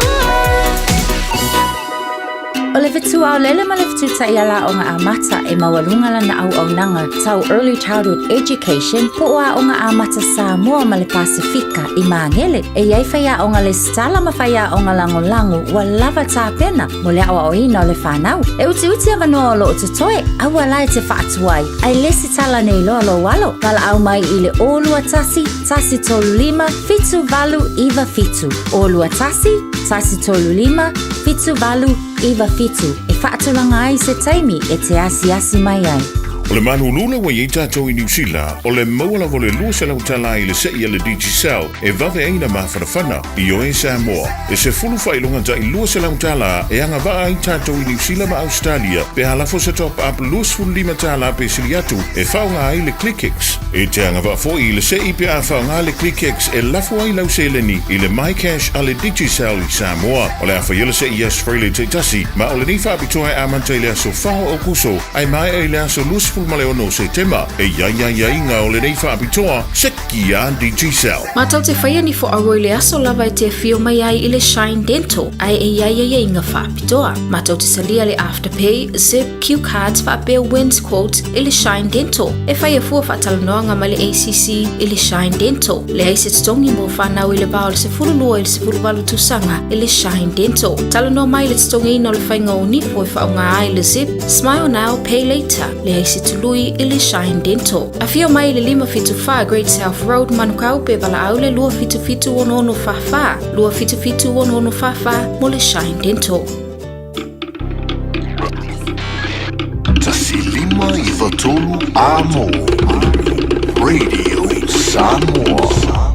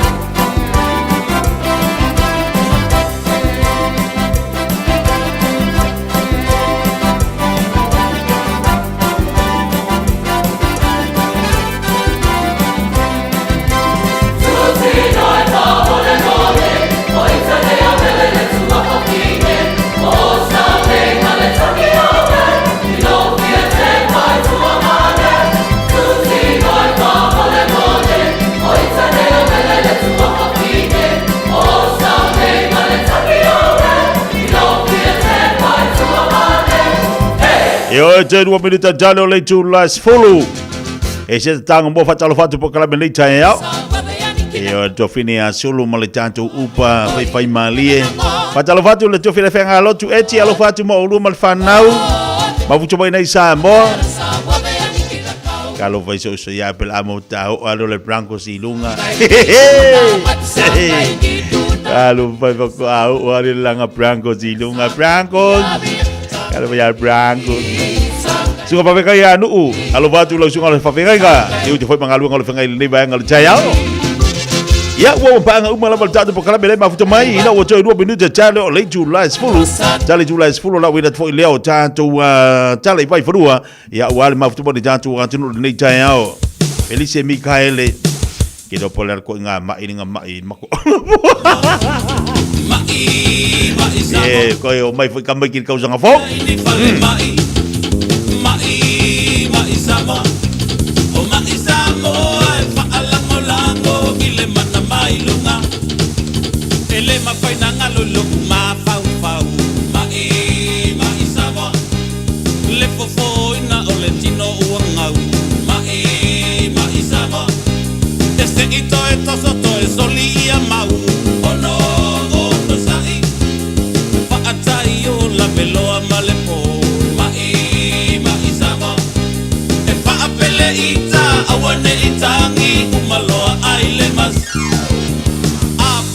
se mai tau manapa.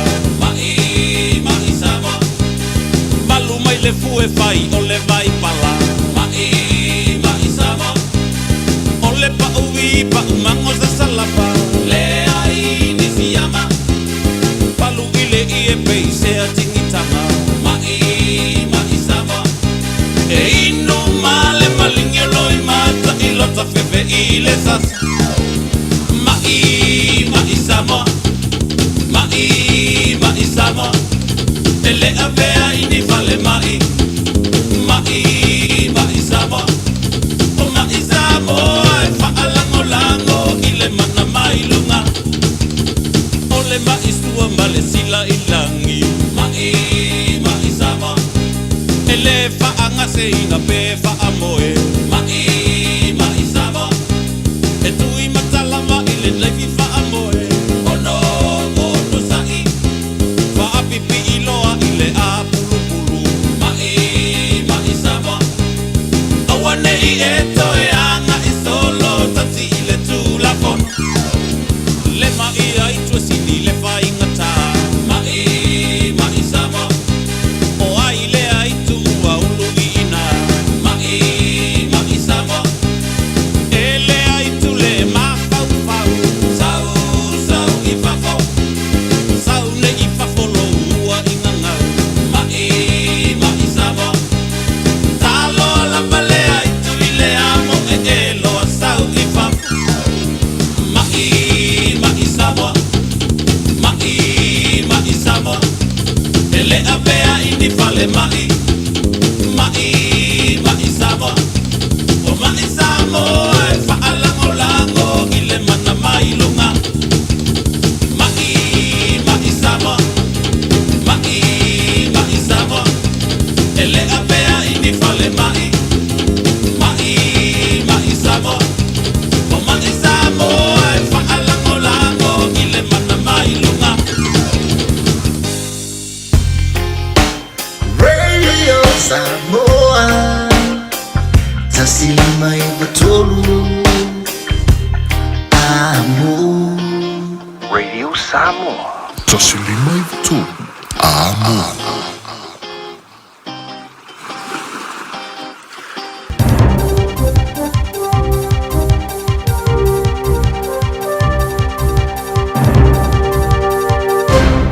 Whangomai o tala ni mai Aotearoa ni sila mo le so tai amorea. O le taule lea ua whamao ni le moni o Morianga le whasi o tio tangate to lima ili tutuina o le awhi le whale apitanga le Loafers Lodge i le loafi ma le futolo.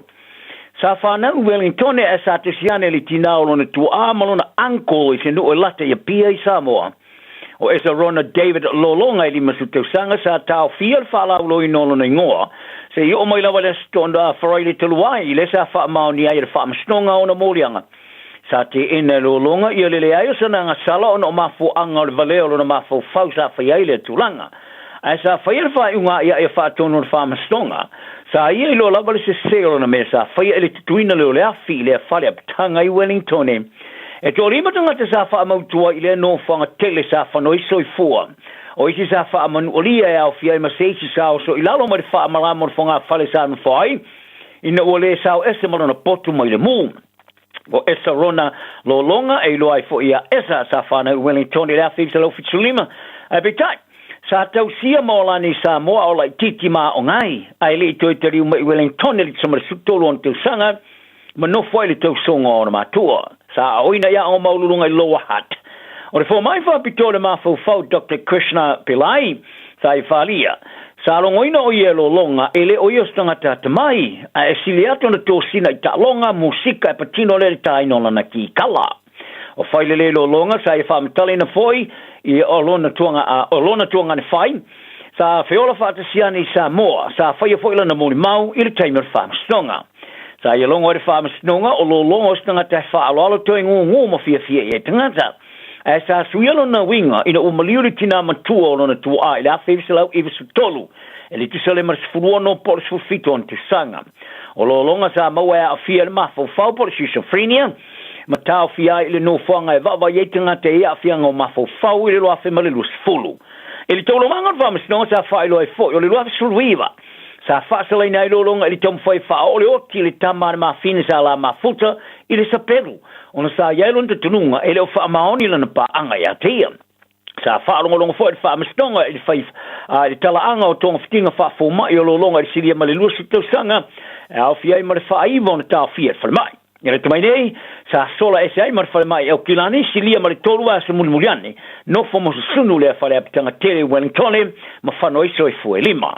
Ta o foi o longa lima sfulu ia isi fa salanga mo moantu e au fiai mari tom foi sulu se fale fa to we ano man fasi ina wo fale fa malo si yain o la solusu tasel masino novema o lo fa to oto e lau ina ilona fa salanga o se tangata Palestina klai state o le telitonu de fai ungane maloni sila ele amane e ina se state o tangata Palestina mo ye fali ai o ni sila e yelon tala anga lei ile tula ile mo fa masino tonu.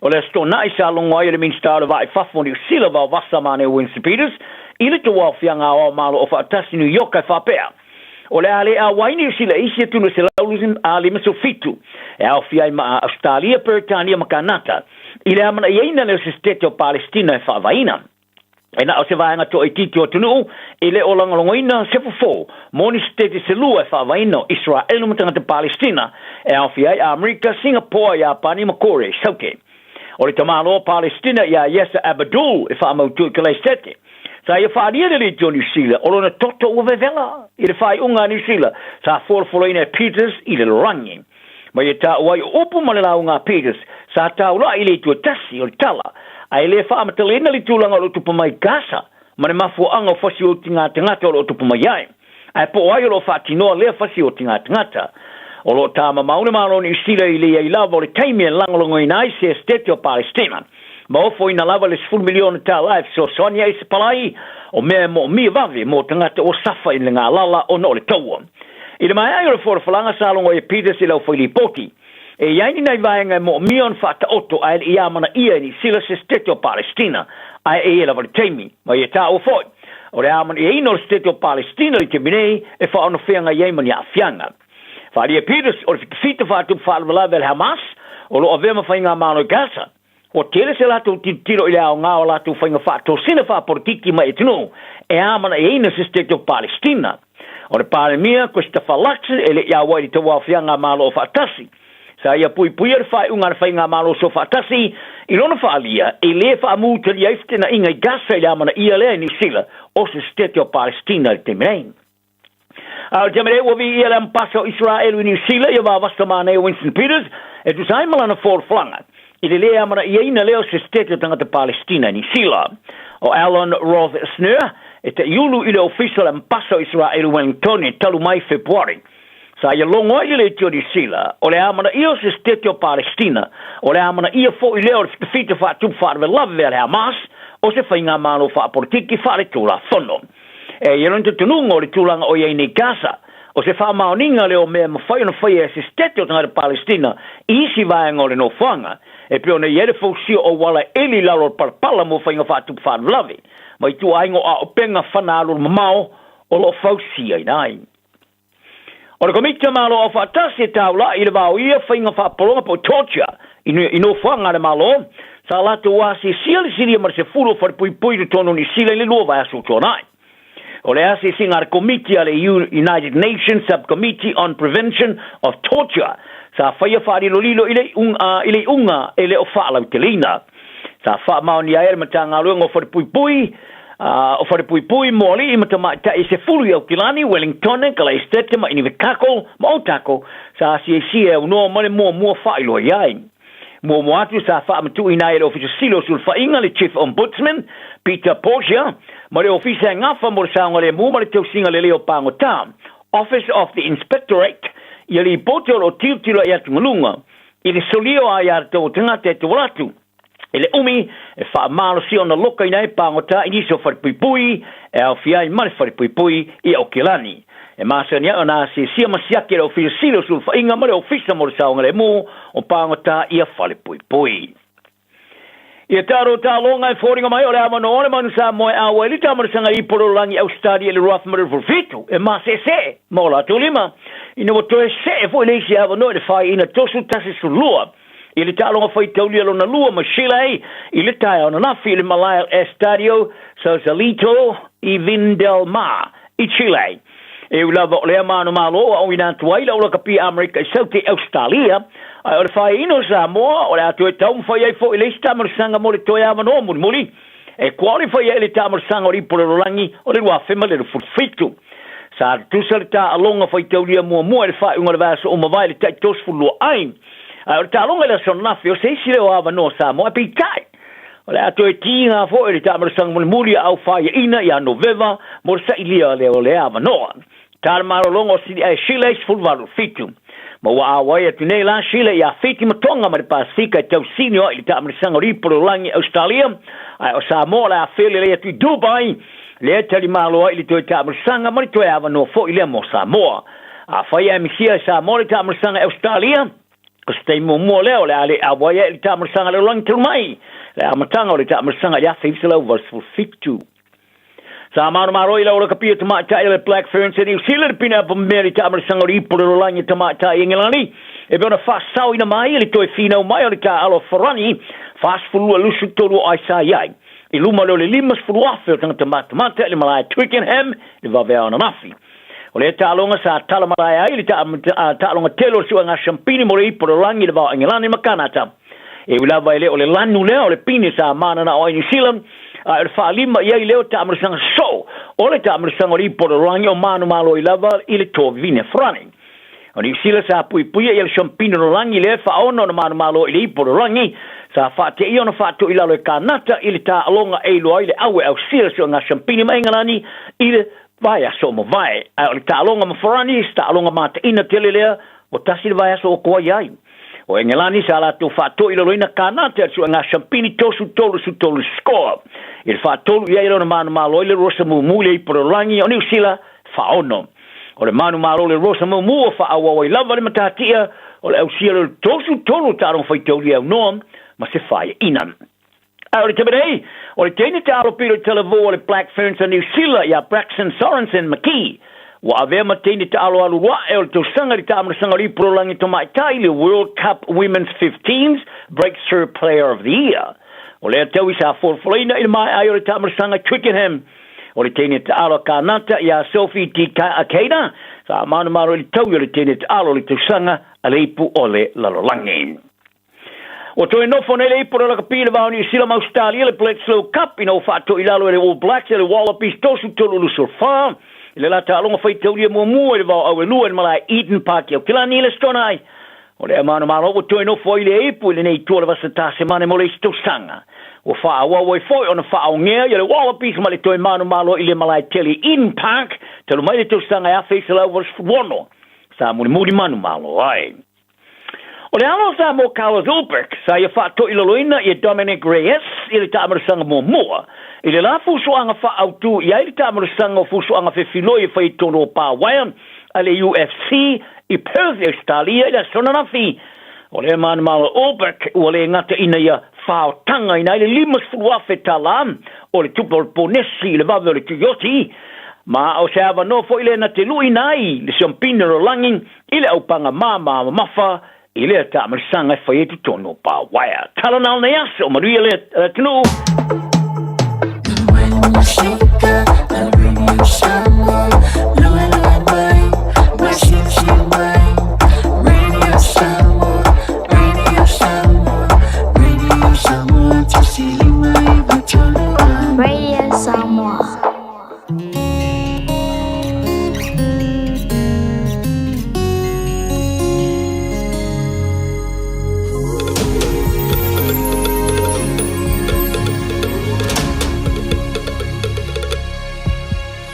Ua matango fiele aso muai amua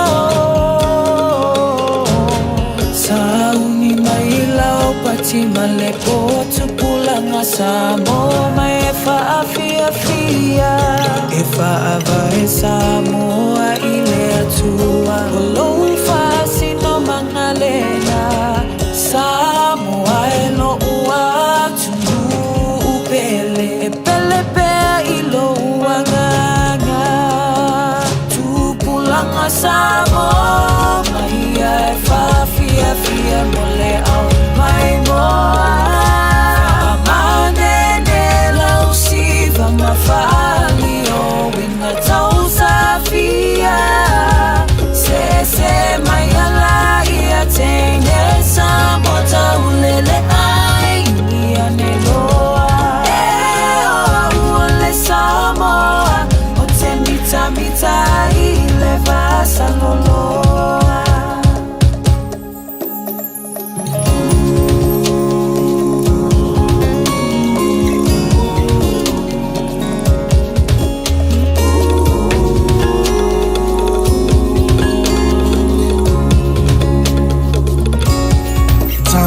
Matine Samoa ia e mana tua Malu e mafita o ainga Ai mise o matua Aua o soulu mana I manuia E mawai o ele fia fia Ia tu mawile tu mafina wi melele E sili le amo itamua Tupuna Samoa o mai ai faa fia fia mole au mai moa Faa mane ene e lausi Mama faa lio winga tau sa afia Se e mayela ia teine sa mo tau lele ai Ulia ne loa Ule Samoa o te mita I le vasa loloa Tupulanga Samoa o mai ai faa fia fia mole au mai moa Faa mane de lausi Vama faa lio winga tau sa fia Se mayala ia teine sa bota ulele ai Julia neloa Ule Samoa o te mita I le vasa loloa Ersa wadayani kida kau Ersa wadayani kida kau Koira keda nangon Koira keda nangon Ersa wode Ersa wode Ersa wode Ersa wode Yes, football fit 2 minutes lo channel to last follow to tali mai o tatu pokal men table le tayao Ida mai atu nisi o tatu pokal tatu fa fianga tatu tale vai fanua Pe ona to wina atu ai mate fasala watu ia tatu tale me lo tupu I tono le ia tunu tatu tale mai ma o le langi da unanga to tu le fianga se uli malau Tatu fa Palestina pera masani ai ya le fu se mai sa le sunga fa finga ia o pau wale fa wino tatu fa Palestina le mtanga le vo va yaso atalo fa tu malenga fa lo sunga fa finga ma lo se fu borio ni tai afu atalo fa tia ma lo se fu mo ma lo lange ma lo le usu tia ni yaso piele tu le long na fu ma le fo tatu fe lo ilu monu le tu nu atalo fa foi le nu ni tai fo le lo fa malenga le tua ma lo fo la ma lo se fu mo ma lo lange ma lo tia ma lo le on sai le tatu yai le nei fo yaso aso lusu mo liva le nei tai au fa mai fo le masin ke pe e mol makala lo masin nga so fu aso valide aso fu aso valide ya le wo ya oktober ya le lo fa le tua away fo mo swing all team ya we mo swing all game ya fa pela basangi usu le ongol ba veo ya ya nga fo bu suila wala u kasile kulanga wo misila mo I alu fala we ul farfinga ringa la boy moku alu so se lengi awale tatalu fa kukua sa vali fa tua mal booking o bol kupe ko ngeri fale mal ke no ai kai ele mo ka ke mo ai mo se lengi o ka ke mo kuni yo le mo ku ale le ya kai pe o au tau e ki onga fili ingwe ko ki kilo maka po awaling fao ya moi foi ya moi mang waku moi ala la per moi kula moi ku ya ngai ele monga ma to ele ngunga ele monga ngai dunga ma to e ka ol moi tu mangongo dunga le kum mol monga ai ku balenga ya ke ro mai sa va ima polima ya ke ro mai foi ngiusila wa ma ko la ka mai ngiusila la ka ma ko ngiusila ya ri ako mai ko ke le papa venga ke vai ka vai ko boku pe papa au le papa ya aya fo wa ngai mai ku ngol mo la mal fai ko vai asalo singol fa pengai man wi le lo fa malanga le tua ya mo vo ile la no sa ama vai tu foi stasio kausonga ya se uso ya da sunga ya Robert le fale ia ono le vala au le tua ia va pe foi tina stasi vo ne ainga ia mai le fio anga sa tau ia le foi no fai langi folong ia fa ma vai at foi ia ia lo langa ma se fuanga le titia sa o le leia sa ele alo sesi ele e fa in moko fa in matua e so uso le na mananga nei ele a toso no nos full ia ai foi pe ona ka fautua tu le pa ia mal malo le no tetia e tasi alfa ko kusa leia sai so ka ko fa la te leo lotino la po o lotino le ye e kusa ka ko fa e ngofo lo le fatu ia ngoinga wa fanga tino ma foi o male ele leia pe ona tatal no foi leseso ale angalo po tono lo viva o fa o a me lo tino eleanga en fainga mi pe en fainga fa ye fainga swing el fainga o mi foi ona mafuta ai ango folo fat ya el lo to foi me malo le to foi ma e de ko foi ma pe ango fol fa longo winga al tau fang wa ka o le fai o lo so fu malo loinga na yo wa ia no winga e look after le lotino o lotino el malmalu e fio le ngang pa io le tu ia e tau foi on ai le lotino wa le fai ang fai singal wen pe ma iti ta ia ia o le tauna mo tatou wa ile fa martino le la mata tatu supa le tau le la mata tatu supa ayo mo tatou ia ale ko so me fo ayo mo tatou ia la tatu wa luatu foi le tatu skedi fo de la wak skedi fo tau ai long fo ia ko e kangolo le ko ngal le ai fanga yo mai lo chino ayo lo chino wa peo au gas ya lunga mangaya ya ukafa gas follow ukafa lima ya koso luma gas lua kol pa ngaya koso lalo gas lua kol pa ya koso lunga gas lua kol pa ngaya lima mingoi gas lunga lima al tos vai lua tau al beki lima gas ya lua kol ngaya tau fa ayo tino lalo kol pa lima ukafa gas mi ukafa lima lunga ya gas ya lua kol lunga pa lima ya kosora ya gas alo fa lupe pasi ya lo fa mai fa lupe lua kol ya fa mai Samoa le samui lua kol koso kua e fa mai ya pa o mala fa so kupe ya gas lua kol lalo gas lua kaya valo lua kol lalo gas lua kol ya ka fa ya mingo yo tafa lua kol lesiku vale lua kol ya fa go out ya kau kol fa lima lua kol ngaya lima ya hapea gas lua alu kol fa ngaya ngoi gas lua kau ngavale lima lima gas kau au vea fa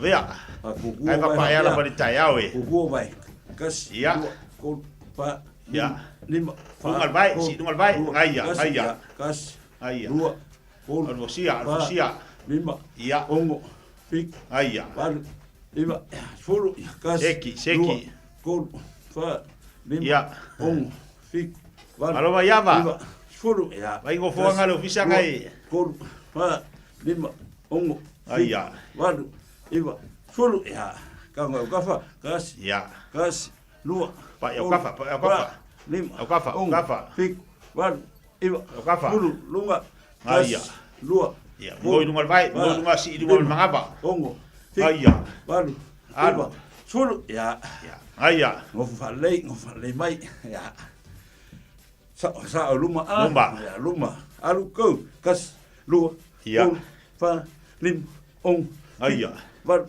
lima fulu kas ngayoi kol fa sa luma fik walu lima fulu kas ngayoi luma fa lim alpa vea sa luma tatu lima kas lua lunga kaki lunga lim ong fik walu ngayoi kas lua kol fa lim ngayoi fik walu lima fulu kas lua kol fa ngaya fik walu lima ya fulu huk Kas, lua. Aia. Fa, lim, ong, fik, wat, iwa, sul, kas. Aia. Lua, kol, fa, lim, ong, fik, wat, iwa, sul, kas. Lua, kol. Ayoi. Lim, ong, fik, wat, iwa, sul. Aia. Kuku.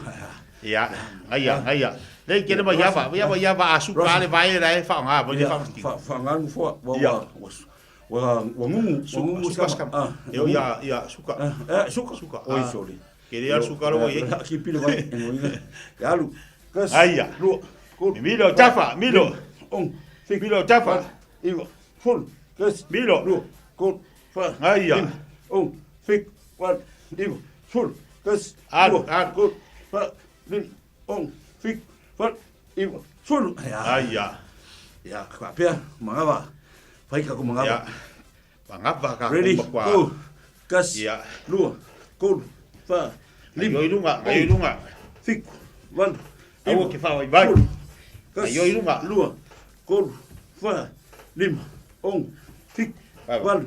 Iwa. Full. Hey ya. Ya. Ya. Ka ko anga. Ya. Vai. Ya, saula vai. Wa peu river. Seki. Oso melunga. Ready. Go. Kas. Lunga. Kol. Lunga. Lim. Sa fai lunga lo foa. Lo boe ka tatou matua. Ia fa pe lo vai. Fa. Lim. Ya. Fik. Wan. Iwa. Full. Kas. Ayoi. Kol. Fa. Lim. Fik. Me fai mari ya. Iwa. Full. Aia. Ya. E fai ya nice ya. Ya. Alu au kafa. Kas. Lua. Kol. Ayoi au kafa. Lima. Fik. Alu tafa. Iwa. Full. Kas. Lua. Kol. Ayoi. Lima. Fik. Walu. Iwa. Full. Ya. Ya. Ki ngame. Seki. Ya. Seki. Ya. Kango yai. Kango lalo. Kas. Awale. Kol. Aia. Lima. Fik. Walu. Iwa. Full. Lesi vai.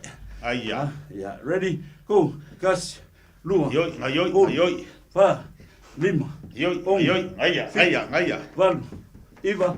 Full. Ya. Ya. Saka luma. Ya. Awe kong. Ya. Ape lunga. Kosu sao lunga. Ready. Tau al whanga yo tino. Kas. Lua. Kol. Fa. Aia. Lim. Fik. Walu.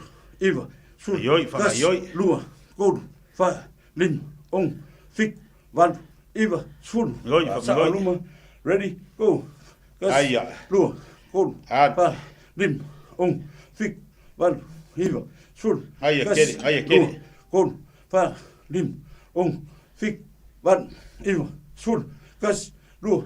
Kol. Fa. Lim. Fik. Walu. Iwa. Full. Ya. Kango luma. Seki. Koso bai kua. Ngofu lei fa sao le lo kua. Koso kua. Ready. Go. Kas. Ayoi tuba. Kol. Fa. Ayoi whanga yo tino. Au te wha vai. Walu. Se tahua mo lo se fua maloina. Kas. E wha. Lua. Kol. Fa. Lim. Aia. Walu. Iwa. Full. Ia. Ya. Maria. Kango luma lo vai. Kas. Fast full piko. Ready. Go. Kas. Lua. Kol. Fa. Lim. Fik. Walu. Oi mai luma vai. Full. Ya. Kau le alu lunga ke le mga. Ya.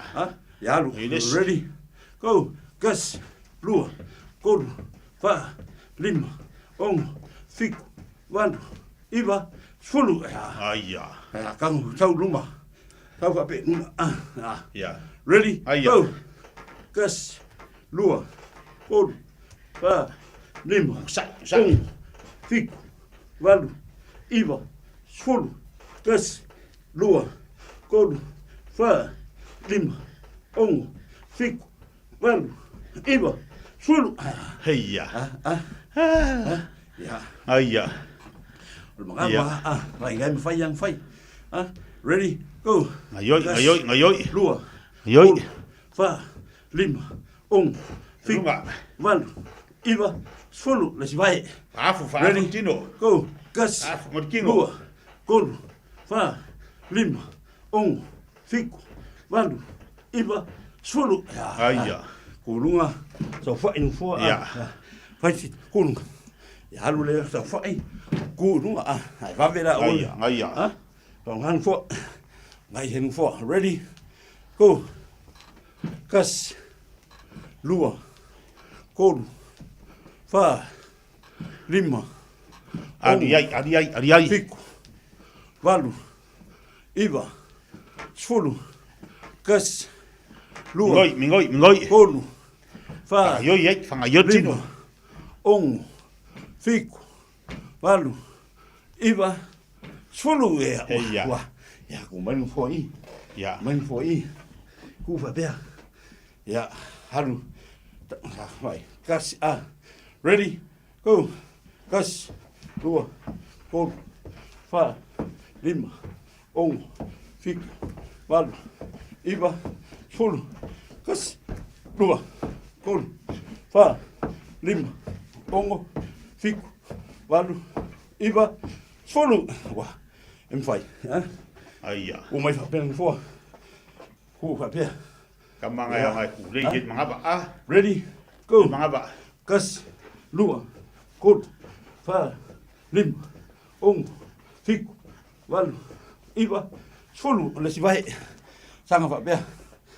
Fo. Ready? Go. Kas. Lua. Kolu. Fa. Lima. Ongo. Fiku. Valu. Iva. Sfulu. Ya. Aia. Ma vai kong. Ya. Ave fafo. Pese a. Pese walua ku pese. Ya, wa. Australia ne kuna mama ye. Mama ye. Si. Si.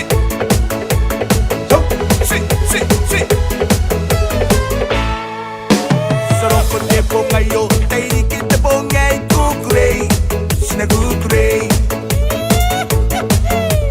Samangai tarabat nape, nirani kape nirta mo angare. Digi mari re, shala la la la la la la la. Kama yeah. Dua. Saroko te pongayo, tairi kite pongai kukurei. Sina kukurei. Awe. Samangai tarabat nape, nirani kape nirta mo angare. Digi mari re, shala la la la la la la la. Ni kama yeah. Oh.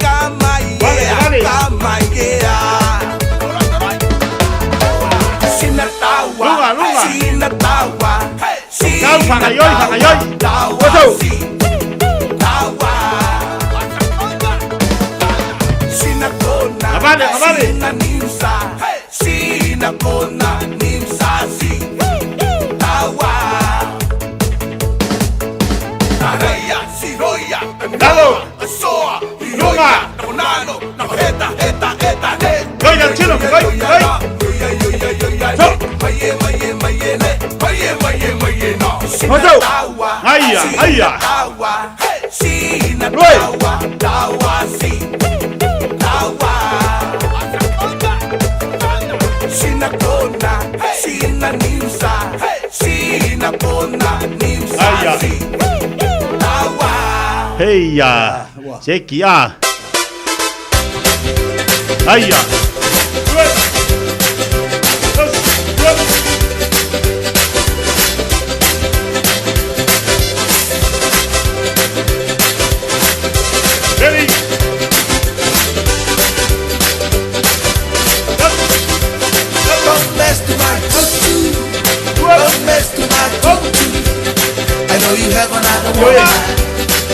mess to my tutu. Don't mess to my tutu. Don't mess to my tutu. I know you have another woman. Don't mess to my tutu. Well, I gonna break you. Well, I left it behind. You're gonna beat me passion. Your sweet little tutu. Don't mess to my tutu. Don't mess to my tutu. I know you have another woman. Don't mess to my tutu. Don't mess to my tutu. Don't mess to my tutu. I know you have another woman. Don't mess to my tutu. But the thing is too much. But it's my chest now. I know you have another woman. Don't slip your face. Don't mess to my tutu. Don't mess to my tutu. I know you have another woman. Don't mess to my tutu. Don't mess to my tutu. Don't mess to my tutu. I know you have another woman. Don't mess to my tutu. Hey! Tutu. Yeah, yeah. Tutu. Yeah, yeah. Tutu. Yeah, yeah. Tutu. Yeah, yeah. Tutu. Don't mess to my tutu. Don't mess to my tutu. I know you have another woman. Don't mess to my tutu. One more.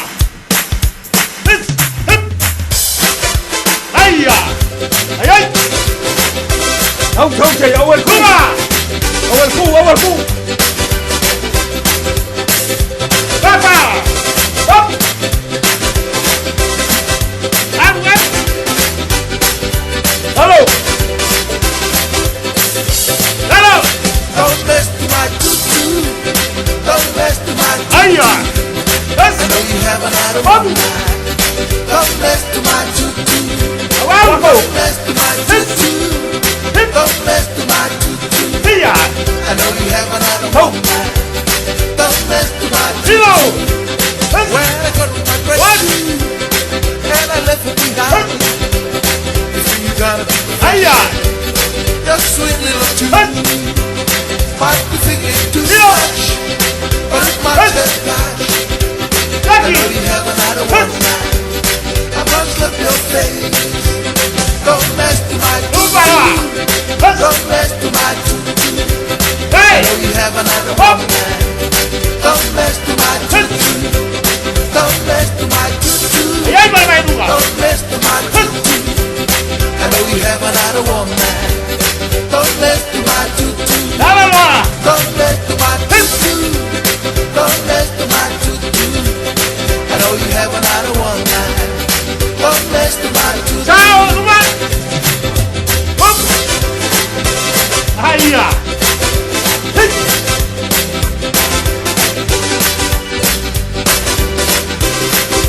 Ibalua!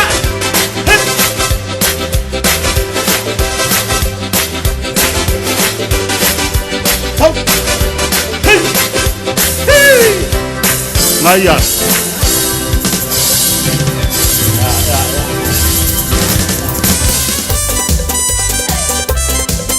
Wait!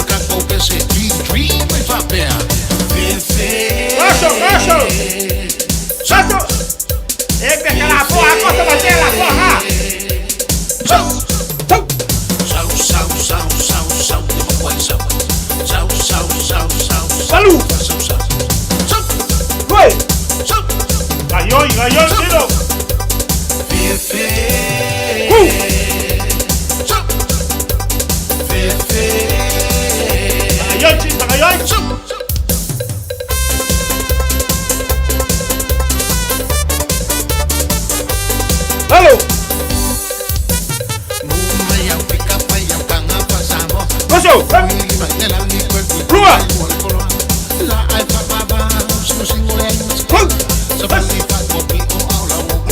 Hello. Como?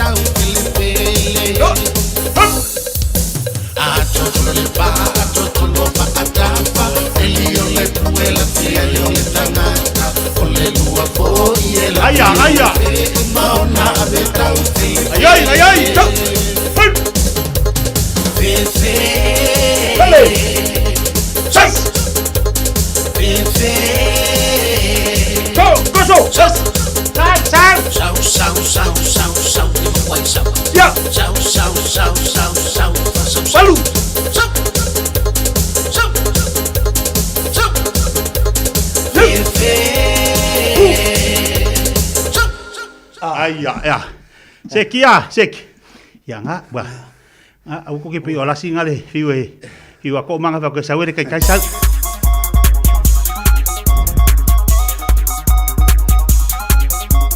Aya, ngai bi kulua. Ngai dia. Sia ke po ngai ni po ele. Ngai bi.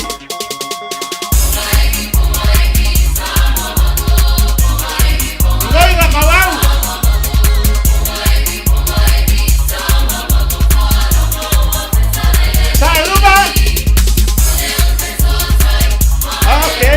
Ngai mama ele mango kele. Aya, o ya ngai mango lasi ele mango kele. Iki mango. Halo. Oi, ngai ele so de ulu. Ele mango lo lasi. Lupa. Mango lo.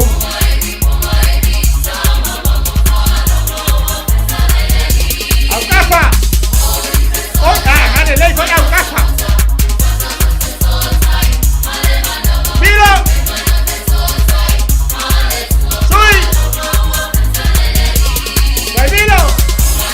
Đâu. Ui sao lại cái này đấy? Đây, vâng. Đây là ảo cáp à?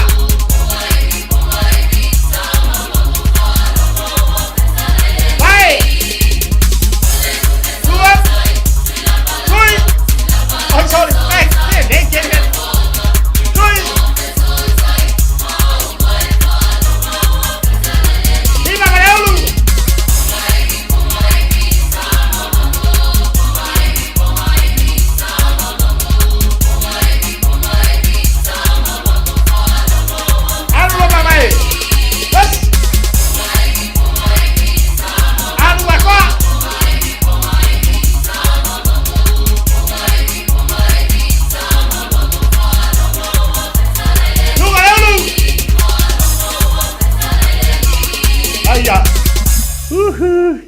Ja.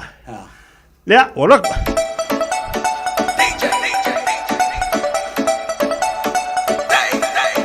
Yoi.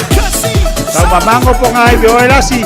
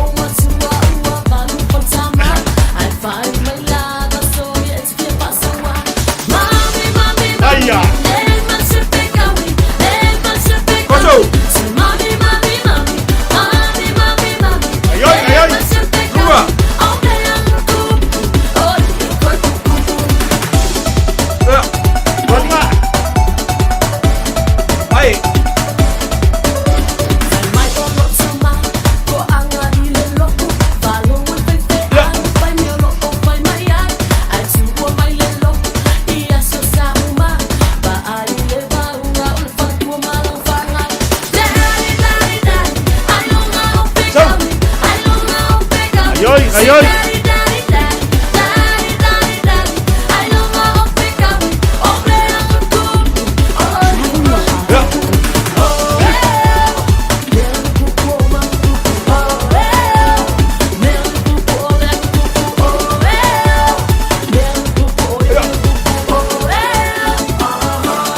Ayoy, ayoy, se tauar na yoyo pungaivi. Tauar fanga yoyo lo chino. Awa ke pakamala. Tausami, Samali.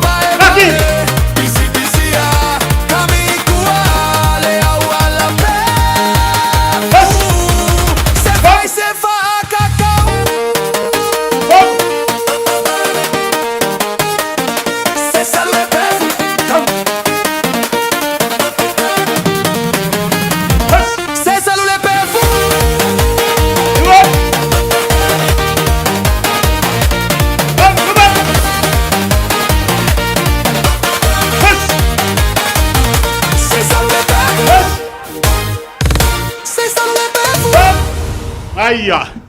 Ya malo wah. Uma po nga ibi salo malpef. Ya nga. Malo. fa leo au. Luma. Vai fa Pastino.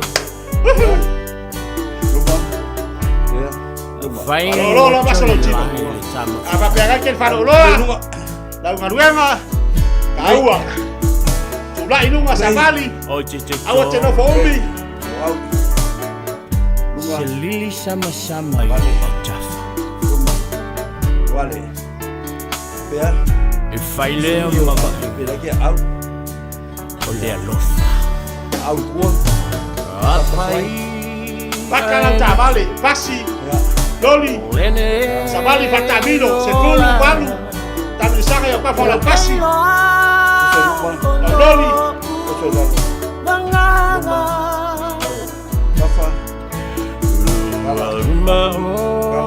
Loa, Araya.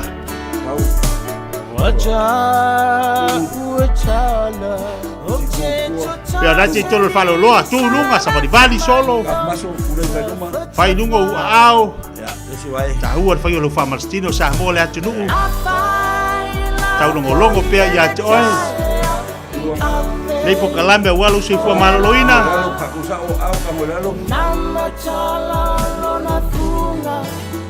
Lunga.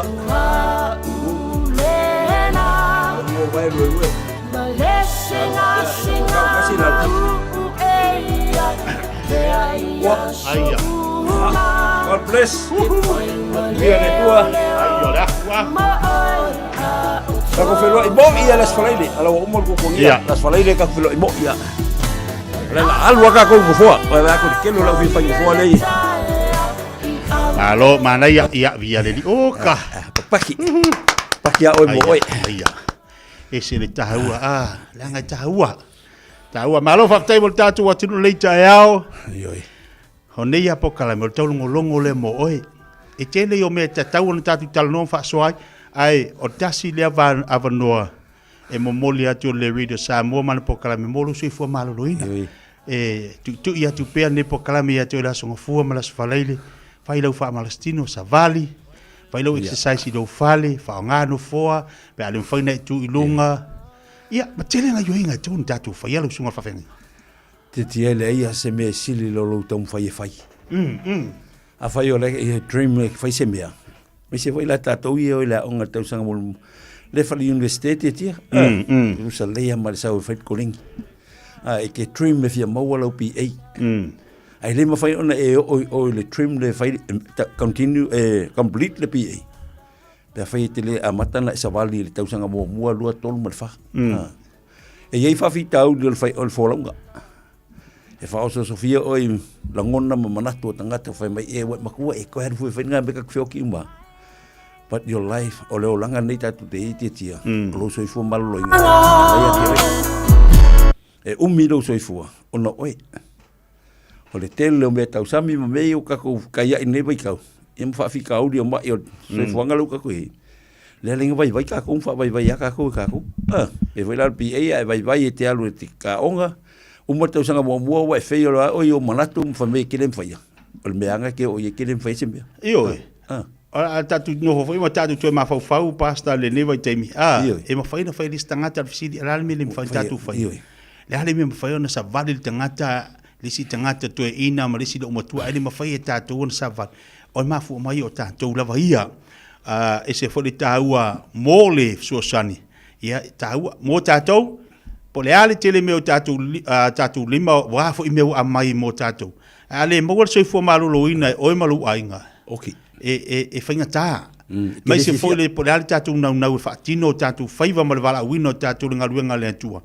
Ai ale maua le malosi mal soifua malolo ina ia to e. Whainga tā fo ina whaisa o unanga i le atua ma le ngaruenga.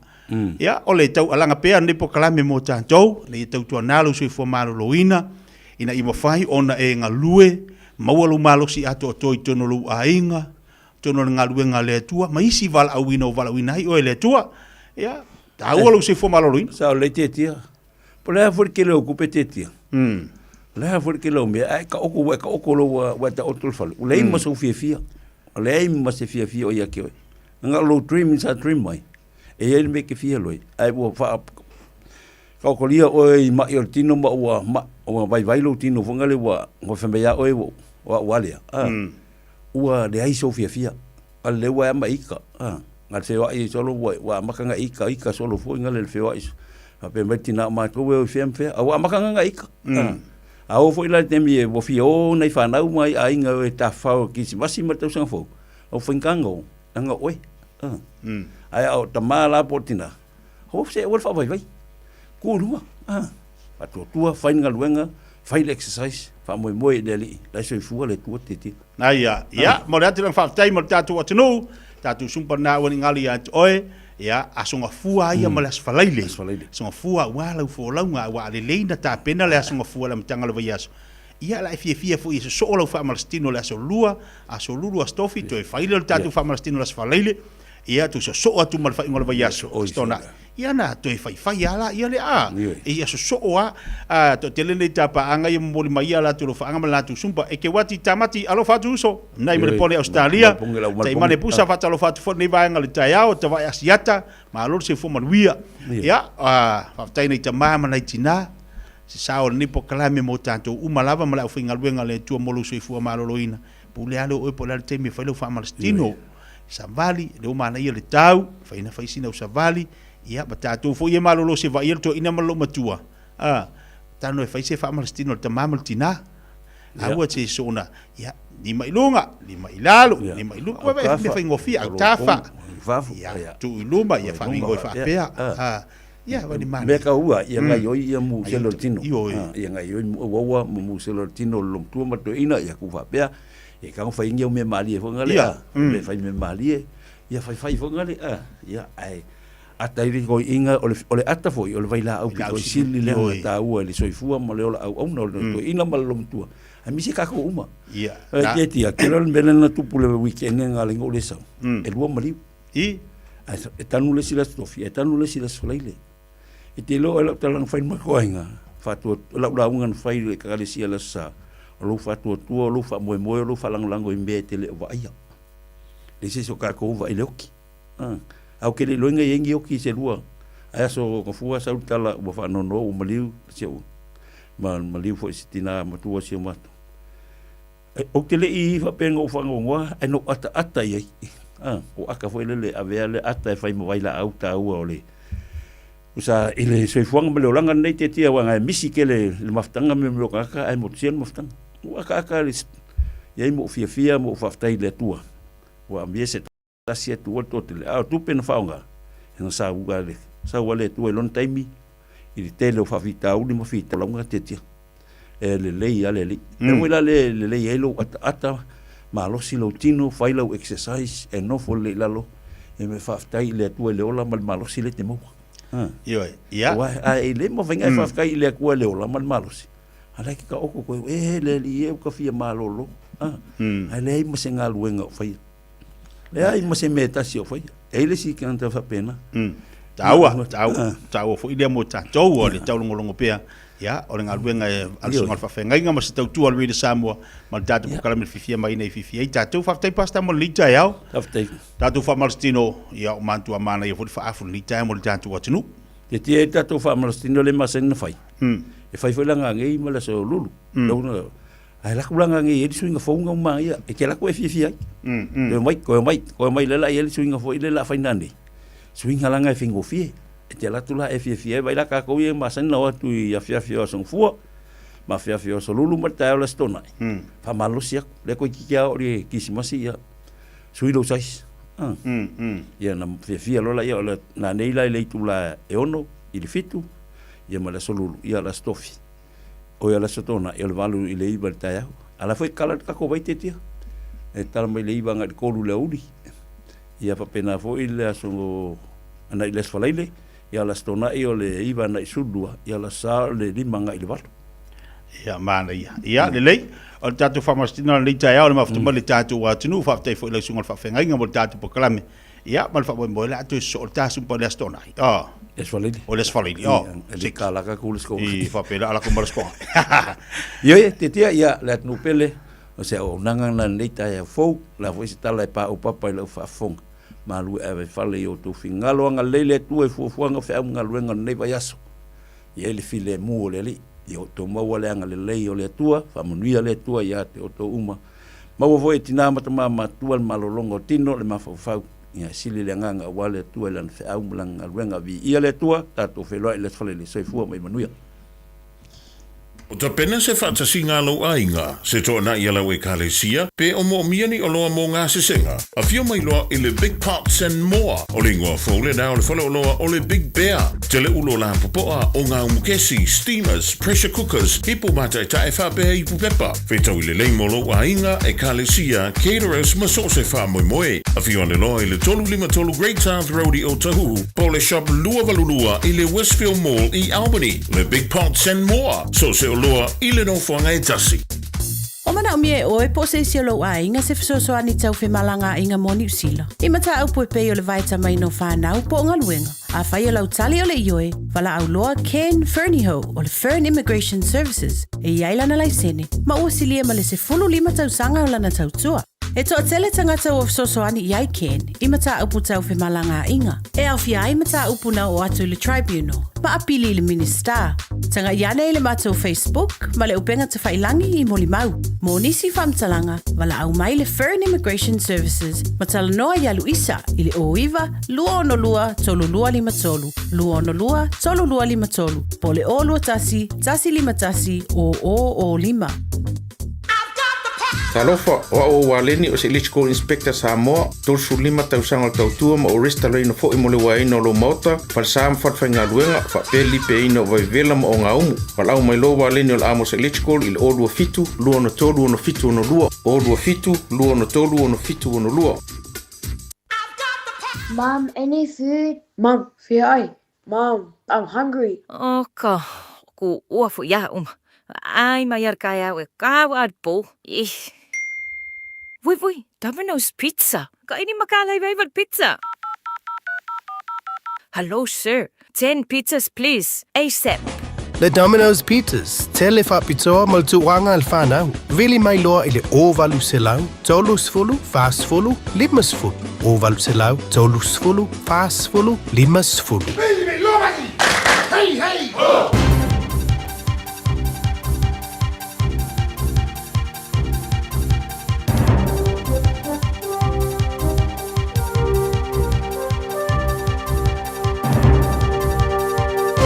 In this update, the Prime Minister is confident Cabinet's made the right decision on the issue of Palestinian statehood. Foreign Minister Winston Peters announced New Zealand won't recognise it yet because it hasn't met the traditional benchmark for statehood. Chris Luxon says his government's decision reflects his own personal view and that of the National Party. You've got to remember, I'm the Prime Minister who made the designation about Hamas as a terrorist organisation, and I believe very, very strongly that you can't recognise a state when terrorists play a significant role in the government.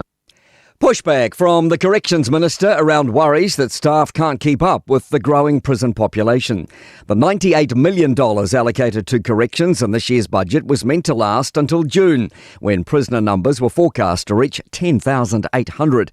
This figure's almost been maxed out a year ahead of schedule. Mark Mitchell says corrections is in the best place it's been for 8 years. As an incoming government, they started a new recruiting campaign. That's been extremely successful. We've got a massive pipeline of people wanting to join and become corrections officers. Headlines from this morning: a woman's been charged with murdering one person and wounding another after an incident in Bay of Plenty's Matata on Saturday afternoon.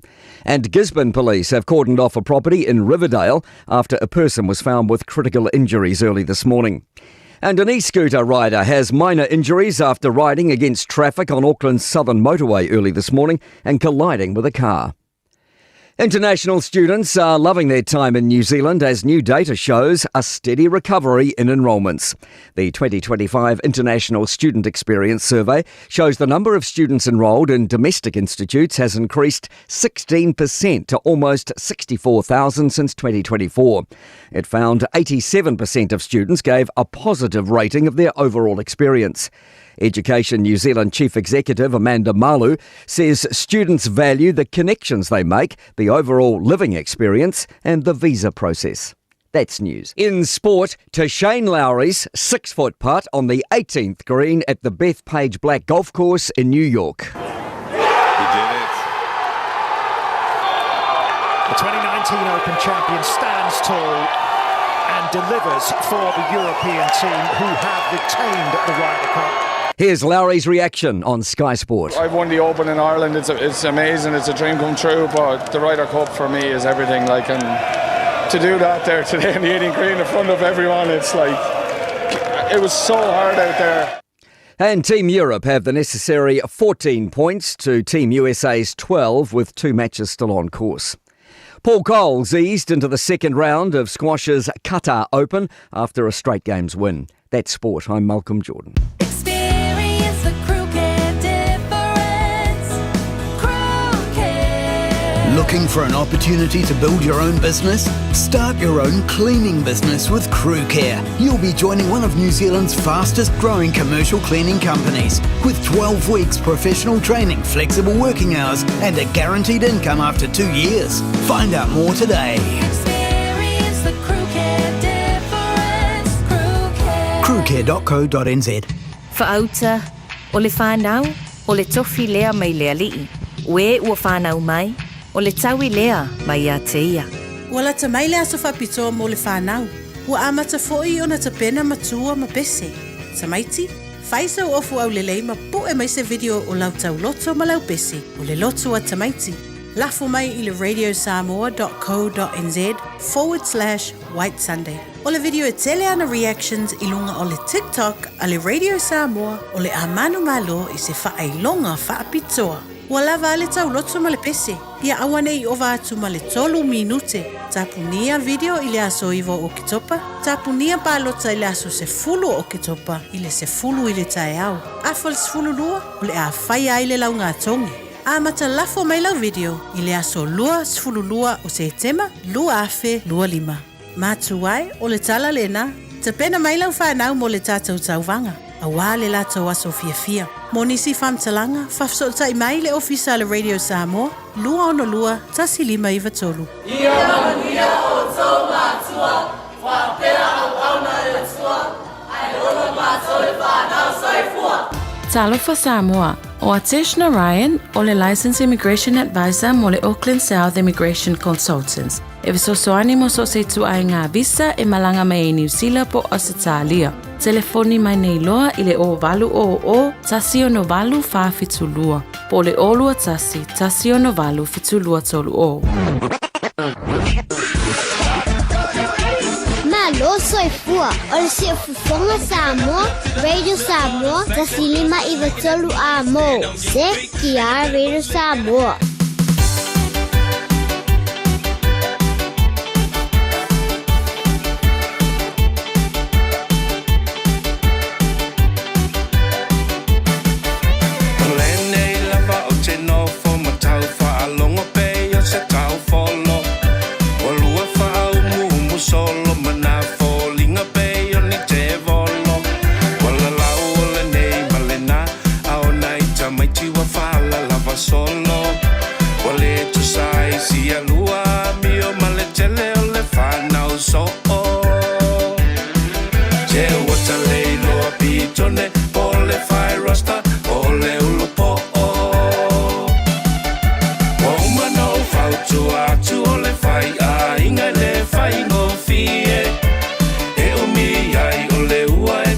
Solo mulia tia ilo I E talo ile me puta ile manava Ale ole sapelu male toi Nei te I mai ka peli elu alu Tutu fai atu ai foi O mea umana wo ufoi mai ai Ai rena ele ai o se moi Anu sa foi telesia so le fa longo I se fa utuanga Silo o matua o tau whaatonu sunga logo langa O mea nao ai ale matangi ai tau silelei o si au whanau Awa o lau whaaputunga oa e tau sia oe I aso a sau Ai ale maulau a wha e fuki ana oe e whaavavau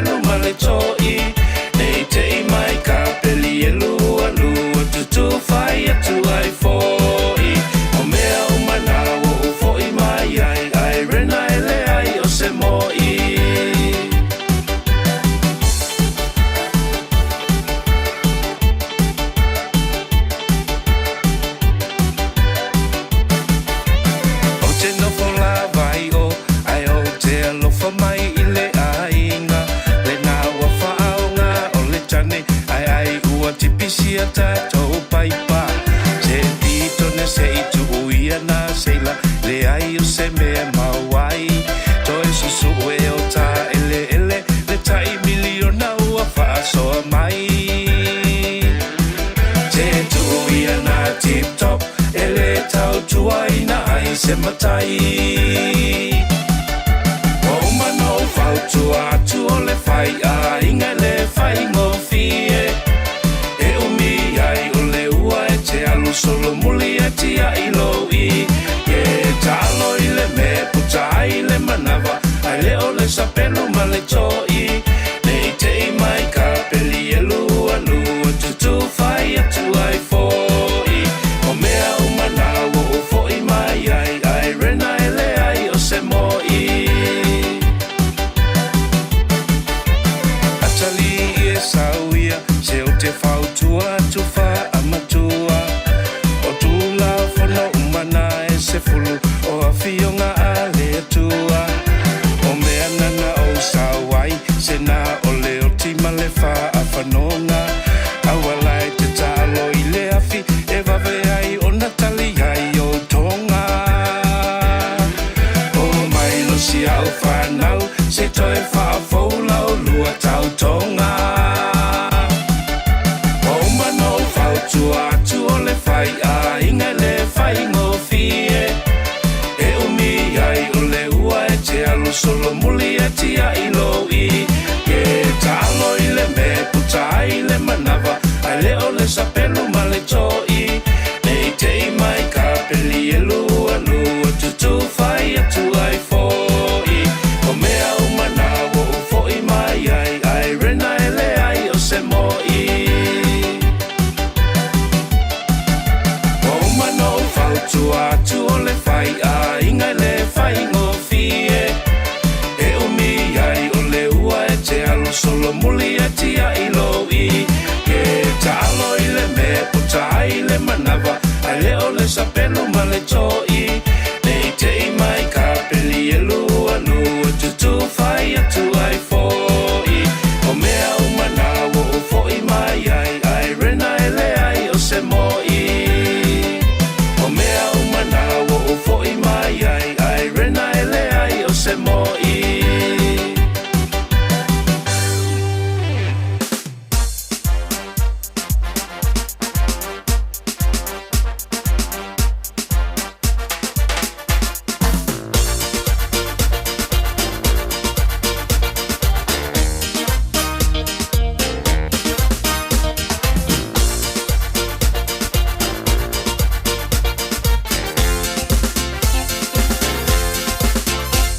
Ai ai e sui fai ngā taulanga pia pia. Ai ai e sui fai ngā taulanga pia pia. Ia laka lau tupei la taulanga ma lelo tamalie. Ai ai e sui fai ngā taulanga pia pia. Fai ngā taulanga.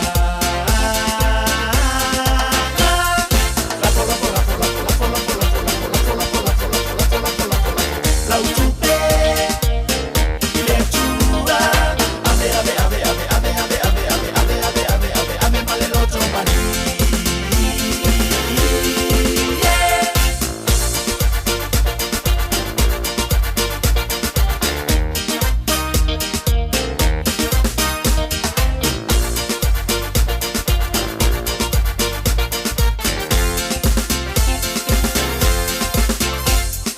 Kulai mai si va pia pia e mamoli lau taulanga.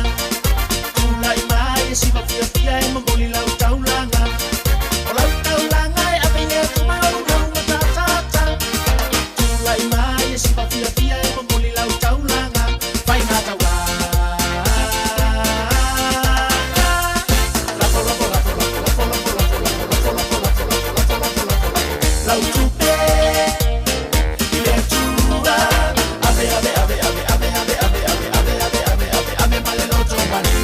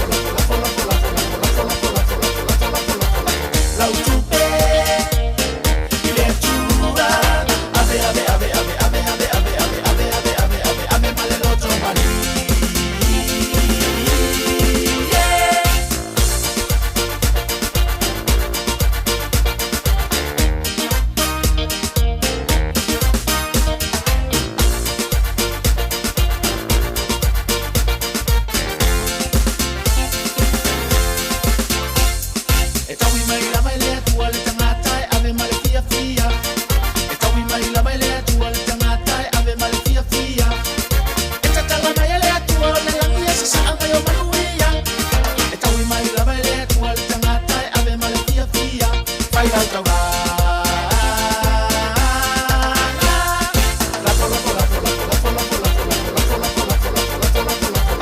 Lau tupe, ile chura, ave, ave, ave, ave, ave, ave, ave, ave, ave, ave, ave, ave, ave, male lo tomari.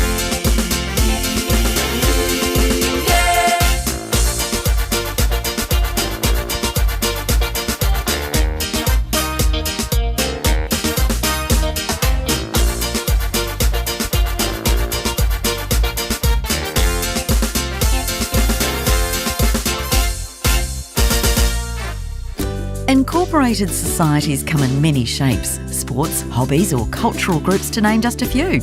A major law change means all societies must re-register under the Incorporated Societies Act 2022 by April 5th, 2026. Is your incorporated society ready for the future? If you don't re-register, your society will lose its legal status and its assets. Don't wait. Act now. Visit societies.govt.nz. O ta pena se whaatasinga lau ainga, se tō na ia lau e kālesia, pe o mo miani o loa mō ngā sesenga. A whio mai loa i le Big Pots and More. O le ngoa fōle na o le whala o loa o le Big Bear. Te le ulo la popoa o ngā umukesi, steamers, pressure cookers, hipu mata e tae whapea hipu pepa. Whetau i le leimo lo ainga e kālesia, caterers ma so se wha moe moe. A whio ane loa i le tolu lima tolu Great South Roadie o Tahuhu, po le shop lua valulua i le Westfield Mall i Albany, le Big Pots and More. So se o loa i le no whanga e tasi. Mātau te whaia ni fo aroi le aso lava i te whio mai ai i le Shine Dental, ai e iai e inga whaapitoa. Mātau te salia le Afterpay, Zip, Q Cards, whaapea Wins Quotes i le Shine Dental. E whaia fua whaatalanoanga ma le ACC i le Shine Dental. Le aise tongi mo whanau i le bao le se furulua i le se furuwalu tusanga i le Shine Dental. Talanoa mai le tongi ino le whainga o nifo i whaunga ai le Zip, Smile Now, Pay Later. Le aise tului i le Shine Dental. A whio mai le 575 Great South Road, Manukau pe vala aule lua fitu ono fafa. Lua fitu ono fafa mo le Shine Dental. Talo fa Samoa. Wa ule ne yo kasputi alu. Awal suia le ngila wa le kio. Aeva eva mai ina se fudu lima iva kolu. Amo Radio Samoa. Bevela a. Ersa wada yani kida kau. Ersa wada yani kida kau. Oira keda na mo. Luas fulu minute lo chanele tula simaldasi. Pele fa fonga bai diso tatu fa fie fianga musika so fe filoi. Wele ba fto le tatu wa tulu le fo table jaya. Malol tawa tai malol fa malo situ te manga luenga. Asa ko fu lo tatu yai. Anga yo singa fa malos kingo ia fa pe fo na ti mafuta mai. Ese lo tana una fo ile mo tatu ina ia mo tatu malos. Mo tatu ave tavale leanga e te lola utala le fai atu. Oisi tatu ave pasima ave tavale. Oka se la popoa. Te lo fa pela fai atu le ai.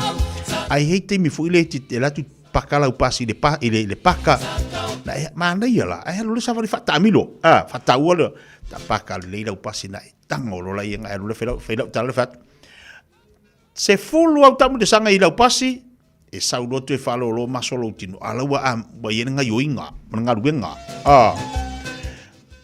loli pakaleila loli savali fa tamilo se fulu au tamu sanga e o malo se fulunga la vale na matoi ante ole aso la vale na matoi ya matatu fu ye nga lu so se tavale o le kuria e ya le terminate malo lo wai ia le sila me manto ia tatu ia ave kuria ma ave upa wa man ko o si kongo si fafo savat fa pela na tia lu se ave se fa momoli po se medi foi mana ai lo se ko inga a inga foi le ku lunga ya lunga paka lo tavale ai kamalang ke mo e ala wa mo sina fa malstino na fai le fa malstino ta u lo se fu malo ina lei mo tatou luas fu 2 minuta challenge jula simatas wa ya sabune mule tuanga na tamaiti ale fu a pisi la tu ne vai taimi o nga pese ma nga talo lo tamaiti ya fa malo atu la finga luenga le tua ya me se foi ya o fa ya nga sa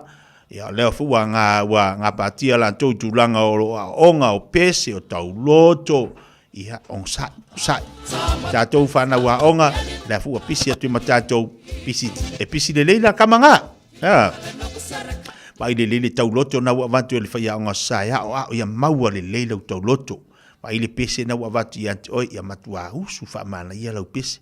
O le ngaluenga fona tātou tamam tina, tātou fisosoani tātou whanau i hao le leia lātou tauloto ia maua le lei, ia usu lātou pese, iei a inga iei au e kalesia fai whaatasi tauloto whanau po a inga, ia e fo ia isi e kalesia fai ana o le aonga sa, o le alawa le tua inga whaatinonga e whaatinoa ia tala tamaiti o lo tamaiti, ale me taua ia maua le lei,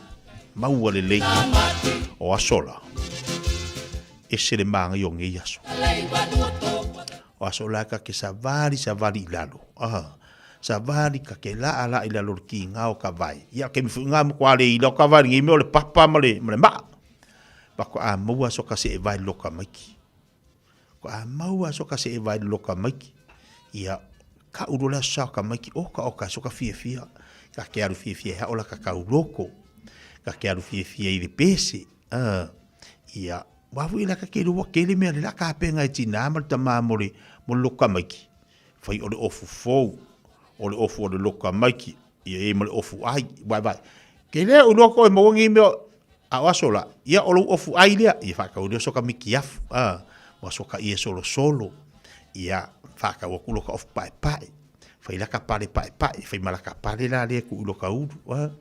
Ia o mātou langa o mātou le kalesia mektisi.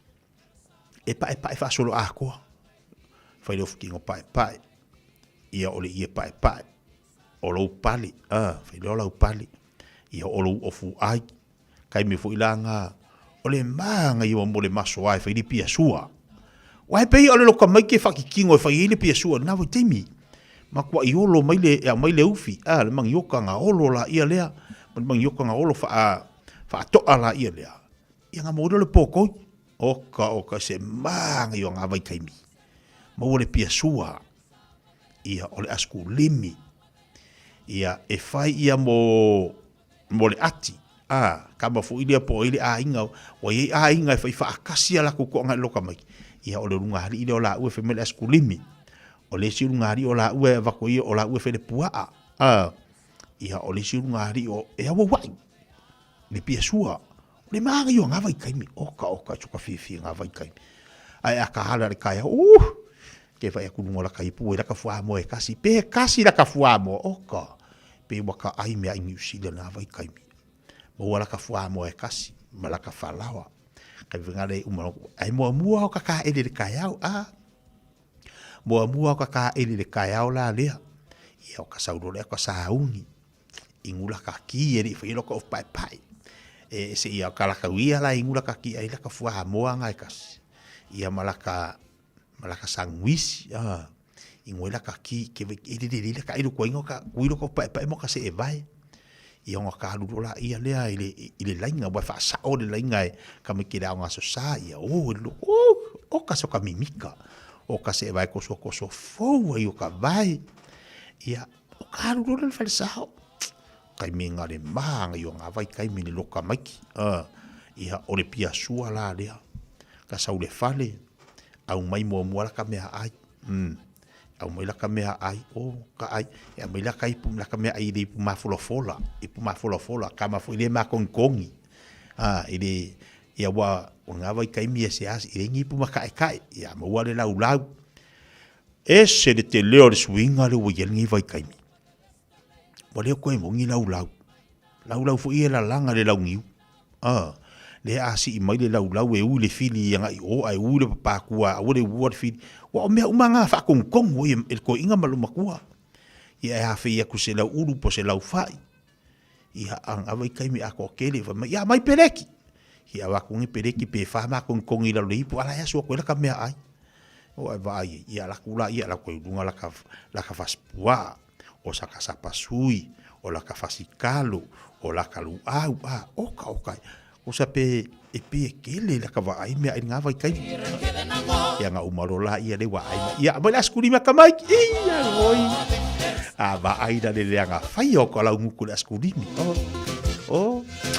Iho o le mea mai o loka isu wa makwa le anga le skuli mi. Fu ia wala le vai kai mi. Kai mi o le whako asa sao la ka ia skuli. Koe asu mai la skuli maka maiki. Koe waku la ka ipu.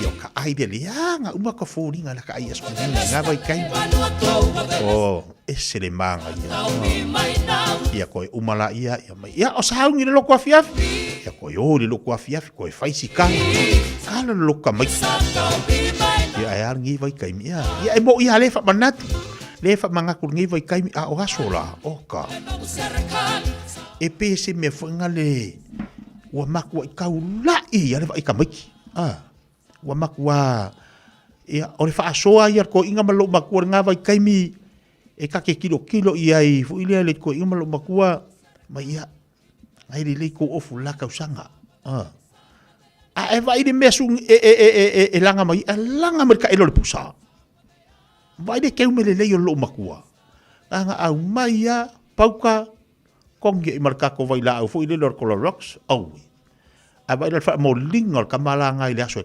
kasi le poe mo ia sa fa ilo malo makwa ilo le pai finga ngel vaunga ngukinga fa kau lo ai fa ma for fola le auti kama malala fu ile le feula makapidi o ma enga seli o vengi nga ama ia ia wa vai di ma fo ko inga malo makwa se fere ku pela vai kai mi se fenga le ku per ko inga malo makwa pau wale mer ko inga malo makwa ia mawale ofu ai vai le kai mer kau fa soa ale poko ko inga malo makwa fa soa se rengi ele ai se ku pekere ale fa kau mengi pusa moa mengi pusa pipi kai minga nga fa mer ko inga ia vai ia le fa nga ia mai pu anga ia bang fese me ka mai kila sal ka mai vai mo nga ia ia vai po elo ngari nga wo ko akiola solo ka mai ki ka penga mai vai po elo ngari nga ia me foi de manga ia ide ia mo ko kelo fa ko inga malo makua be foi ngai fa mai ka ko ia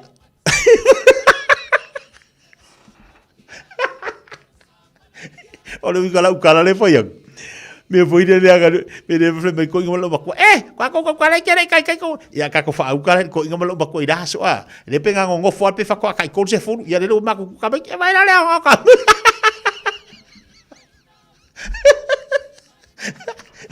Gusare o kel ko inga malo makua awala va nge va fa ko kai ko ka ko va au kala ko inga malo makua dele afa pe ko valu ka mai ia afa pe le fa ko ka yongos fu ko malo makua le pe bo kai fa se fu la fa ngure ia vai fa kusa la ma ko le ia u ka ku ke popori ia nga fo ia fa ki ko la ki va venga makua venga au wai de winga la talo tapenanga melo tamaiti tapenanga lana o inala tatu te tilo le fa sore ko inga melo makua wa posi la mawale ofu ai mawale se eva her kamakiki aku wangi mea ai kuwa i le fale mawale faspua mawale askulimi ia penga le paunga ku penga nga ke mele askulimi pia sua vai o le kaiao mawale le chafa popo e kungule le chafa popo kasi le fuambo peser kamakiki ba peyang ai sang wisi usila ala o kun fuambo nga vai kai mi ia ke duanga tali tonu to telo tatou ma tu ni vai taimi ai o le winga la tala fu o le poto na abele tu i tatou ma tu i laso na fa so le se lengi lea na fa so le se lengi lea tua i fale mawale moa mawale faspua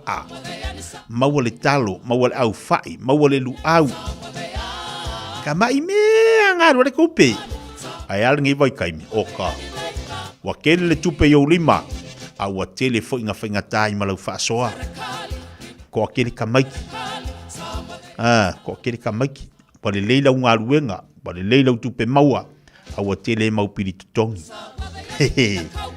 to fole mai fa tusa o le ase se me te tauna ufaia ia tapena fifia le lota maiti mo le vai taimi a sa ia te dola sa tapena foi disi fa nau disi kalesia la sa tamaiti ia o le sa lu o nisi kalesia o le me taua ia potola fa soa ia e fa soa to ina malo matu ia sola yo le ale me wa mai le tu yo lima la valina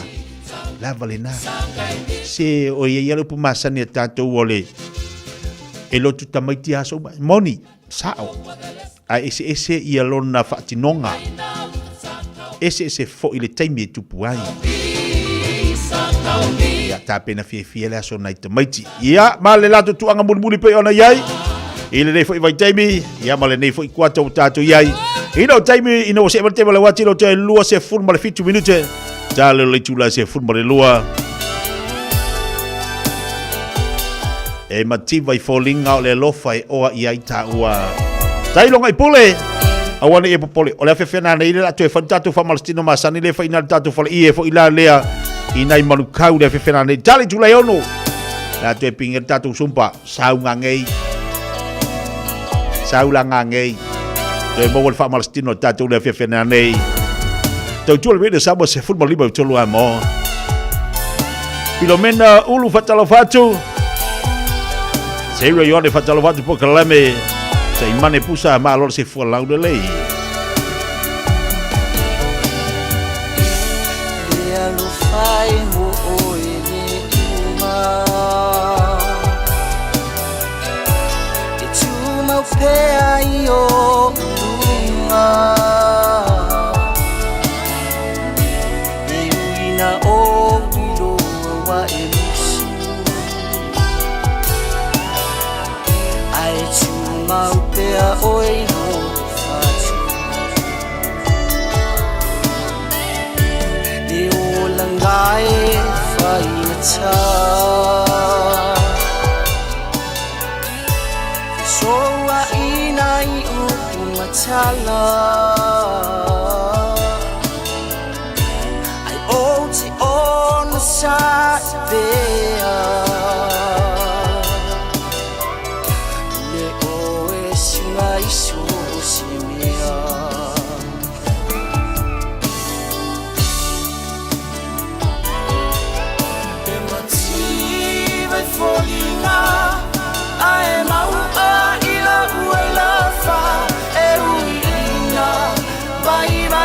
Somehow I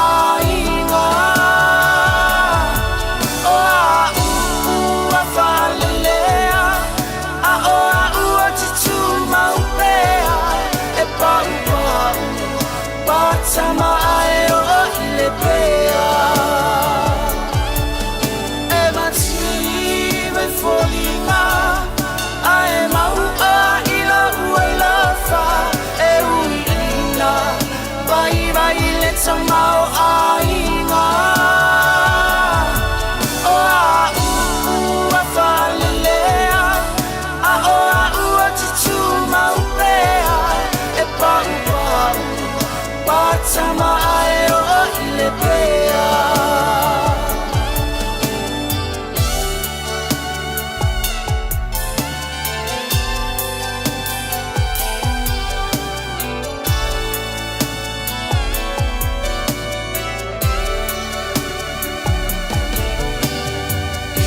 E uina o ulangona le tinga.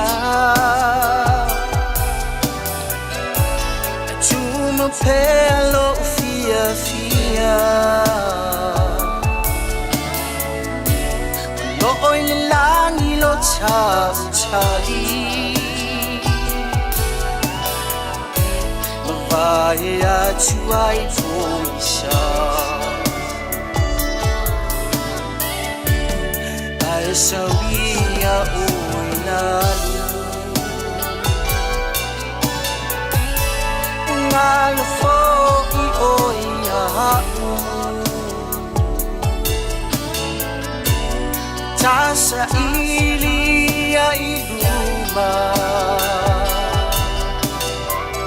O se lelei masi tau lunga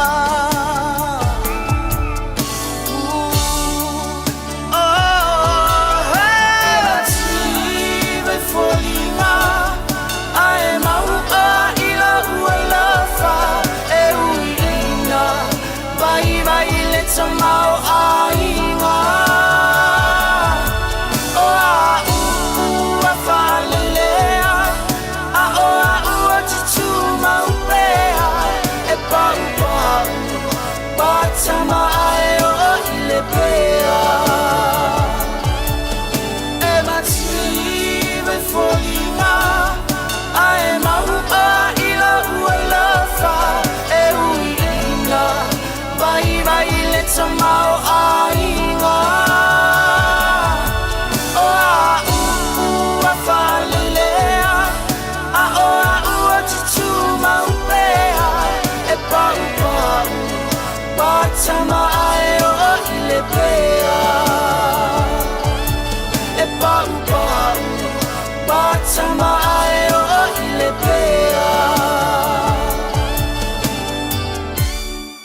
Alpha, we're the Katinas, and you're listening to Radio Samoa on 1593 AM. Ua mawhai o na aura tula polo kalame le leimo o ia so taitasi o na o le langolango malo si le fale maliu a se alo le atunuu o ese tatupu Funeral Directors i Manukau City. O kalame leimo o he talo falawa. Isa ia fast food o lana fai ua tolus fulman tasi.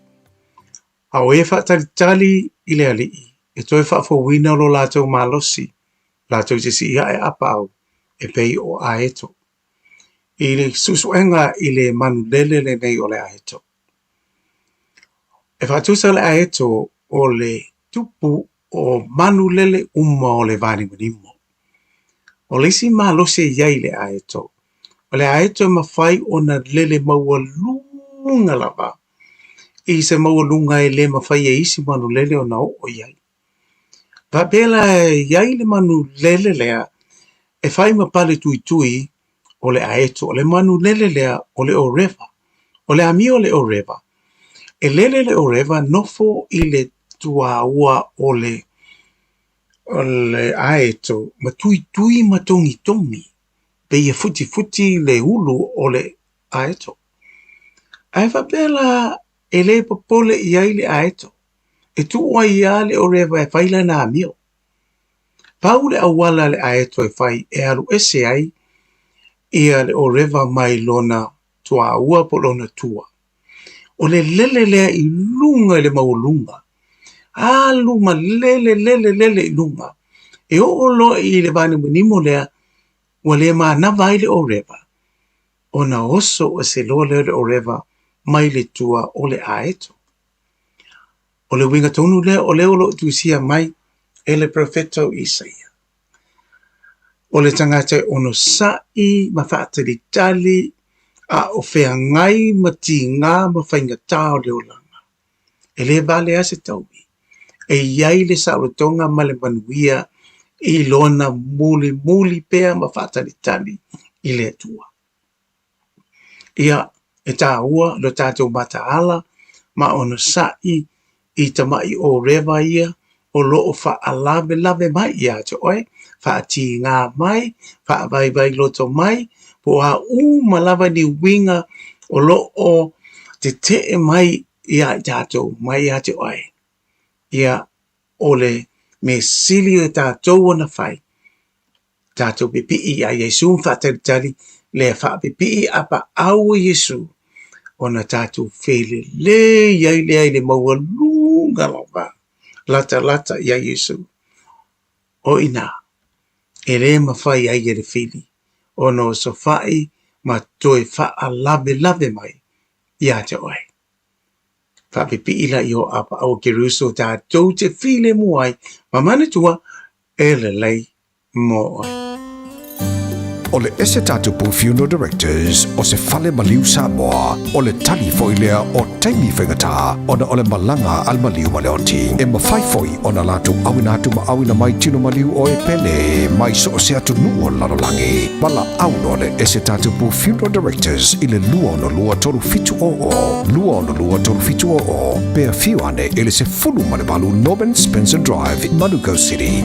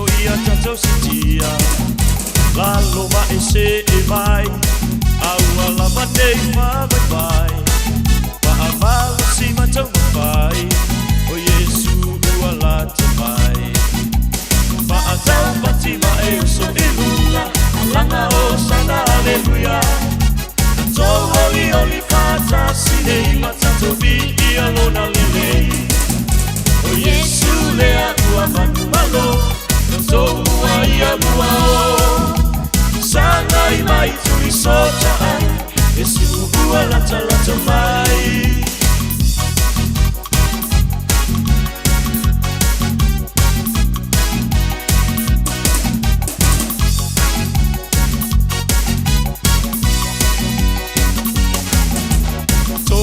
la lulangi palumaina male masiasi papeloa ila uo o Yesu e alufa male anga manu sauni ali faaula tanga wa mangaloa uanga sala wa ai oene i enisia Yesu le ala ile manuia wa atau pati mai o so ilunga alanga o sana aleluia Tato oli fata sine matato vi alona lele O Yesu lea ua manumalo Tato muaia muao Sana i mai tuli sota ai Yesu ua lata mai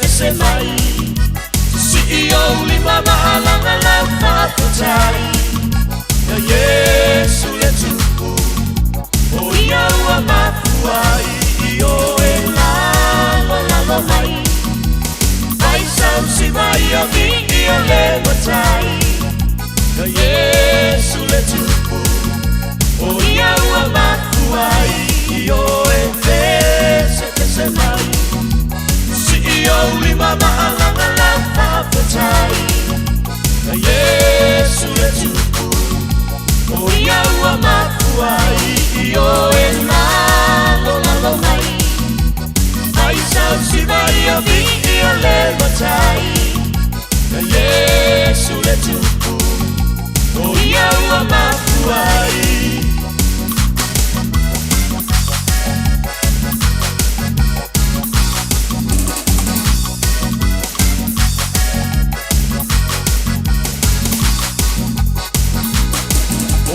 Ola tua malusia tua Yesu ya fai noa Fa'aula ina ai se angana o leiloa Ola tua malusia tua Yesu ya fai noa Fa'aula ina ai se angana o leiloa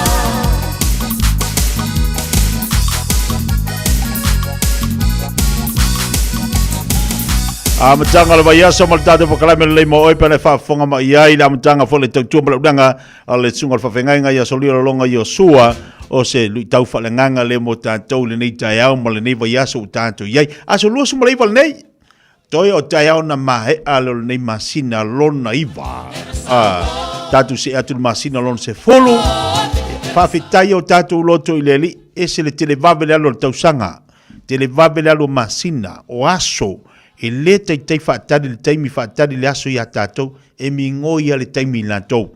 Ia le ala ua tātou o marinei aso. Wa sui fo ilama le taimi. Le wa sui ma le taimi. Malo alo no sa. Wa asi kaini masuinga e o mahi o le a tātou te mi ngoi a inunga le taimi. Le pita sili mataua, ia mawe ole fia, mawe ole malosi, e whaawawai o tiu te mau ngā ruenga. Ia fo inai te whainga ruenga ai, o whela kampani, o whela pisinisi. Tanga luenga le malo, abe tabale, ia e wha maoni au tiu te mau whaiwalo filima pe o nenga lue ai.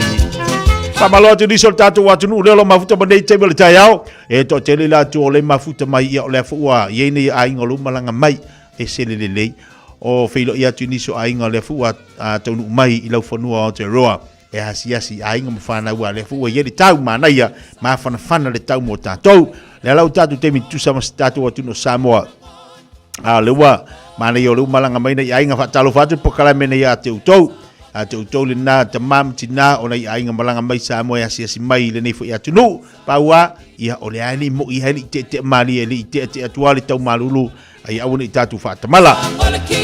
Moriso tatu paanga upala walo mafuta mai ngalunga whawaitemi le sofa talo whātu pakalami ya te utau malo futa whamarolosi. Nei waitemi lo tatu iai. Ia wa whalongolong e leo te tutusa futa nei waitemi i ngalunga whawaitemi. Wa iei futa swinga la tau. Ia e whaafitai ia wanoa. Lea sa maua ia ngai mai tatu a inga mai la tau. E o mai e tau le apu. Ia o le pea o le kiwi. E sosani tatu a inga o le tau na ngai mai i ngalunga whasimanu. Ya nga luenga nei o le sa sosani mo tatu ainga Samoa ya wa fa mai ni so la tu wole tutusa foi mai ni so la tu wole tutusa o ye di swinga lo winga o le anga iluma so ifuanga patatu titilo o mea tup o swinga foi tau ona yai ya na tatu titilo lo la ia le afa pe o ye swinga ili taimi le nei tulanga inga luenga fa vai taimi le tupe maua male fa inga ta male na foi o le fainga tau ngā ruenga ele fainga o fie tatu tilo lea o neila na manuia tatu inga ma tatu tu malo ile poloketi le la faini le 2 miliona o le ala me la tatu tu sa ili mai pe a fai ai manuia ma le lei le faso ino le 2 miliona i tu malo te itasi o ilo tel tonu ngol amanu ye fo ila matanto la amanu ye matanto ainga la alisi me la tatu to yo mai fu ila ngalu nga fa tem yo bale ka kyo mai o ka ya ngawo ko wa to fo ye to telo tato e mo ia e salvable seleni ya ai le mawangofi ele mawangofi e fai asi fa ngata o su le tayao ya o le talo ile e mai le malosi mal fa malo longa mal puipuinga i tiute mangalu nga tu so le taya ya matanto uma ya le malo ole usa le fa malo ole usa ya te to matanto uma le usu le taya mo le taya so i 1 minuto talo le tu la se football le lua ni so la tunu la wanga ya tu mo top of tanga vai enga malo longa le ya so ai ni so la tunu na wa am tadi fo ilatu ngalu nga le uli se pa este me la fe fena nei Felice Mikael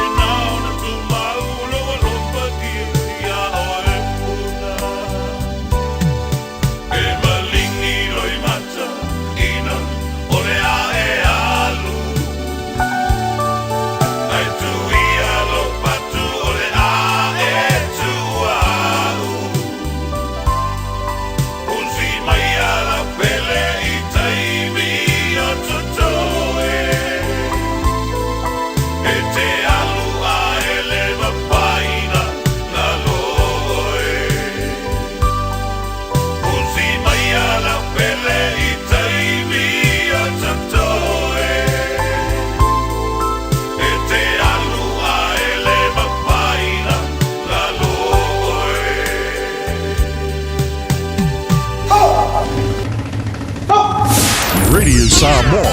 Tasilima Ivatolu Amo.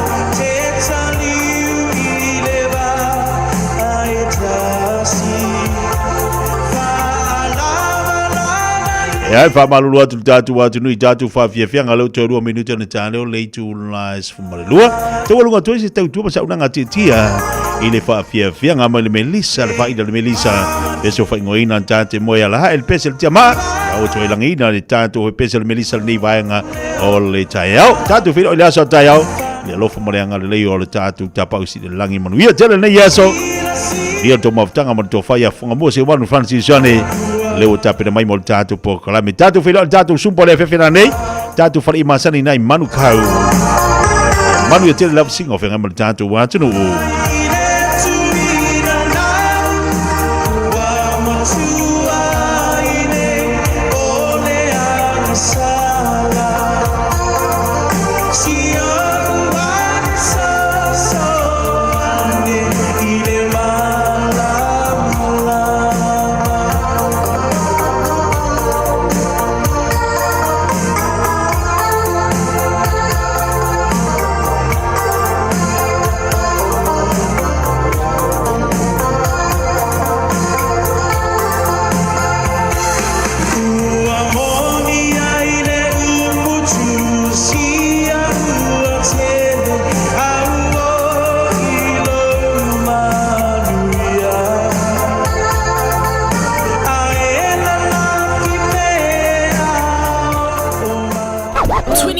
hours a day, 7 days a week. Radio Samoa streaming live on www.radiosamoa.co.nz. O mawhai ona awina atu talafou mai Samoa. Ona o le lango mai ale ofisa malanga o le Ades Travel. Telefoni o iwa, tolu iwa, lua o, whaselau. Tolu iwa, lua o, whaselau. O te whatalofo e lo tātou o tunu le vai o se fōu o tātou mafuta mawhero i fōi e wāle wha awa wina o le nei ngā duenga. Tala taulo ngolongo usi mai alau wha fonga. O le wha iungo le vai aso na sauno aile te tai o le usu ngā fono le atinu. I le tau au fianga lo na valu se fulu a malo o whatasi. Le ana avea o se tasi o mata upu na laua lunga i le saunoanga. A le fionga le sui pāle mia. Le fionga to e lupe maui au tele poumuli nuku o ne semo. Le vala aua tule i malo si e tolu se furu lima o le rolangi. O lo pito tere lo lato sao i le wha leanga ino le o sone. I le te tau lea o na ngāru lue whatasi mātunu uma. E sa iri fufo i por kalame e whaafitau ia i suinga te tere o le tau. Na sao no le sui pāle mi o le malo Samoa. Mai a wha i loa i luma o malo o whatasi. O atunu o le vasa Pasifika e au fiairo tātu o tunu. O lo whea ngai e so uma malu i tau o suinga o le tau. Ma ana whaeloa ai fo i le sui pāle mia e le o toe mamao. Ai whaeloa se isi tau mawhainga Samoa. E tali atu ai i suinga te tele o le tau. We must do more to turn the tide, to honor our commitments and obligations, and to take urgent and ambitious climate actions now. As we approach COP30 in Brazil, we urge that the new NDCs reflect maximum ambition, including 50% reduction in global emission by 2030. 35 countries responsible for 86% of global emissions must be part of the solution, not just the problem. One can continue to question whether climate change is real, but for Samoa and the Pacific, the impact of climate change confronts us on a daily basis. It is our lived reality. Samoa will be launching its third national determined contribution ahead of COP30. This updated plan, developed through inclusive consultation, captures both the realities and the aspirations of all Samoans, but we cannot do it alone. Excellencies, now is the time for the world to witness firsthand of the consequences of climate change in our region. You can only truly appreciate our challenge if you visit us. There is no better place to discuss climate ambitions and solutions than in the Pacific, where climate change impact is a lived reality. This is why Samoa supports Australia's bid to host COP31 on behalf of the Blue Pacific continent. Se vaenga o le saunoanga le fionga le sui pāle mia o Samoa, i le fono o lona valu se fulu o malo o whatasi o lo usuia, i le ai o New Yorka i Amerika. Mo iei nei se fuafuanga le malo e tau fia mo se taimi e le umi, le whaaua wino ngā ruenga o le polo keti miliona. Ai se i whaatino le ngā ruenga o le sueino a se ta uma ma whaamaumaunga o lo tati ai lea polo keti le malo. Au le i whaamuta ina ualo le atunu i lana whainga palota, i le whaai unga o le masino o kuso. Wa whaai loa i e le minstao tupe lo avea masui pāle mia, e tā ua tele lea ngā ruenga, ona e eifono whaavai ua lea toe whiriwhiria i tū malo i le palota tele, nisi sa avea matei tai fono, o lo i eifo i nisi o mata upu e te tau na whaatu langa i se tautonga le lei, e pei o ofisa o nisi fono whaavai ua fausia, i lunga o whanua o nisi sa umia tofi tei tei fono, i la taufu ia na se ei tofi whaipule o ia i tū malo. Wa molisila fia, o le sa o tonga la iai, o tei tei fono, ia o e o lo tūla i mai o sui whaipule, ia o le ua mai alwhai ngā whiringa le atunu, ia atono o te mile nei, ia o pe mea i fo inisi o tū malo, po le ale tū langa le lei e tauanta o toai, ia o le fo i sa wha maonia i lunga le kāpeneta, o le ata pena le tusi, e awala atu le matanga luenga o tina matama i tai, e whaailo ai foi, o le aiai se taimi le tū mau, o le a tapuni ai, ma wha ina ia mawhai o na atono lo o silafia e le atunu. O le patoa o mai malo fo. E iai fo ita i ala mawhai mwhaawai e au o na ilo. A o le tusi fo i le la ave itua. O le afa ai loa i le fo i sa tūla i mai. Itai fono umalava i tū malo e 5 sutas.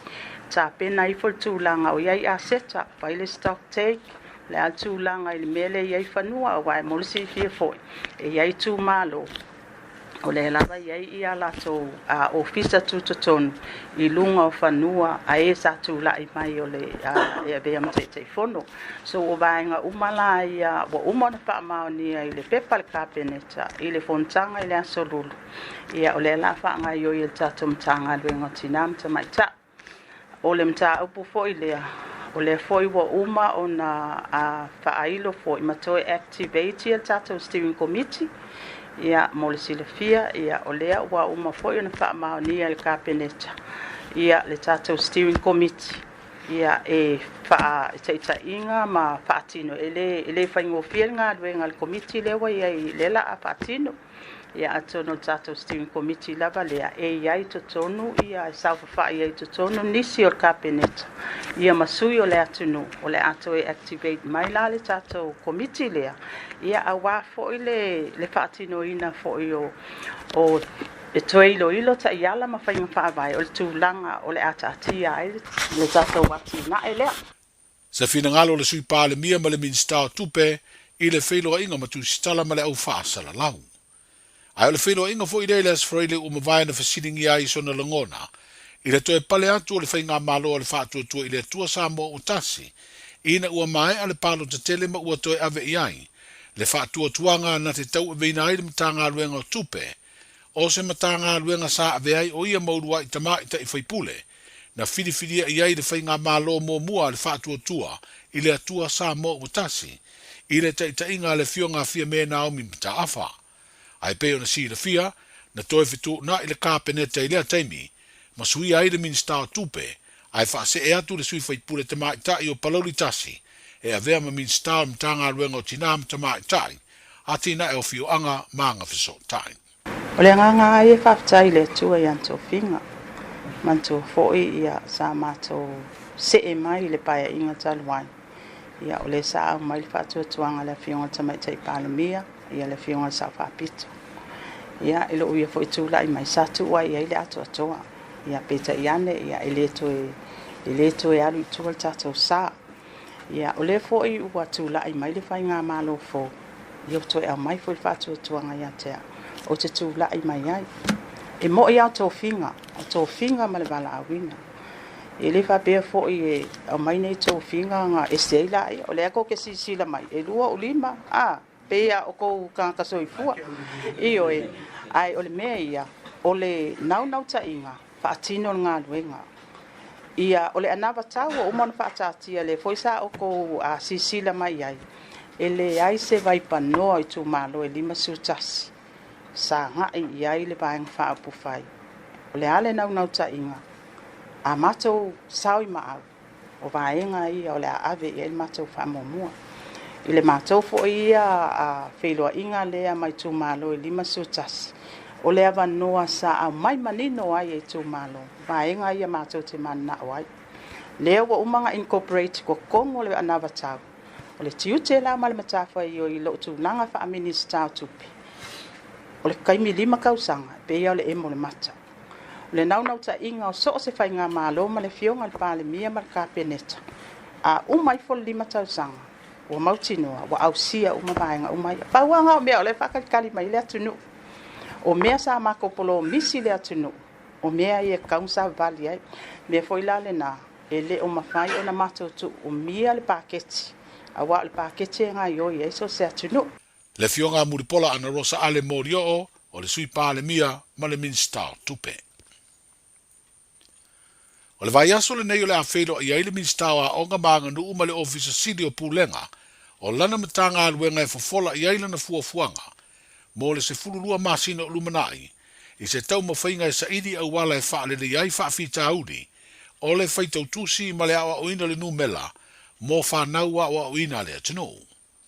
O le saunuanga le minstao a onga maanga nuu le fionga ai ono Alec Ekeroma i le whaatautonga, o le swinga faulo na iwa sfurulima o li matama i ta i pisikoa mai Amerika, na ia whailo ai lea tūlanga malana saunwanga, o se tasi leo ana manulau ti le 5 tausanga o le whainga malo, ua se e iei nei le tofi min star mo lea matanga aluenga tele, o le si tia lea o maka po tongi, e pasi ai whanau ma ia onga tūlanga lua o ia onga mawurunga, whapea le Universitea o Awa Samoa. Na whailo ai vo i le min star, le tasi o lui tau o le awhea ngai ma le whainga malo, o le sairi se leni e whaatupea nisi o wholafolanga le lato upati whaupufai, le whaatuatua i le atua sa mo utasi, e whaatino ai le a onga fua o whanau, ma ia onga amata o a onga tūlanga lua, polisi ma le universite, ai mai se o le whaatupeina o le porokalame o tau mafa po le school lunch, mo a onga tūlanga lua umale malo. E toa sfuru lua pisi koa Amerika o whaia onga le a ngā lulue, ia onga tūlanga lua o whiriwhiria iai, ma o le tasi o mata upo le a mamafa iai alatu ua o onga, o le whaitau tusi ma le numela po le matematika. Se vaenga le nei o le saunuanga le minstawa onga maanga nuu i le ngangana Peretania. So it's good to have you back to teach for us. But I've just learned this morning that you're only teaching in primary schools. And that was because of the request by our ministry that you address some of the issues that we have in Samoa. And that issue is, of course, literacy and numeracy rates. They are falling. Pass rates into the National University of Samoa is falling. Those are our issues. So I suppose the request from the Ministry of Education was to try to address the English, the literacy issues that we have in Samoa. But the problems are great. And I wish all the volunteers here were teachers. But I heard that the Ministry of Women's actually pinched some of them. In those days, 1973, 75, 76, well before most of you were born, I was there at St. Joseph's College, and all of these school volunteers were teachers.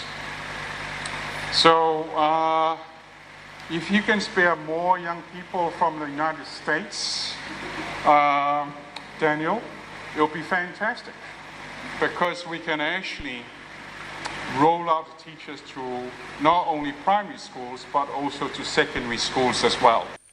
Le fionga le mistawa onga maanga nuu, le fionga ai ono Alec Ekeroma. Walua se fulu tolu nei le aula kapia le atunu o Chile, au ua sawa tu nei le tāminusanga le ipo le rolangi i Australia le tausanga e lua o lua fitu. Ina ua manu malo le aula kapia le atunu le tālonga ma le tātu manu Samoa i le asasa umawai atu nei.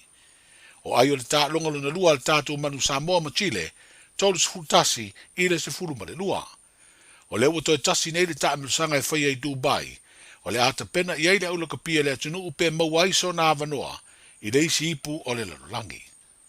E toi tasi la le isi tamusanga yang ayat yai, o le tamusanga la le fai le amatanga o November, i tani malo ai Dubai. Ia e tolu la ta alonga, e tolu au la awane ai, ia mai o le ato e whaatino e fuila ia o isi tamusanga. Ia e sa ile o le rapid charge po le qualifier muli lalna. Ia e mawaili si avano tātou. Ia mo le ia tātou i tātou matili. E fuai le whaiunga tālonga i vaso nei. O le asa utala no atu le tātou whaia o ngauru. Tele fui manatu whaalia i lunga o penga tu whaailangi. Ia, i le tūlanga fo i o iai le taununga fo tālonga o mai al manu Samoa. Ia o te iloa o le te iloa teimi o le whaia o ngai sia i lunga i upenga te whailangi ia ma take note i mea whapea. Pei tai o la umta whai o le taitai malanga. Te matei tu o mawaenga ia mai o le talano atu. Ile ia se waenga po i haile tapenanga ia malfina ngā lola fionga ia le malu. Si la fia foi o le malu stanga tai toa telefoi. Masani ia ile teimi o luitau. Ia ma whaingata i pressure moments. So ile fesile pe ona o vai atu i lunga o nisi o penga te whailangi ia maala o pepa newspaper tustusia ia latu whamtalanga e winga foi e whapea ia ia le taimi man whatulanganga o le unga o konkalate ma vaenga whapea na e ftutu na iai mai o le aunga au til temle nei e au sia tātou rei por la langi tu sa por la repetage alu iai le o matu lesi le o fa tino le taimi nei ia malesi le so Se finangalo le sunga ya sua heze di Yeremia o le tai malanga o le tātou manu sa moa i se whaatele noanga a o lumana i le tālonga luna lua ma Chile le o tātou malolo ai ma sao ai le au a le atunu i le ipo le langi ai toi sa idi pea se isi avanoa o Samoa i le ta mitusanga sa idi avanoa e tasi o lo tutoe. Tala ia